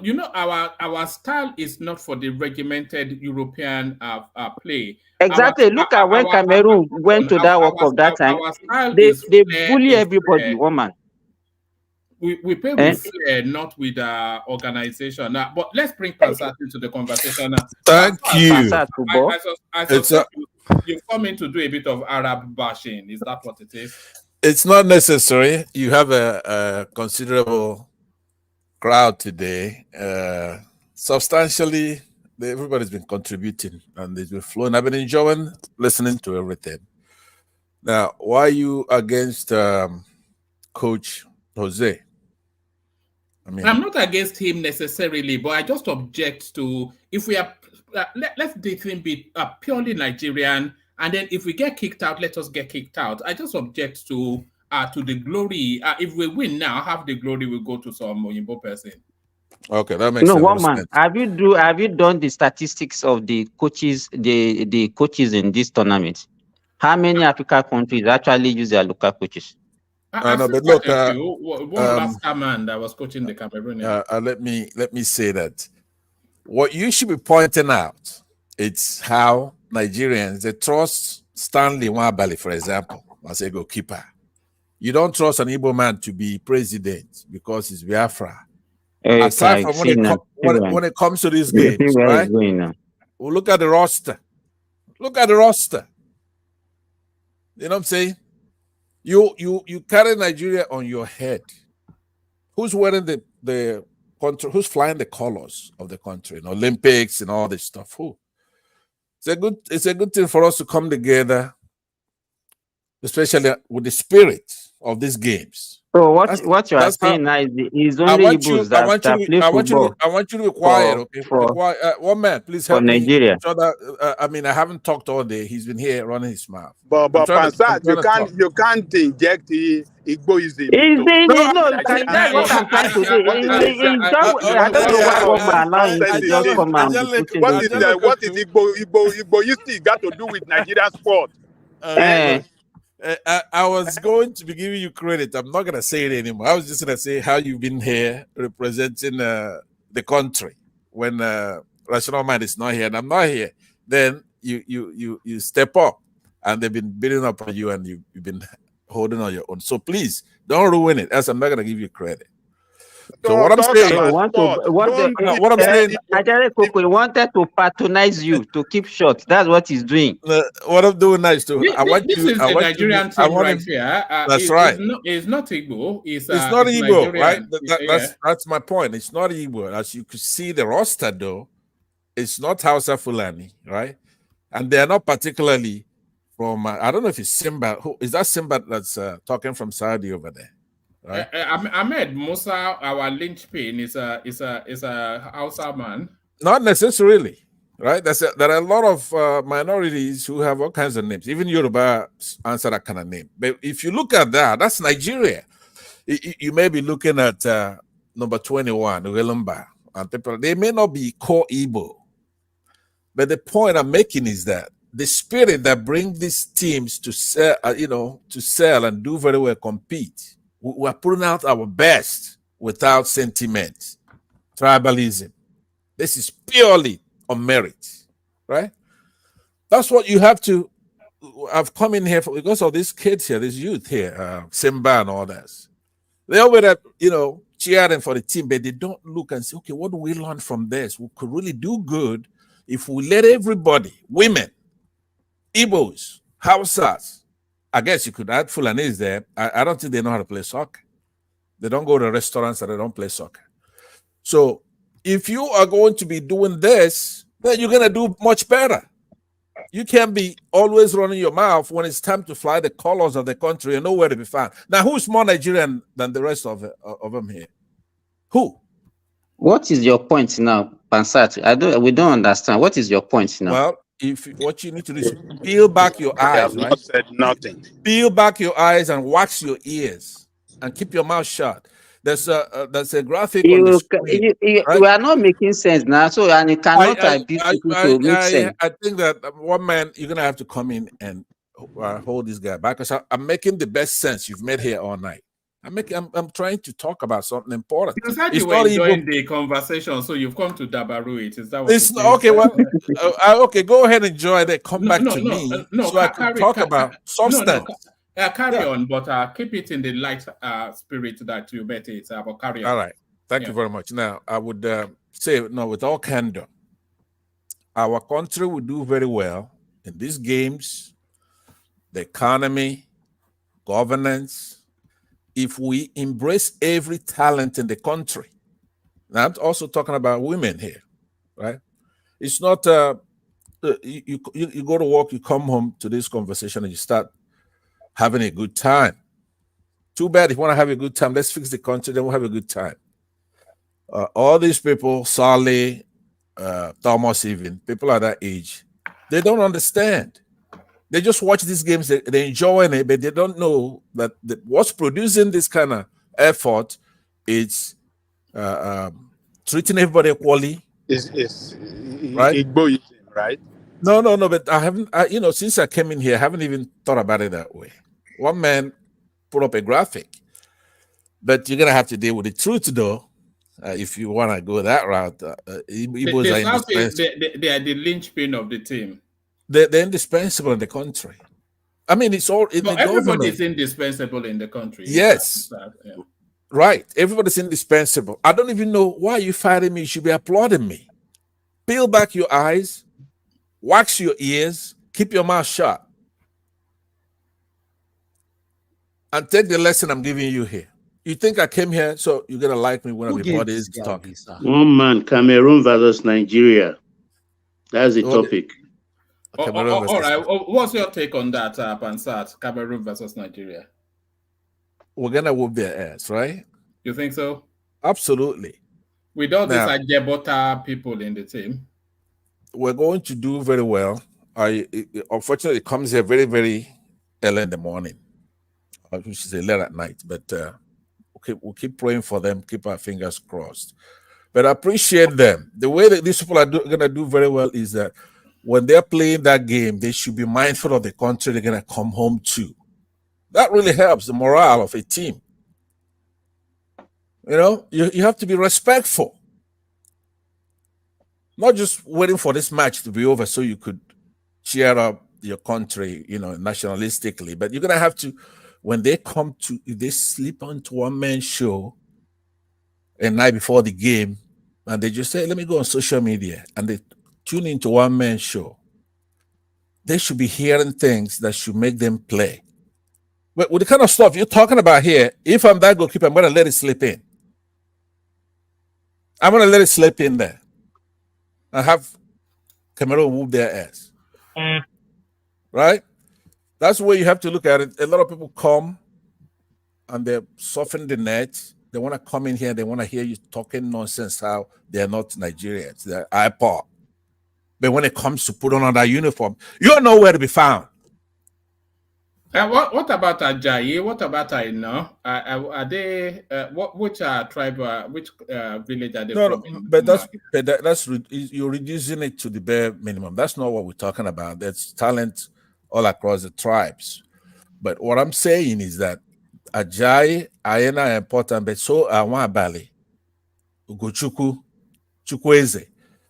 Now, if you go back and look at it historically, the players who produced in the past, Nwankwo, Segun Odegbami, Michael John Obi, Mother Lawal, I don't know where the hell he's from. Could be a Yoruba there. Christian Chukwu, Vincent Enyama, Sunday Olise, Jejo Kocha. Rashid Yakene. Okay, maybe, yeah, Yakene, right? 90s.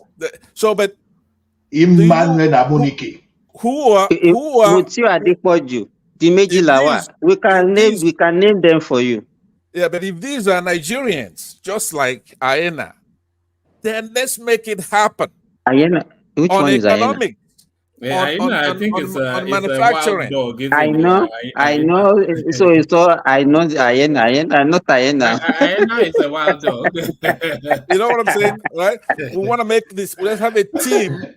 Let's have a team for manufacturing, just like that. A team for governance. A team for everything else, so that we can be nationalistic and excel.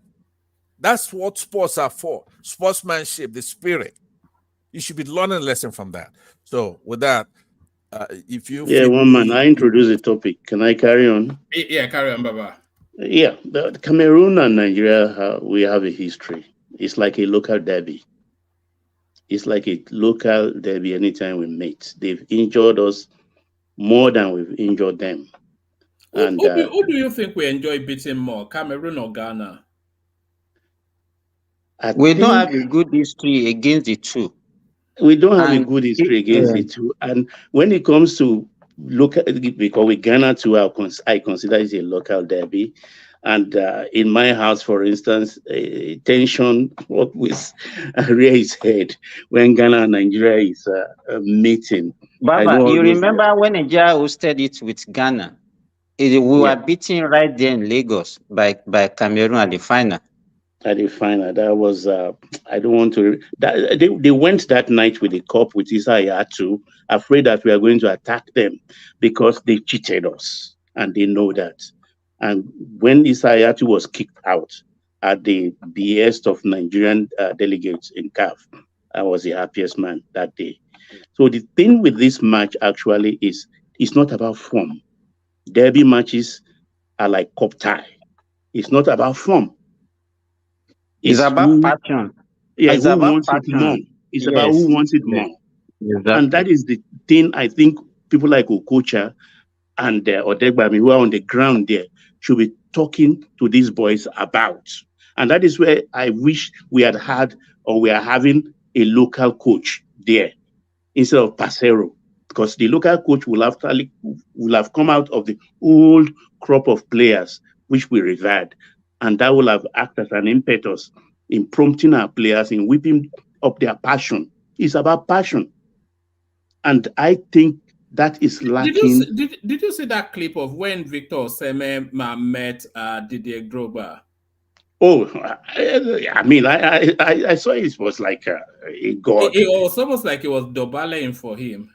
Yeah, of course, they deserved it. You understand, well educated, an accountant, and he has. I think he built a hospital there in Abidjan for them. And also, they are trying to lure him to Chelsea, so it's also another thing. I also grew up in Lagos, so he has some Yoruba culture in him. Yeah, the thing with the Osimhen system, look, a player is as good as a striker is as good as the player supporting him. He's not getting the kind of support he gets in his team in Italy. Same thing that worries Lionel Messi and Ronaldo in their national team. So they have to be together for a long time before they can have that understanding.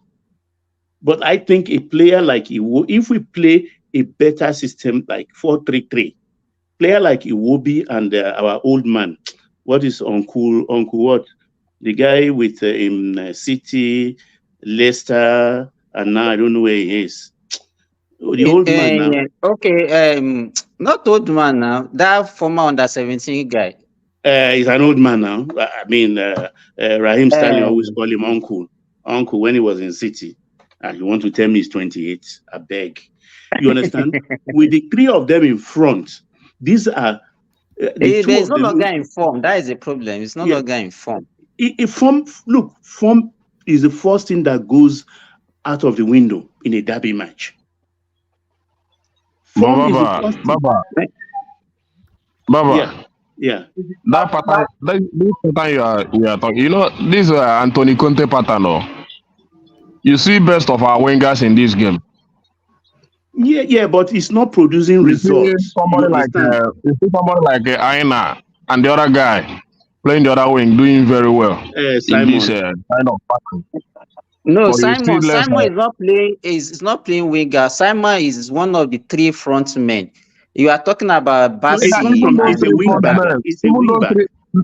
He's a wing back. You see those guys doing well in this kind of pattern, but you see our striker not be much active because it's more like a wing game.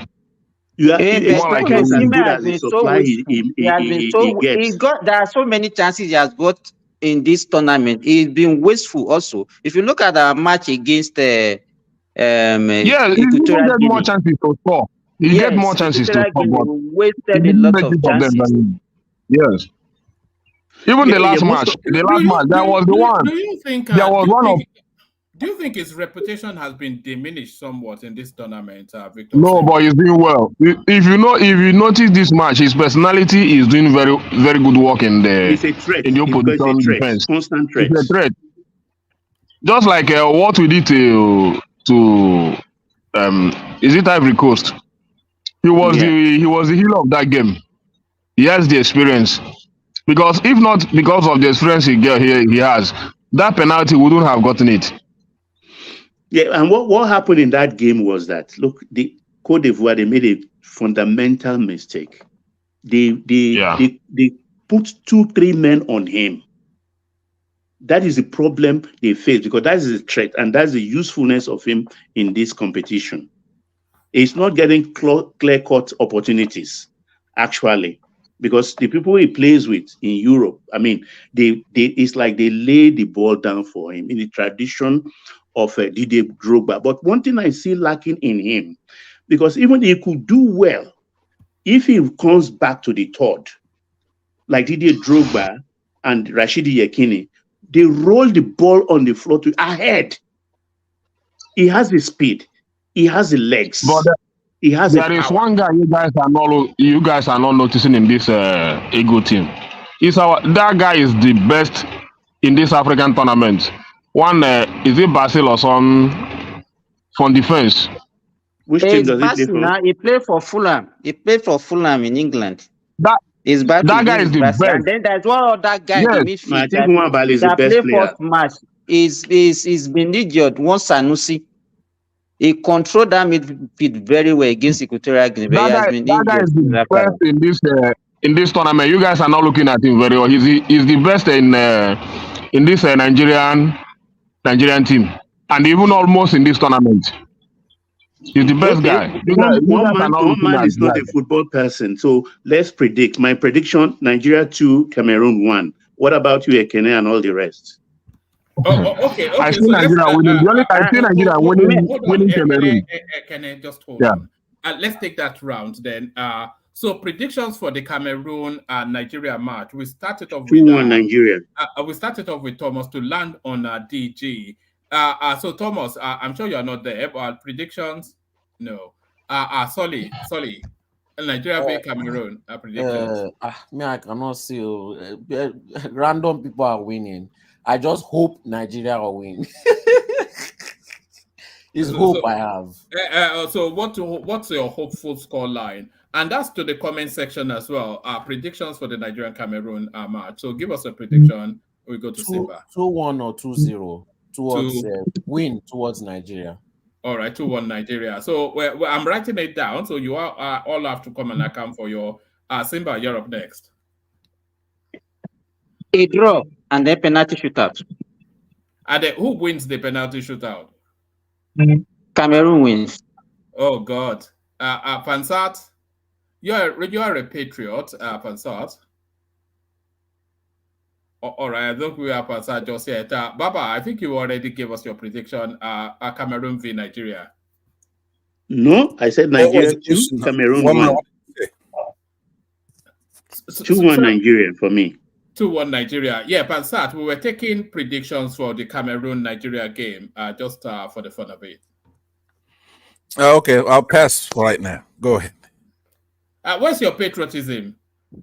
It's right here. Believe me, you and I, we have complementing roles to play for the patriotic Nigerian. So if so you're not backing your country for a victory with so many Southeasterners in the team, so you can come here and gloat. No, I'm backing them. I'm cheering on for Nigeria. We're gonna win the game. Are we going to win the cup? We're gonna win this game right here. So we'll see. This is an important game. I'm looking forward to it. So we'll take it a day at a time.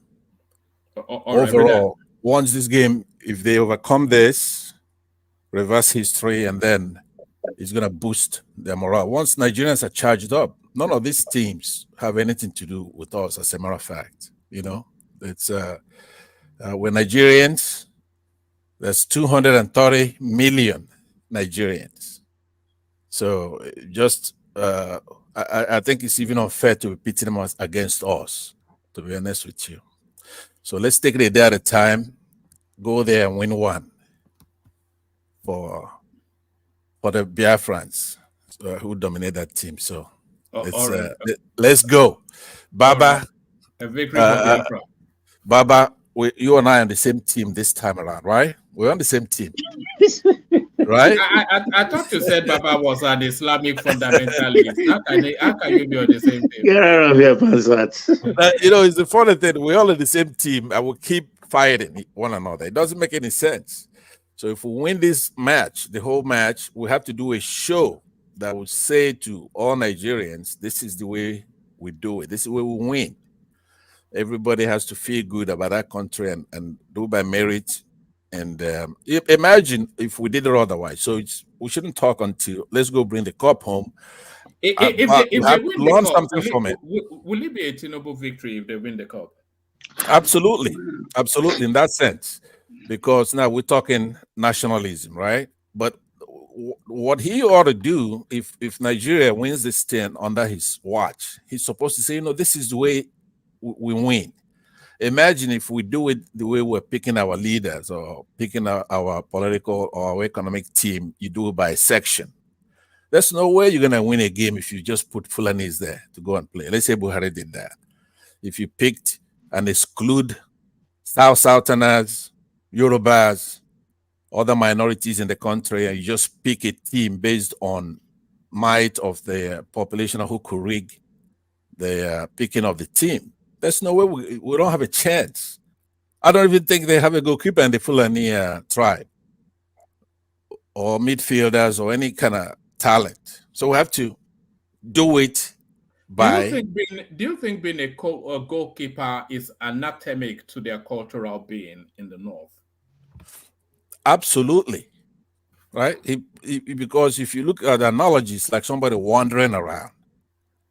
If a goalkeeper wanders from that goal post area and start going to take the position of the striker, for example, then they're going to score a goal.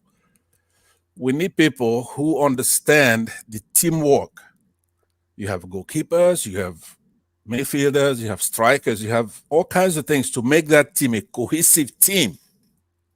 And then the morale, everybody has to feel good about that team and say, hey, we are equal. If you pay somebody less than the other in the team based on their race or their tribe or whatever, it's not gonna work. So it's but one man, I challenge you to do a show when we carry that cup, because we will carry the cup. If we win it under Tinubu, we want to talk to Tinubu himself or his handlers and everybody in the country how we win. We have to win sometimes, don't we? We're the giant of Africa, for crying out loud. We should really be winning most times. It's a real head scratcher. 100 and 200 million population, and we cannot even dominate the continent.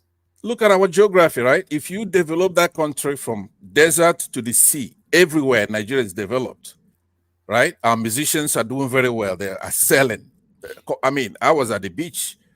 Was it last year or so? I was sitting at the beach and I see somebody playing a Davido song walk past me. And so I called her, and she's from South Africa, apparently, right?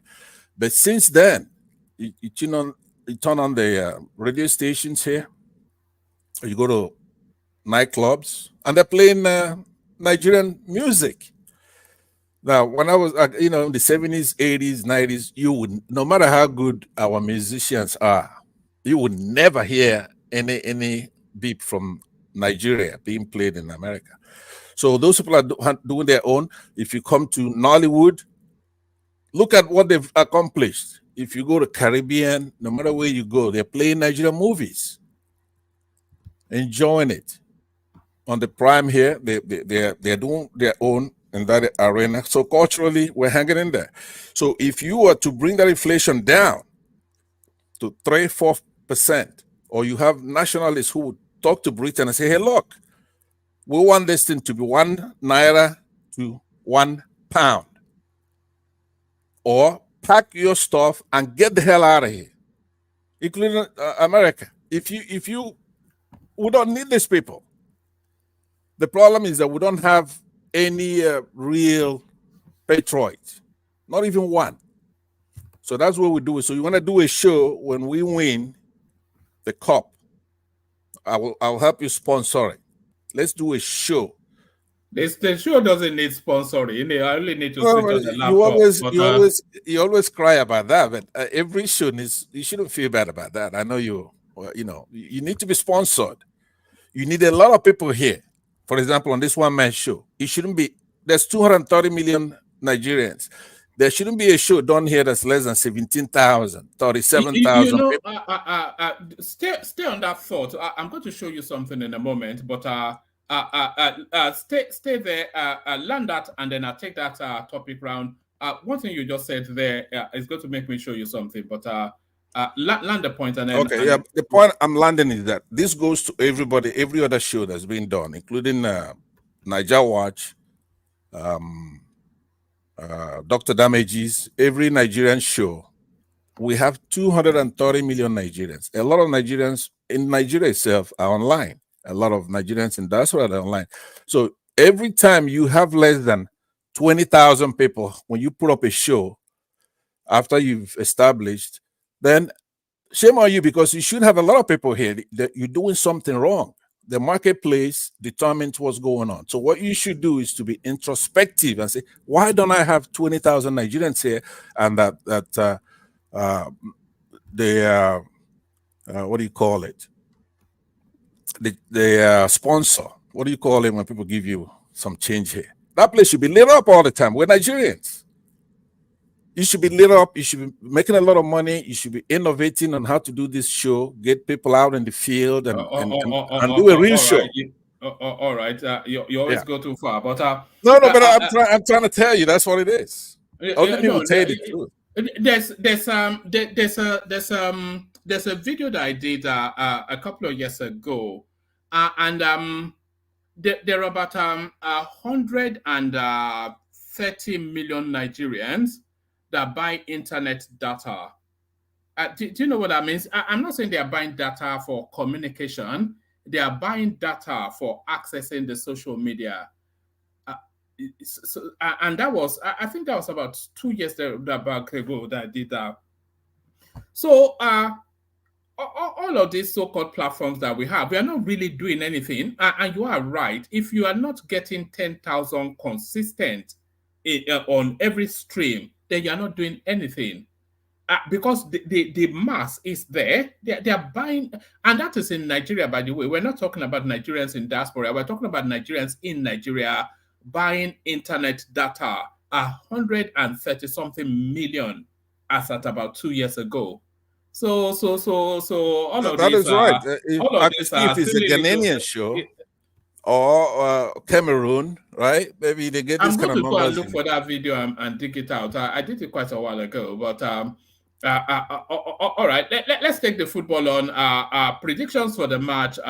Let's hear from. Have we heard from Simba? Let's hear from Ekene. Nigeria v Cameroon. One man, I believe in this team. It's just that in this tournament, Nigeria have the best talent, and that's why I love my country so much. Just look at what we have in that team. All of them are well-respected players in Europe, and you see their style of play. You know that they are not just African players. They play European styles and all that. So, but the issue we have is patriotism. If those guys can develop that kind of patriotism we want in them, I don't see any African team compared to Nigerian team. The talent is there. The only thing that we need is that patriotism. The way they play shows that they are better than every other team in that tournament. So I still have hope in them, and I believe that they can win Cameroon, maybe 2-0. 2-0. So I still have that hope that they can do it because they have the quality. It's just what they need is patriotism. That's all, one man. Your man is 3-1. 3-1. Okay, go ahead. All right, brilliant, excellent. So that DG, you're up next. DG, I'm surprised you've come into this Nigerian noise making. DG. Hey, thank you very much for having me. I think I don't like to disappoint you, but I think Cameroon is going to win for 1-0. Why is that? Mute that guy. Mute that person. Mute him right now. Should we have him short? Should we have him short? It's just football, okay, bro? I think there is something is wrong with Nigeria. Of course, they have the talent, but the Cameroonians are fighting like hell. So that's why I'm putting my money on the Cameroonian side. They're gonna win. Have you been following the tournament, DG? Since 1990, man. But are you following this one? Are you following this one? Yes, I've been following this one too. And who has impressed you so far in terms of? Cape Verde is impressed me. May God bless you, DG. In fact, that was the question I wanted to ask Baba, woman. That who is the surprise team of this tournament? I think it's Cape Verde. But yeah, Cape Verde is doing good. Years now, so it's not. I'm not surprised. I'm only surprised at Gambia. They know they are out, but I'm surprised at the fighting spirit. It's not even Gambia, Mozambique, all the teams. Baba, last tournament, hold on, they also DG. did well. Hold on, Simba, for DG. DG. I never knew they played football in Cape Verde. Never mind. I don't think I've ever heard their national team in any of these tournaments. So yes, I too was surprised. Because sometimes I want to put a bet on it, and when I see Cape Verde and I just say, okay, they get beaten, and then they cost me money. DG. Yes, exactly. Cape Verde is a small country, and they're doing good. This is football, I always support the underdogs. The reason why I choose Cameroon of Nigeria, we know Nigeria has talent, of course. We know they have big names, but I don't know. Whenever a game is on football, I'm a football fan. Actually, I'm an Arsenal fan. Uh, How can you be a and football fan and a national fan? That's an oxymoron. yeah, That's a I'm an Africa contradiction. from East Africa, bro. We love Arsenal. We don't know why. Yes, that's funny But actually. Most yeah, Nigerians follow Arsenal as well, or Man U. yeah, in Ethiopia, brother, they will kill you for if you support Manchester or Manchester City against Arsenal. They will literally cut your throat. So we love always to the underdogs to improve. What I'm saying is we want Cameroon to win this game. When Nigeria wins this game, that means Egypt, Mohamed Salah now is out. So they are going to win the cup. And this is not good for Africa. I'm sorry, my But brother, my Nigerian brothers, Nigeria has not. and my Nigerian brothers of the panel. You can win all the time. Let the other Africans also have some joy. Has Equatorial Guinea surprised you, DJ? Yes, they did. Oh, Equatorial Guinea they did, man. They did. Algeria disappointed me a lot. Are they out now? I heard that their Yeah, fans were going to attack them in the hotel. yeah. They should be. Yeah. We know. We Africans. We attack losers. We want winners. And Senegal is doing good. Nigeria is doing good. But this game, I'm going to put my money on Cameroon because Cameroon is the neighbor country of Nigeria, and you guys have beef, and they will put a fight, man. Even if they lose it, they will lose it when their heads are up. But I think they're gonna win it. They're gonna win it.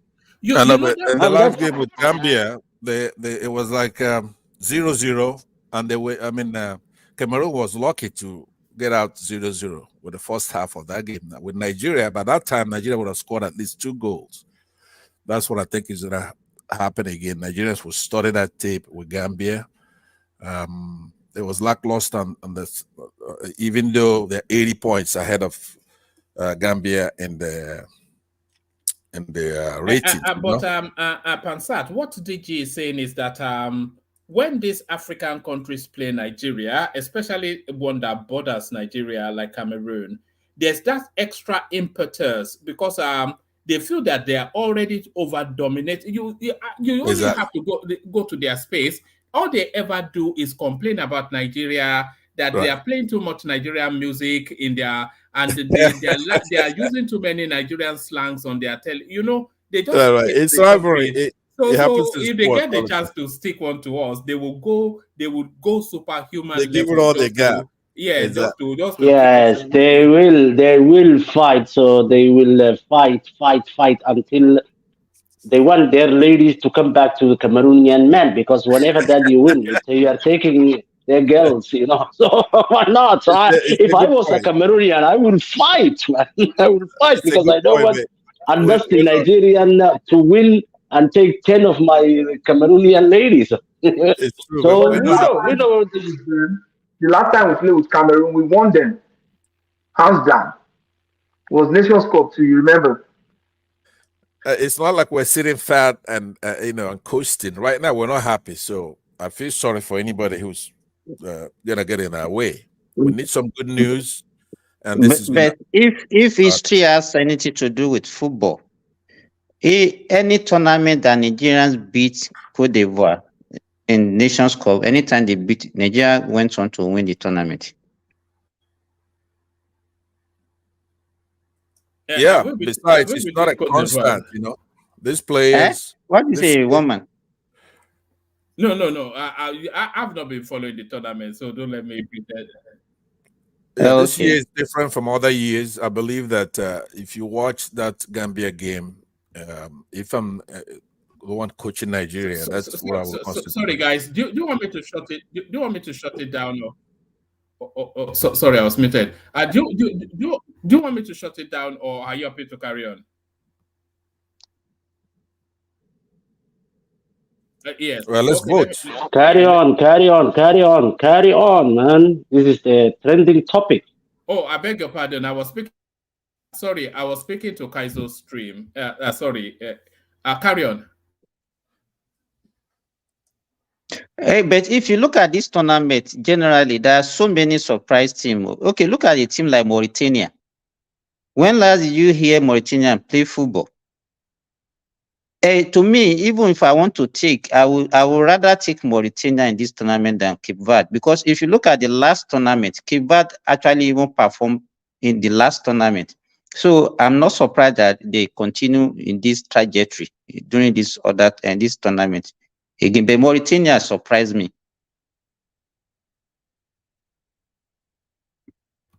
Hello? I beg your pardon. I was actually running 2 streams. Kaizo fell asleep on his stream, so I've been monitoring it. So I forgot to mute myself. So I've shut him down now, just so I can. Yeah. Unfortunately, the two surprise team of this tournament are not the one meeting. Mauritania and Cape Verde. So one of them will be eliminated. Mauritania to be beaten because they're still practicing slavery over there in Mauritania. The issue is this: don't let because if you are a follower of football, group stage is different from knockout stage. So all these minors they will just most of them will get eliminated in the knockout stage, because group stage football is different from knockout stage football. The way you approach it, the way you play it is different from group stage. So most of the normal big weeks, they are the one that will still emerge in this knockout stage. Or most of these minors will be eliminated in the knockout stage. So that's the way it goes. Okay, my favorite final is always like Egypt Nigeria final. So you have a northern Arab sort of. I always like. Then we know who the boss is. You know, like or a Black Africa sort of versus Arab type Africa sort of final. Actually, what I can predict is that we have at least one West African country in the final. There's no doubt about Nigeria or that. Senegal, Abi? Yes. Yeah, but we give too much credit of Egypt, but we know the Egyptian players cannot. Well, Ivory Coast qualified. Yeah, Africa's qualified. Oh yeah, okay, because it's a home ground. Yeah, but you the guys thing are is, forgetting Morocco is still there. Morocco is an African country, but Egypt is not. That is one thing. One man, the way you put it, like the one West Africa and when the other Africans, the Egyptians, is very true. Egyptians, without Muhammad Salah, it's just an ordinary team. And thanks God, he's not playing anymore. So I think Egypt is not going to progress at this tournament. And the final will be to West African nations. Cameroon will be there. Because if you look at the number, DG, if you look at the number of West African countries that remain in this tournament, we have the highest. And then the Northern Africans is only Morocco. Why they call this Africa Cup of Nations? This should be called the West Africa Cup of Nations. I mean, East Africa, we have only Tanzania. It is already out. And North Africa, Algeria is out. Tunisia is out. Tunisia is out. We have Egypt and Morocco. Morocco is an African country. Yeah. Then we have only South Africa and Congo. South Africa and Congo. Southern Africa. Yeah. And the rest is West Africa. So shout out to you, bros. You're the African. I'm sorry. But this is the reality. DG, we were just debating earlier on that ideally African countries should not have foreign coaches. So let it be indigenous, and maybe CAF should even make that a rule. Let it be indigenous all the way through. Then whatever happens, happens. But when you have some white person as the manager of your team, how can you truly claim that victory for your country? Yeah, it's true. It's true. Africa should not have a foreign. One man, you are right. Just look at the history from. I said I've been following this to this cup from 1990. Every Africa, especially the Western African, you guys just like a white guy to be the head of the coach. Look at Egypt, man. They have like 7 or 6 stars on on their T-shirt, and all of their coaches are locals. None of them is from outside. Cameroon has had No, I think Egypt has a foreign coach. and Egypt. Victoria is a foreign coach. No. I'm talking about Egypt. Egypt is the number 1 in Africa, which has the most cups in the 7. They have African won nation. 7 so Yeah. far. 7. They have 7 stars, and look at their coaches. They are always Egyptian.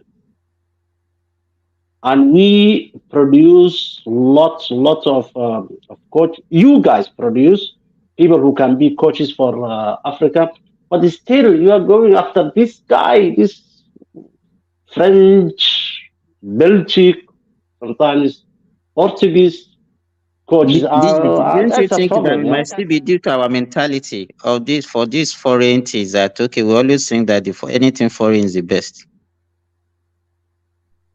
It has to stop, man. It's the time to these What things of to stop. our football body that you put people that don't know anything about football in our football body, they go there for corruption. So it's part of the problem.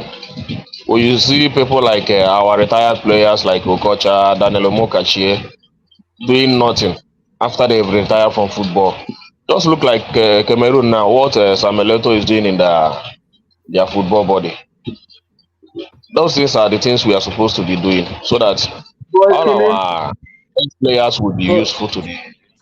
Our football body But the thing is, if a good footballer cannot be a good coach, it doesn't matter that this person was a footballer. Look at what is this guy, the Mourinho. He was not a footballer, but he's a good coach. Coaches can be anyone, can be like from the fans, from the regular, ordinary people who love football and who knows how to manage. It's not necessary that they were like footballers before. Great footballers don't make great coaches. That's true. We have learned that in the Premier League in Europe. But it's not a fact now. They will still have great footballers that are good coach. Guardiola is there. What about this former French guy that coaches Didier Deschamps? But he was not a good footballer. Zidane was a good footballer, but he can never be a coach for France. And he applied to be a coach for France. They said him, no, you can't be. Look at that. He's not a Frenchman. He's not a Frenchman. And that is what I wanted to even say earlier, DG. If you look at the French team, how many of the French team players are actually French? They're all Africans, but they still play. They play for France. No, they are all French, but mostly they are black, but they are French. They are not Africans. Look at the Mbappe. Mbappe is a Cameroonian father, Algerian mother. He's born in France, and he may look like you and me, but he's French. This guy is French. Man. We are not claiming them. They're French. That's it. What I'm talking about is the coaches. Right. Yeah, that's the way the coaches for the country. The coaches, they don't like people who were good footballers at their prime time, like Zinedine Zidane. They choose Deschamps, the FFF, the French Football Federation, of a Zidane because Deschamps is a good manager. When you are a good, great, famous person, to manage footballers is very difficult. You can advise, you can give them, support, but to manage is a completely different thing. That's why Africa needs not only to look for somebody like Okocha or Eto to be the head coach, but other people also. Look at the Manchester United Sir Alex Ferguson, who gave Manchester United so many cups, so many championships. Was he a good footballer? No, he was not. That is what we should be focusing on. Yeah, but DG, what you should be looking forward to tomorrow, the stats don't bite you. Nigeria has gone head to head against Cameroon 25 times. So we're looking forward for the Eagles to feast on the Lions again, because they beat them 12 times. For the sake of tournament, I wish Cameroon would win. If Nigeria, when Nigeria is out of that tournament, people usually lose interest. It's really Nigeria that people want to watch. I don't know about that. But in Africa, but outside of Africa, we watch this tournament here in Germany, and we all want Nigeria to lose. Even Nigerians want Nigeria to lose. No, Nigeria wants Nigeria to lose. But what you have to know definitely, I got two colleagues here with me, and they say, you want Cameroon to win because people like the thing that you don't, because the emotions. Those are Nigerians. Here. The people, Nigerians? Those friends of yours are Nigerians? They're Nigerians? Both of them. They are, John and Daniel. Both of them are Nigerians. And they want Nigeria to lose? No, they want the tournament to progress. That's one thing. It doesn't matter Nigeria wins or loses. They want in Europe. Europe is not so that famous, this African Cup of Nations in Europe. Actually, we pay money for a game just to watch one game. It's not free like in Africa. I don't know whether you are in Nigeria or somewhere. No, it's not free. But we pay for it. But listen to this. In 2019, AFCON, then the second round also, this is going to be a repeat of what happened in that match. Aside from the 3-2, it's going to be 3-1 this time. So you are hoping against hope, because there's been 8 draws and Nigeria has beat them 12 times. And this time we're not happy. We're a much bigger country, and our position in Africa is being challenged left and right. So it's time for us to reclaim our place, and you're going to be very proud of us. You are the biggest. I mean, when you look at World Cup, China is the biggest population on earth, but they don't even qualify for the World Cup. It doesn't matter how many persons that you have in your country. They don't have rhythm. We're Africans. So, but anyway, we look forward to a good match. We look forward. Either way, it's a good match. That's what as an African 1-0 for Cameroon. That's right. Good luck. All right. All right. Let me take it to this space, and let me take it to Simba as well. Simba, I'm glad you are here because, of course, you live in Saudi Arabia. So explain this. Saudi Arabia to open first alcohol store in its capital exclusively for diplomats. So what are you making of that? All that puritanical, Spartan way of life that they've used to intimidate people for so long. Now the Saudis turn alcoholics. What says you, Simba? Okay, thank you, one man.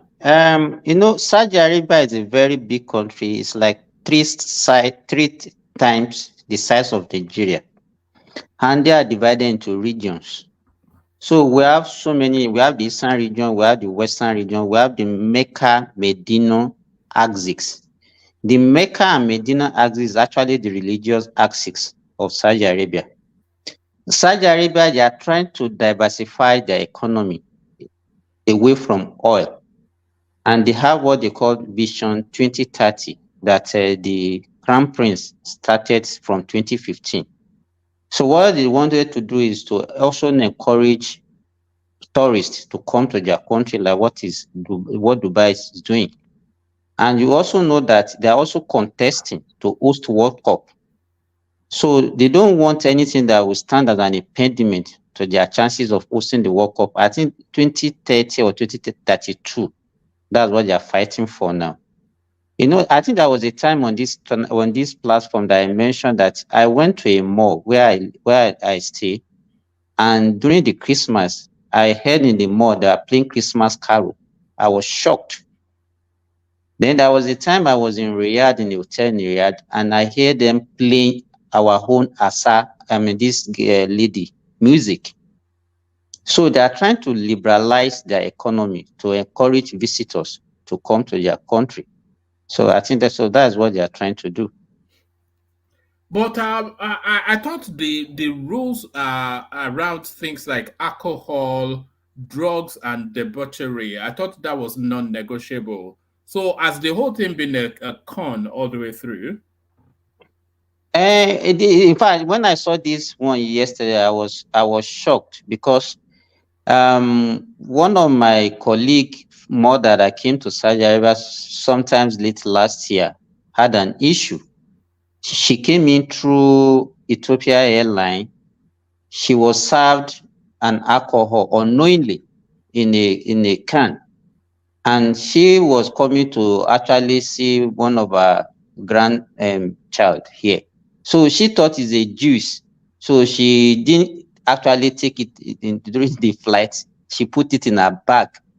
And when she got to the airport, it became an issue for her that she imported alcohol to Saudi Arabia. But what I can say is that things are changing fast. The Crown Prince is trying to actually liberalize the economy to encourage people to come to Saudi Arabia, so that a lot of things is changing now. So that's what I can say. You are right, brother. But people from outside of Saudi Arabia, especially people in the West, they think Saudi Arabia is ruled by only one family, which is the Saudi family. But that's not true, my friend. If you just see the history of Saudi Arabia and how they were formed, how they were established, and how they behave, it's being ruled by two families. One is direct, and we see them on TVs, in news, and that's called the House of Al Saudis. The other one is the House of Al Sheikh, which is the people who are responsible for the religion grounds. And these Al Sheikh guys, especially the people, the doctrine that they mostly 98% of Saudis goes to is from the Wahhabis and the Salafis doctrine of Islam, and they are very, very, very strict. And they survived two wars, World War One, World War Two, and they still surviving. But what this crown prince now is doing is actually the right direction. He's not going just to do to issue a statement and say now alcohol is free, but he is doing this type step by step to modernize Saudi Arabia as a nation, because let us face it, they are a nation, it's a big country, and they have potentials. Yes.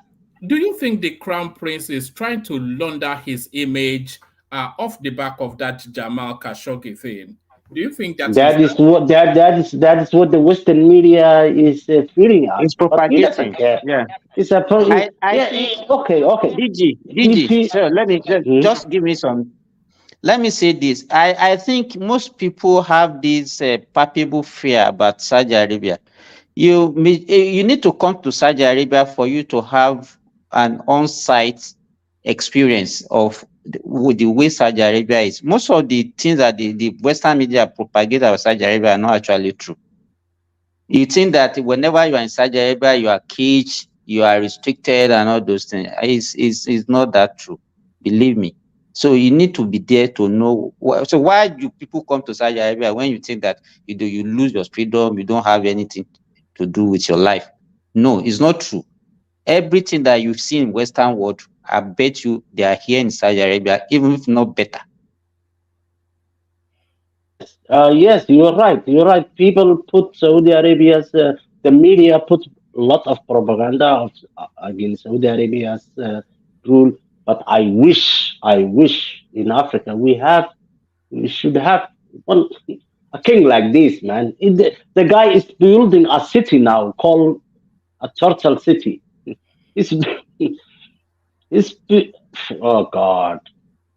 Yeah, They are so rich. but that's you know, whenever people think of the crown prince of Saudi Arabia, the abiding image is that Jamal Khashoggi narrative, and they can never escape that what he did to that guy.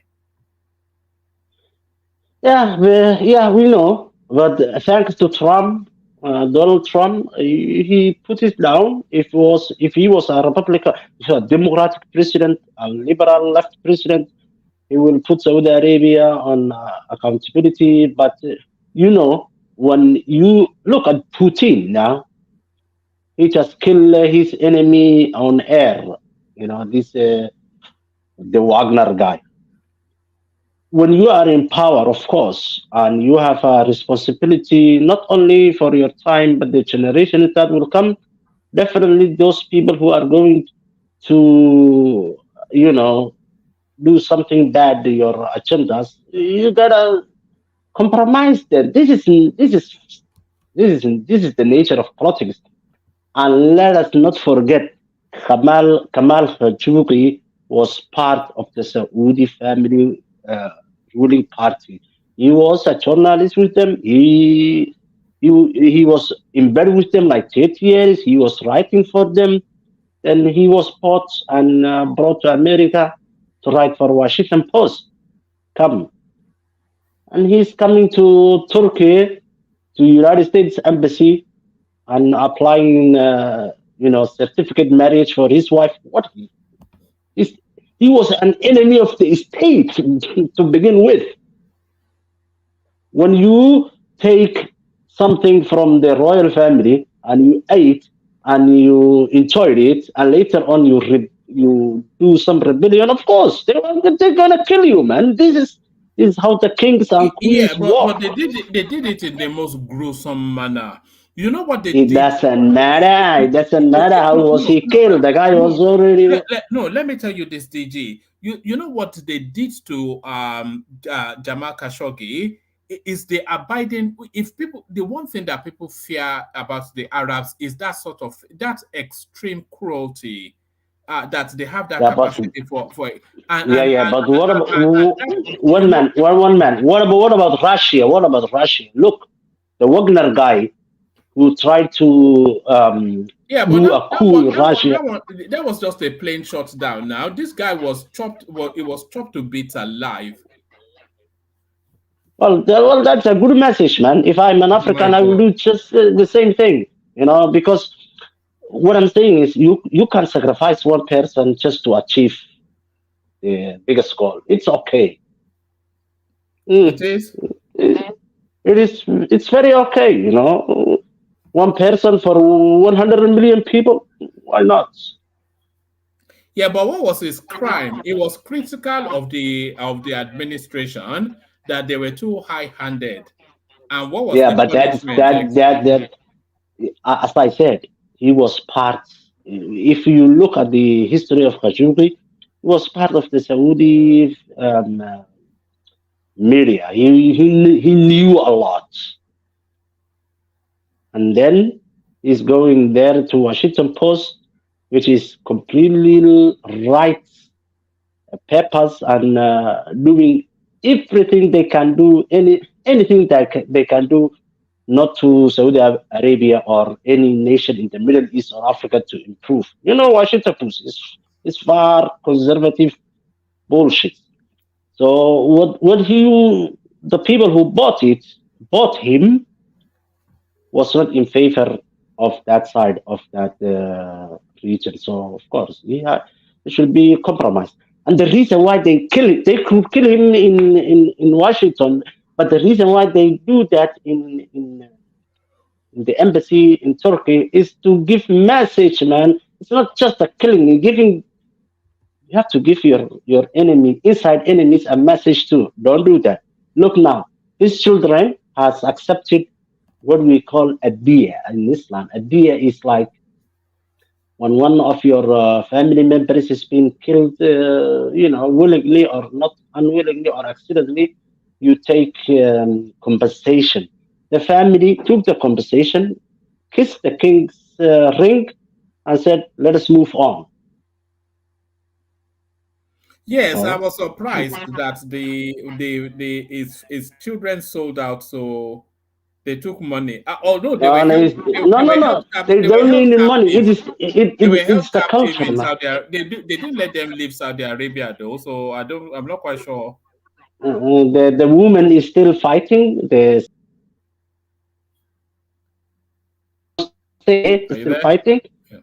Yeah, but this is the culture, man. The children realize that okay, their father he was good, he was killed, but okay, why not? I mean, So take the money, Abi. yeah, Fine. look, you are talking about the culture. People who will kill themselves. These people will have a suicide belt and they will blow themselves just to get a victory against the enemy. So they know what killing and living and life is. They know what's the target here. So it's not only the money. You know, I don't blame the children too. They're good. They realize what is on stake here. All right, brilliant. All right. Let's bring Ekene into the conversation. We've not heard enough from Ekene. Ekene,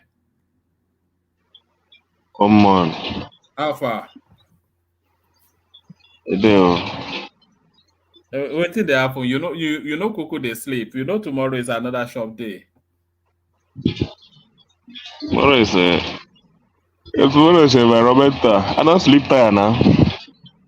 I mean today is environmental. Before we go out. They still they do environmental.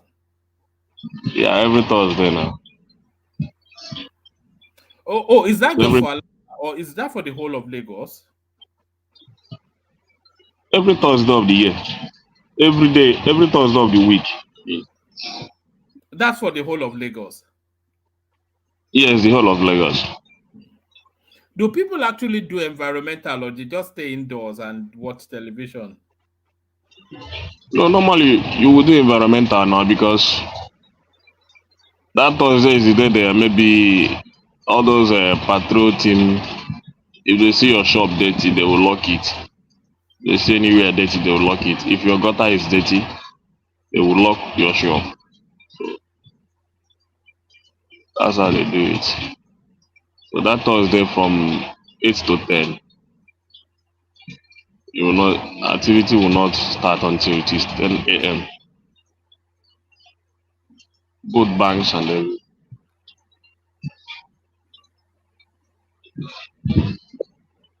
Normally. So, like people like us, we do our What's that? Hold on. I've been meaning to ask you, what's that sound that we always hear anytime, like some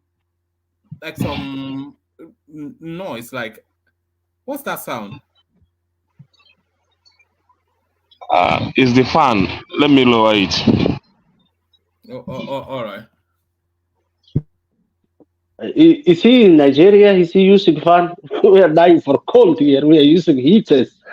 No, it's in Nigeria, clearly. You know, we're global, we have people in Japan, we have you in Germany. My God, I'm freezing. I'm freezing. My wife just told me to go outside and smoke cigarettes. I'm freezing, and this guy is using fan. Oh gosh. Do you still smoke cigarettes? Sometimes, yeah, I do. You are not vaping now. You've not gotten into vape. No, I smoke. I smoke the normal cigarettes. All right. Very few people still smoke cigarette. Everybody is vaping now. No, I don't do vaping. I smoke actually LM, just like every 4 hours. What cigarettes? Yes, or 5 hours. And you drink coffee as well, Abi? Energy drink, coffee. Yeah, I'm off today. I'm not working, so that's the recipe for a long life, right?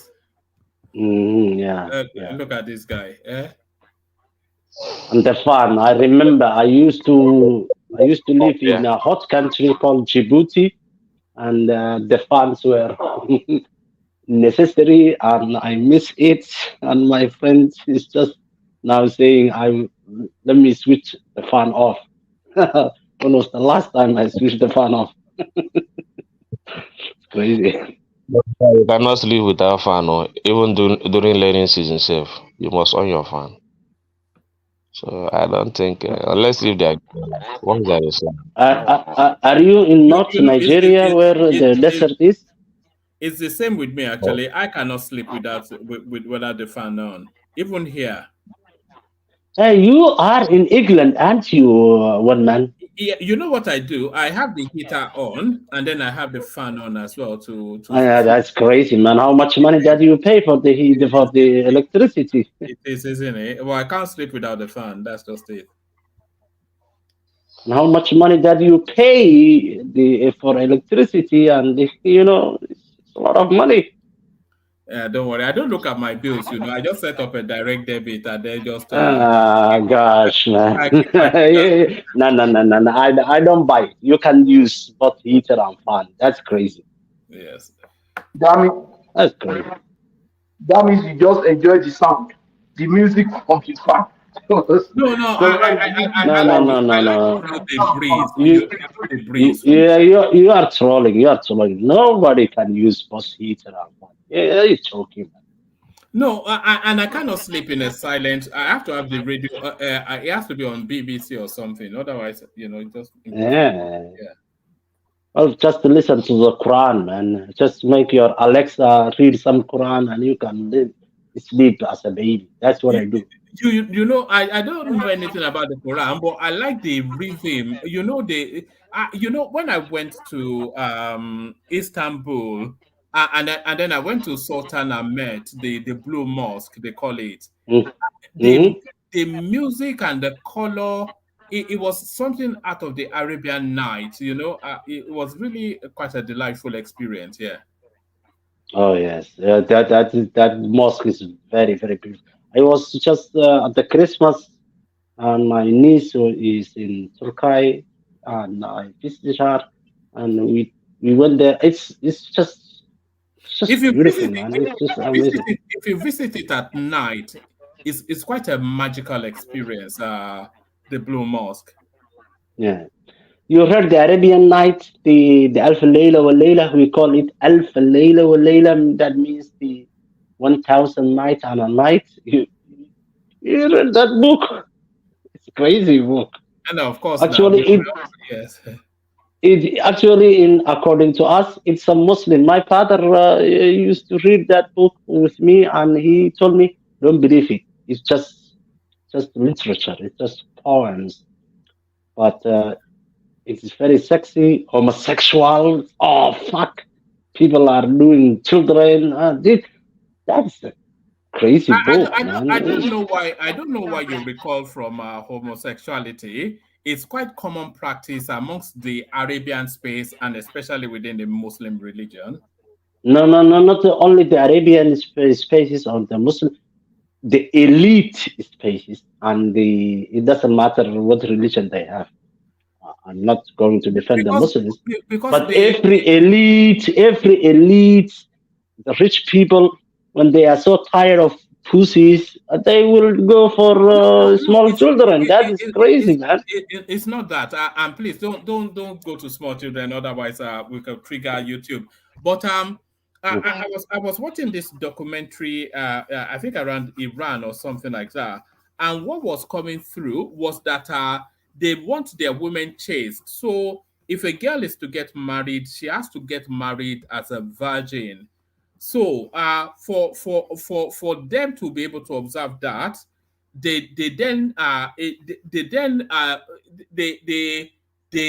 go at the girl from a different entry point. Let me put it that way. I know what you're talking about. That's not even the Western nations. If you go to Europe and America and go to high schools, the girls are not going to give you the pussy, but they will give you the other side. You know, they don't consider the other side a fat chick. It's nothing to do with. No, I think it's an Arabian thing. It's an Arabian thing. The Arabians are shit, man. You must know that. They are. It's a desert country, man. It's a hot, and the sexuality is crazy over there. We are close to the Arab nations. It's just the Red Sea is just dividing us, and we know what they are capable of doing. Do you fear them? Do you fear them? Do the Yeah, Ethiopians yes, fear Nigeria? yes, yes, yes, yes. We fear them. Yeah, really, because if we are not fearing them, why are now we like 1,040 years later?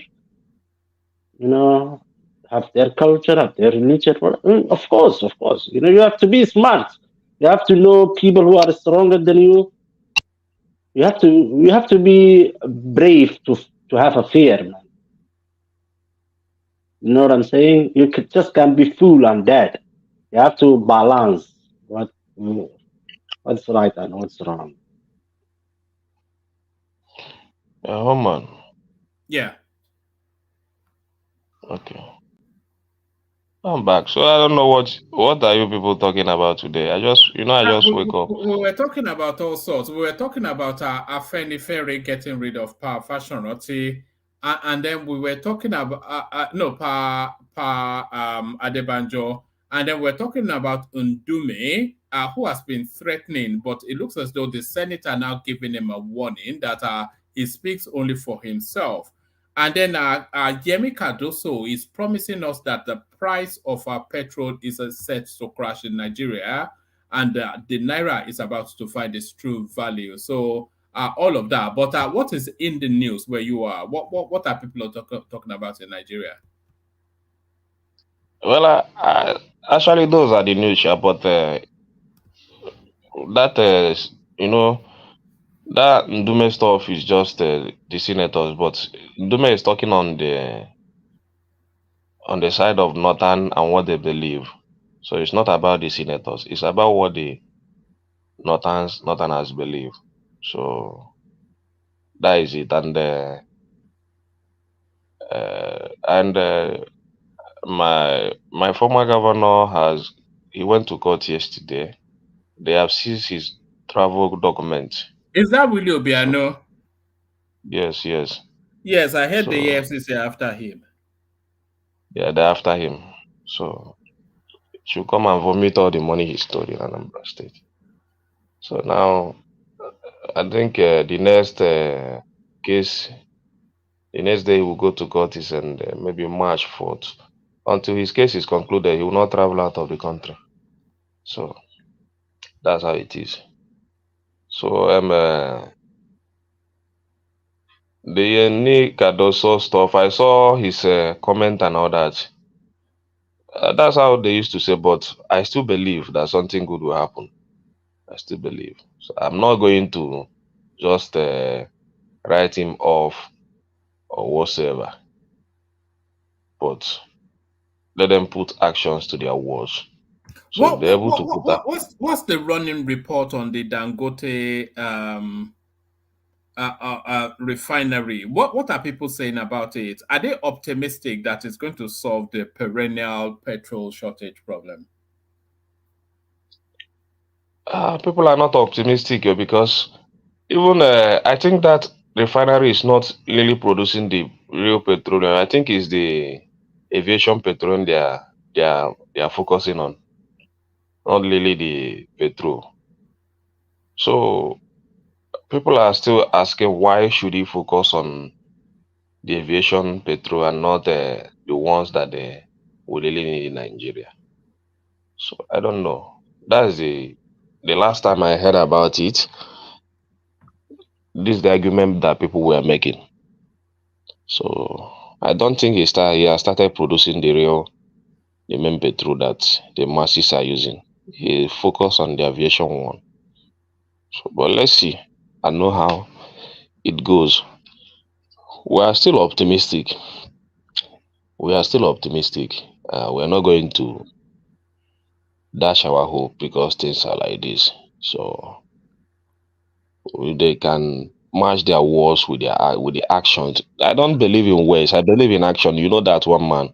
So whenever you come to read all those good stuff just to impress my mind, it doesn't touch me at all. I believe whenever you have to do more acts, you have to act more than talking as a government. And government are talking too much. They speak too much English without putting too much actions. That's the problem we have. So, and with that kind of attitude, we are not going forward. But if they can drop all this, a lot of English speaking and trying to paint everything good and put more actions to their words, the country will get better. So that is it. We are believing in. We are believing. What about Nigeria. what about the new airport terminals being built? Is that making the news? No. No, I don't. That is not making the news. The only thing that is making the news, we still have a lot of problem in Plateau State. A lot of issues still going on there. So churches and mosques are being burned down and everything. I don't know whether it's civil war going in Plateau. A senior member of that community came on the media space a couple of days ago, and is telling us that it's nothing to do with ethnicity or religion. It's essentially about mining, and as soon as they chase those people off the land, they bring in the diggers and start to mine. Yeah, that is it. I think that is what is going on there. I believe that story very well. I believe it, but that's why the government needs to come in. All these our natural resources, they're not making very good use of it. They're only focusing in oil, but all those things that are supposed to be bringing in some revenue for us, and they should come in and know how to manage it instead of using. I don't know. The government. That's why the government really needs to step in that place and put a law so that all these things, those killings will stop. I don't know why it's difficult for them to do that, but I believe that's the right thing for them to do. So if that is the case, that is the problem, that should be the burden of the federal government to wade in that environment and see how to sort that matter out. But I don't know if they continue to live it in that manner for the masses to continue jostling and hustling for who will control the resources. I think that problem will continue to linger, and it's not good for the society and the people of Plateau State. A lot of killing has happened because of that issue. So they have to do more. These days I don't really want to be talking much on the problems of what we are facing in Nigeria. We're just looking and hoping that things will get better. So yeah. But let me come in for 1 minute on that. It's far more sinister than the way even Woman is putting it, right? Today, Tinubu has jetted out to France for health reasons. And yeah, it's gone to France. There's a mineral angle to it. France been chased out of Niger, and they're coming in there. But there is also the religious and ethnic angle. You have to admit it. Those people know what's going on. You have to listen to the governors, former governors of that place, our Nigerian citizens who are very smart. They're not stupid. They know what's happening. They're taking over their lands. They're killing them, even with a curfew. The governor imposed a curfew, but these terrorists, and they're not 10 foot tall. That's another thing we have to remember here. These people are not 10 foot tall. These are ragtag, sailpass wearing punks. So if the Nigerian military, that has been able to go to other countries in the past and stabilize it and remove dictators and do missions for the United Nations, what do you mean the Nigerian military cannot stop the killings? I mean, of course, the Nigerian military, their ability. I believe if that is the problem, maybe some elites are involved in that because ordinary masses cannot just be going there and be fighting for natural resources. Some elites must be sponsoring it. So Of course, but it's not. don't take that and run because it says is the natural resources. That's not what it is. It's a Islamic fundamentalist and Fulani herdsmen killing those people. When somebody like former governor, what's his name from Benue State, they used to actually chase him from his farm. This is the governor, and a very stubborn person, is courageous person. He used to tell Buhari face to face, say, "Look, stop your people from killing my people," and narrate what's going on there. I believe him more than some charlatan coming here to say that it's not religious stuff. It's religious and it's ethnic. So you look at it, the Northerners believe that the Midwestern part of Nigeria is part of the North. And they're coming to take it. It's fertile. It has a lot of resources here on it. So what behooves me is why the Yorubas and the Igbos and the Ibibios and the Benis and all these other people, I know that this Benue Plateau, they've erred in the past by helping commit genocide on our people.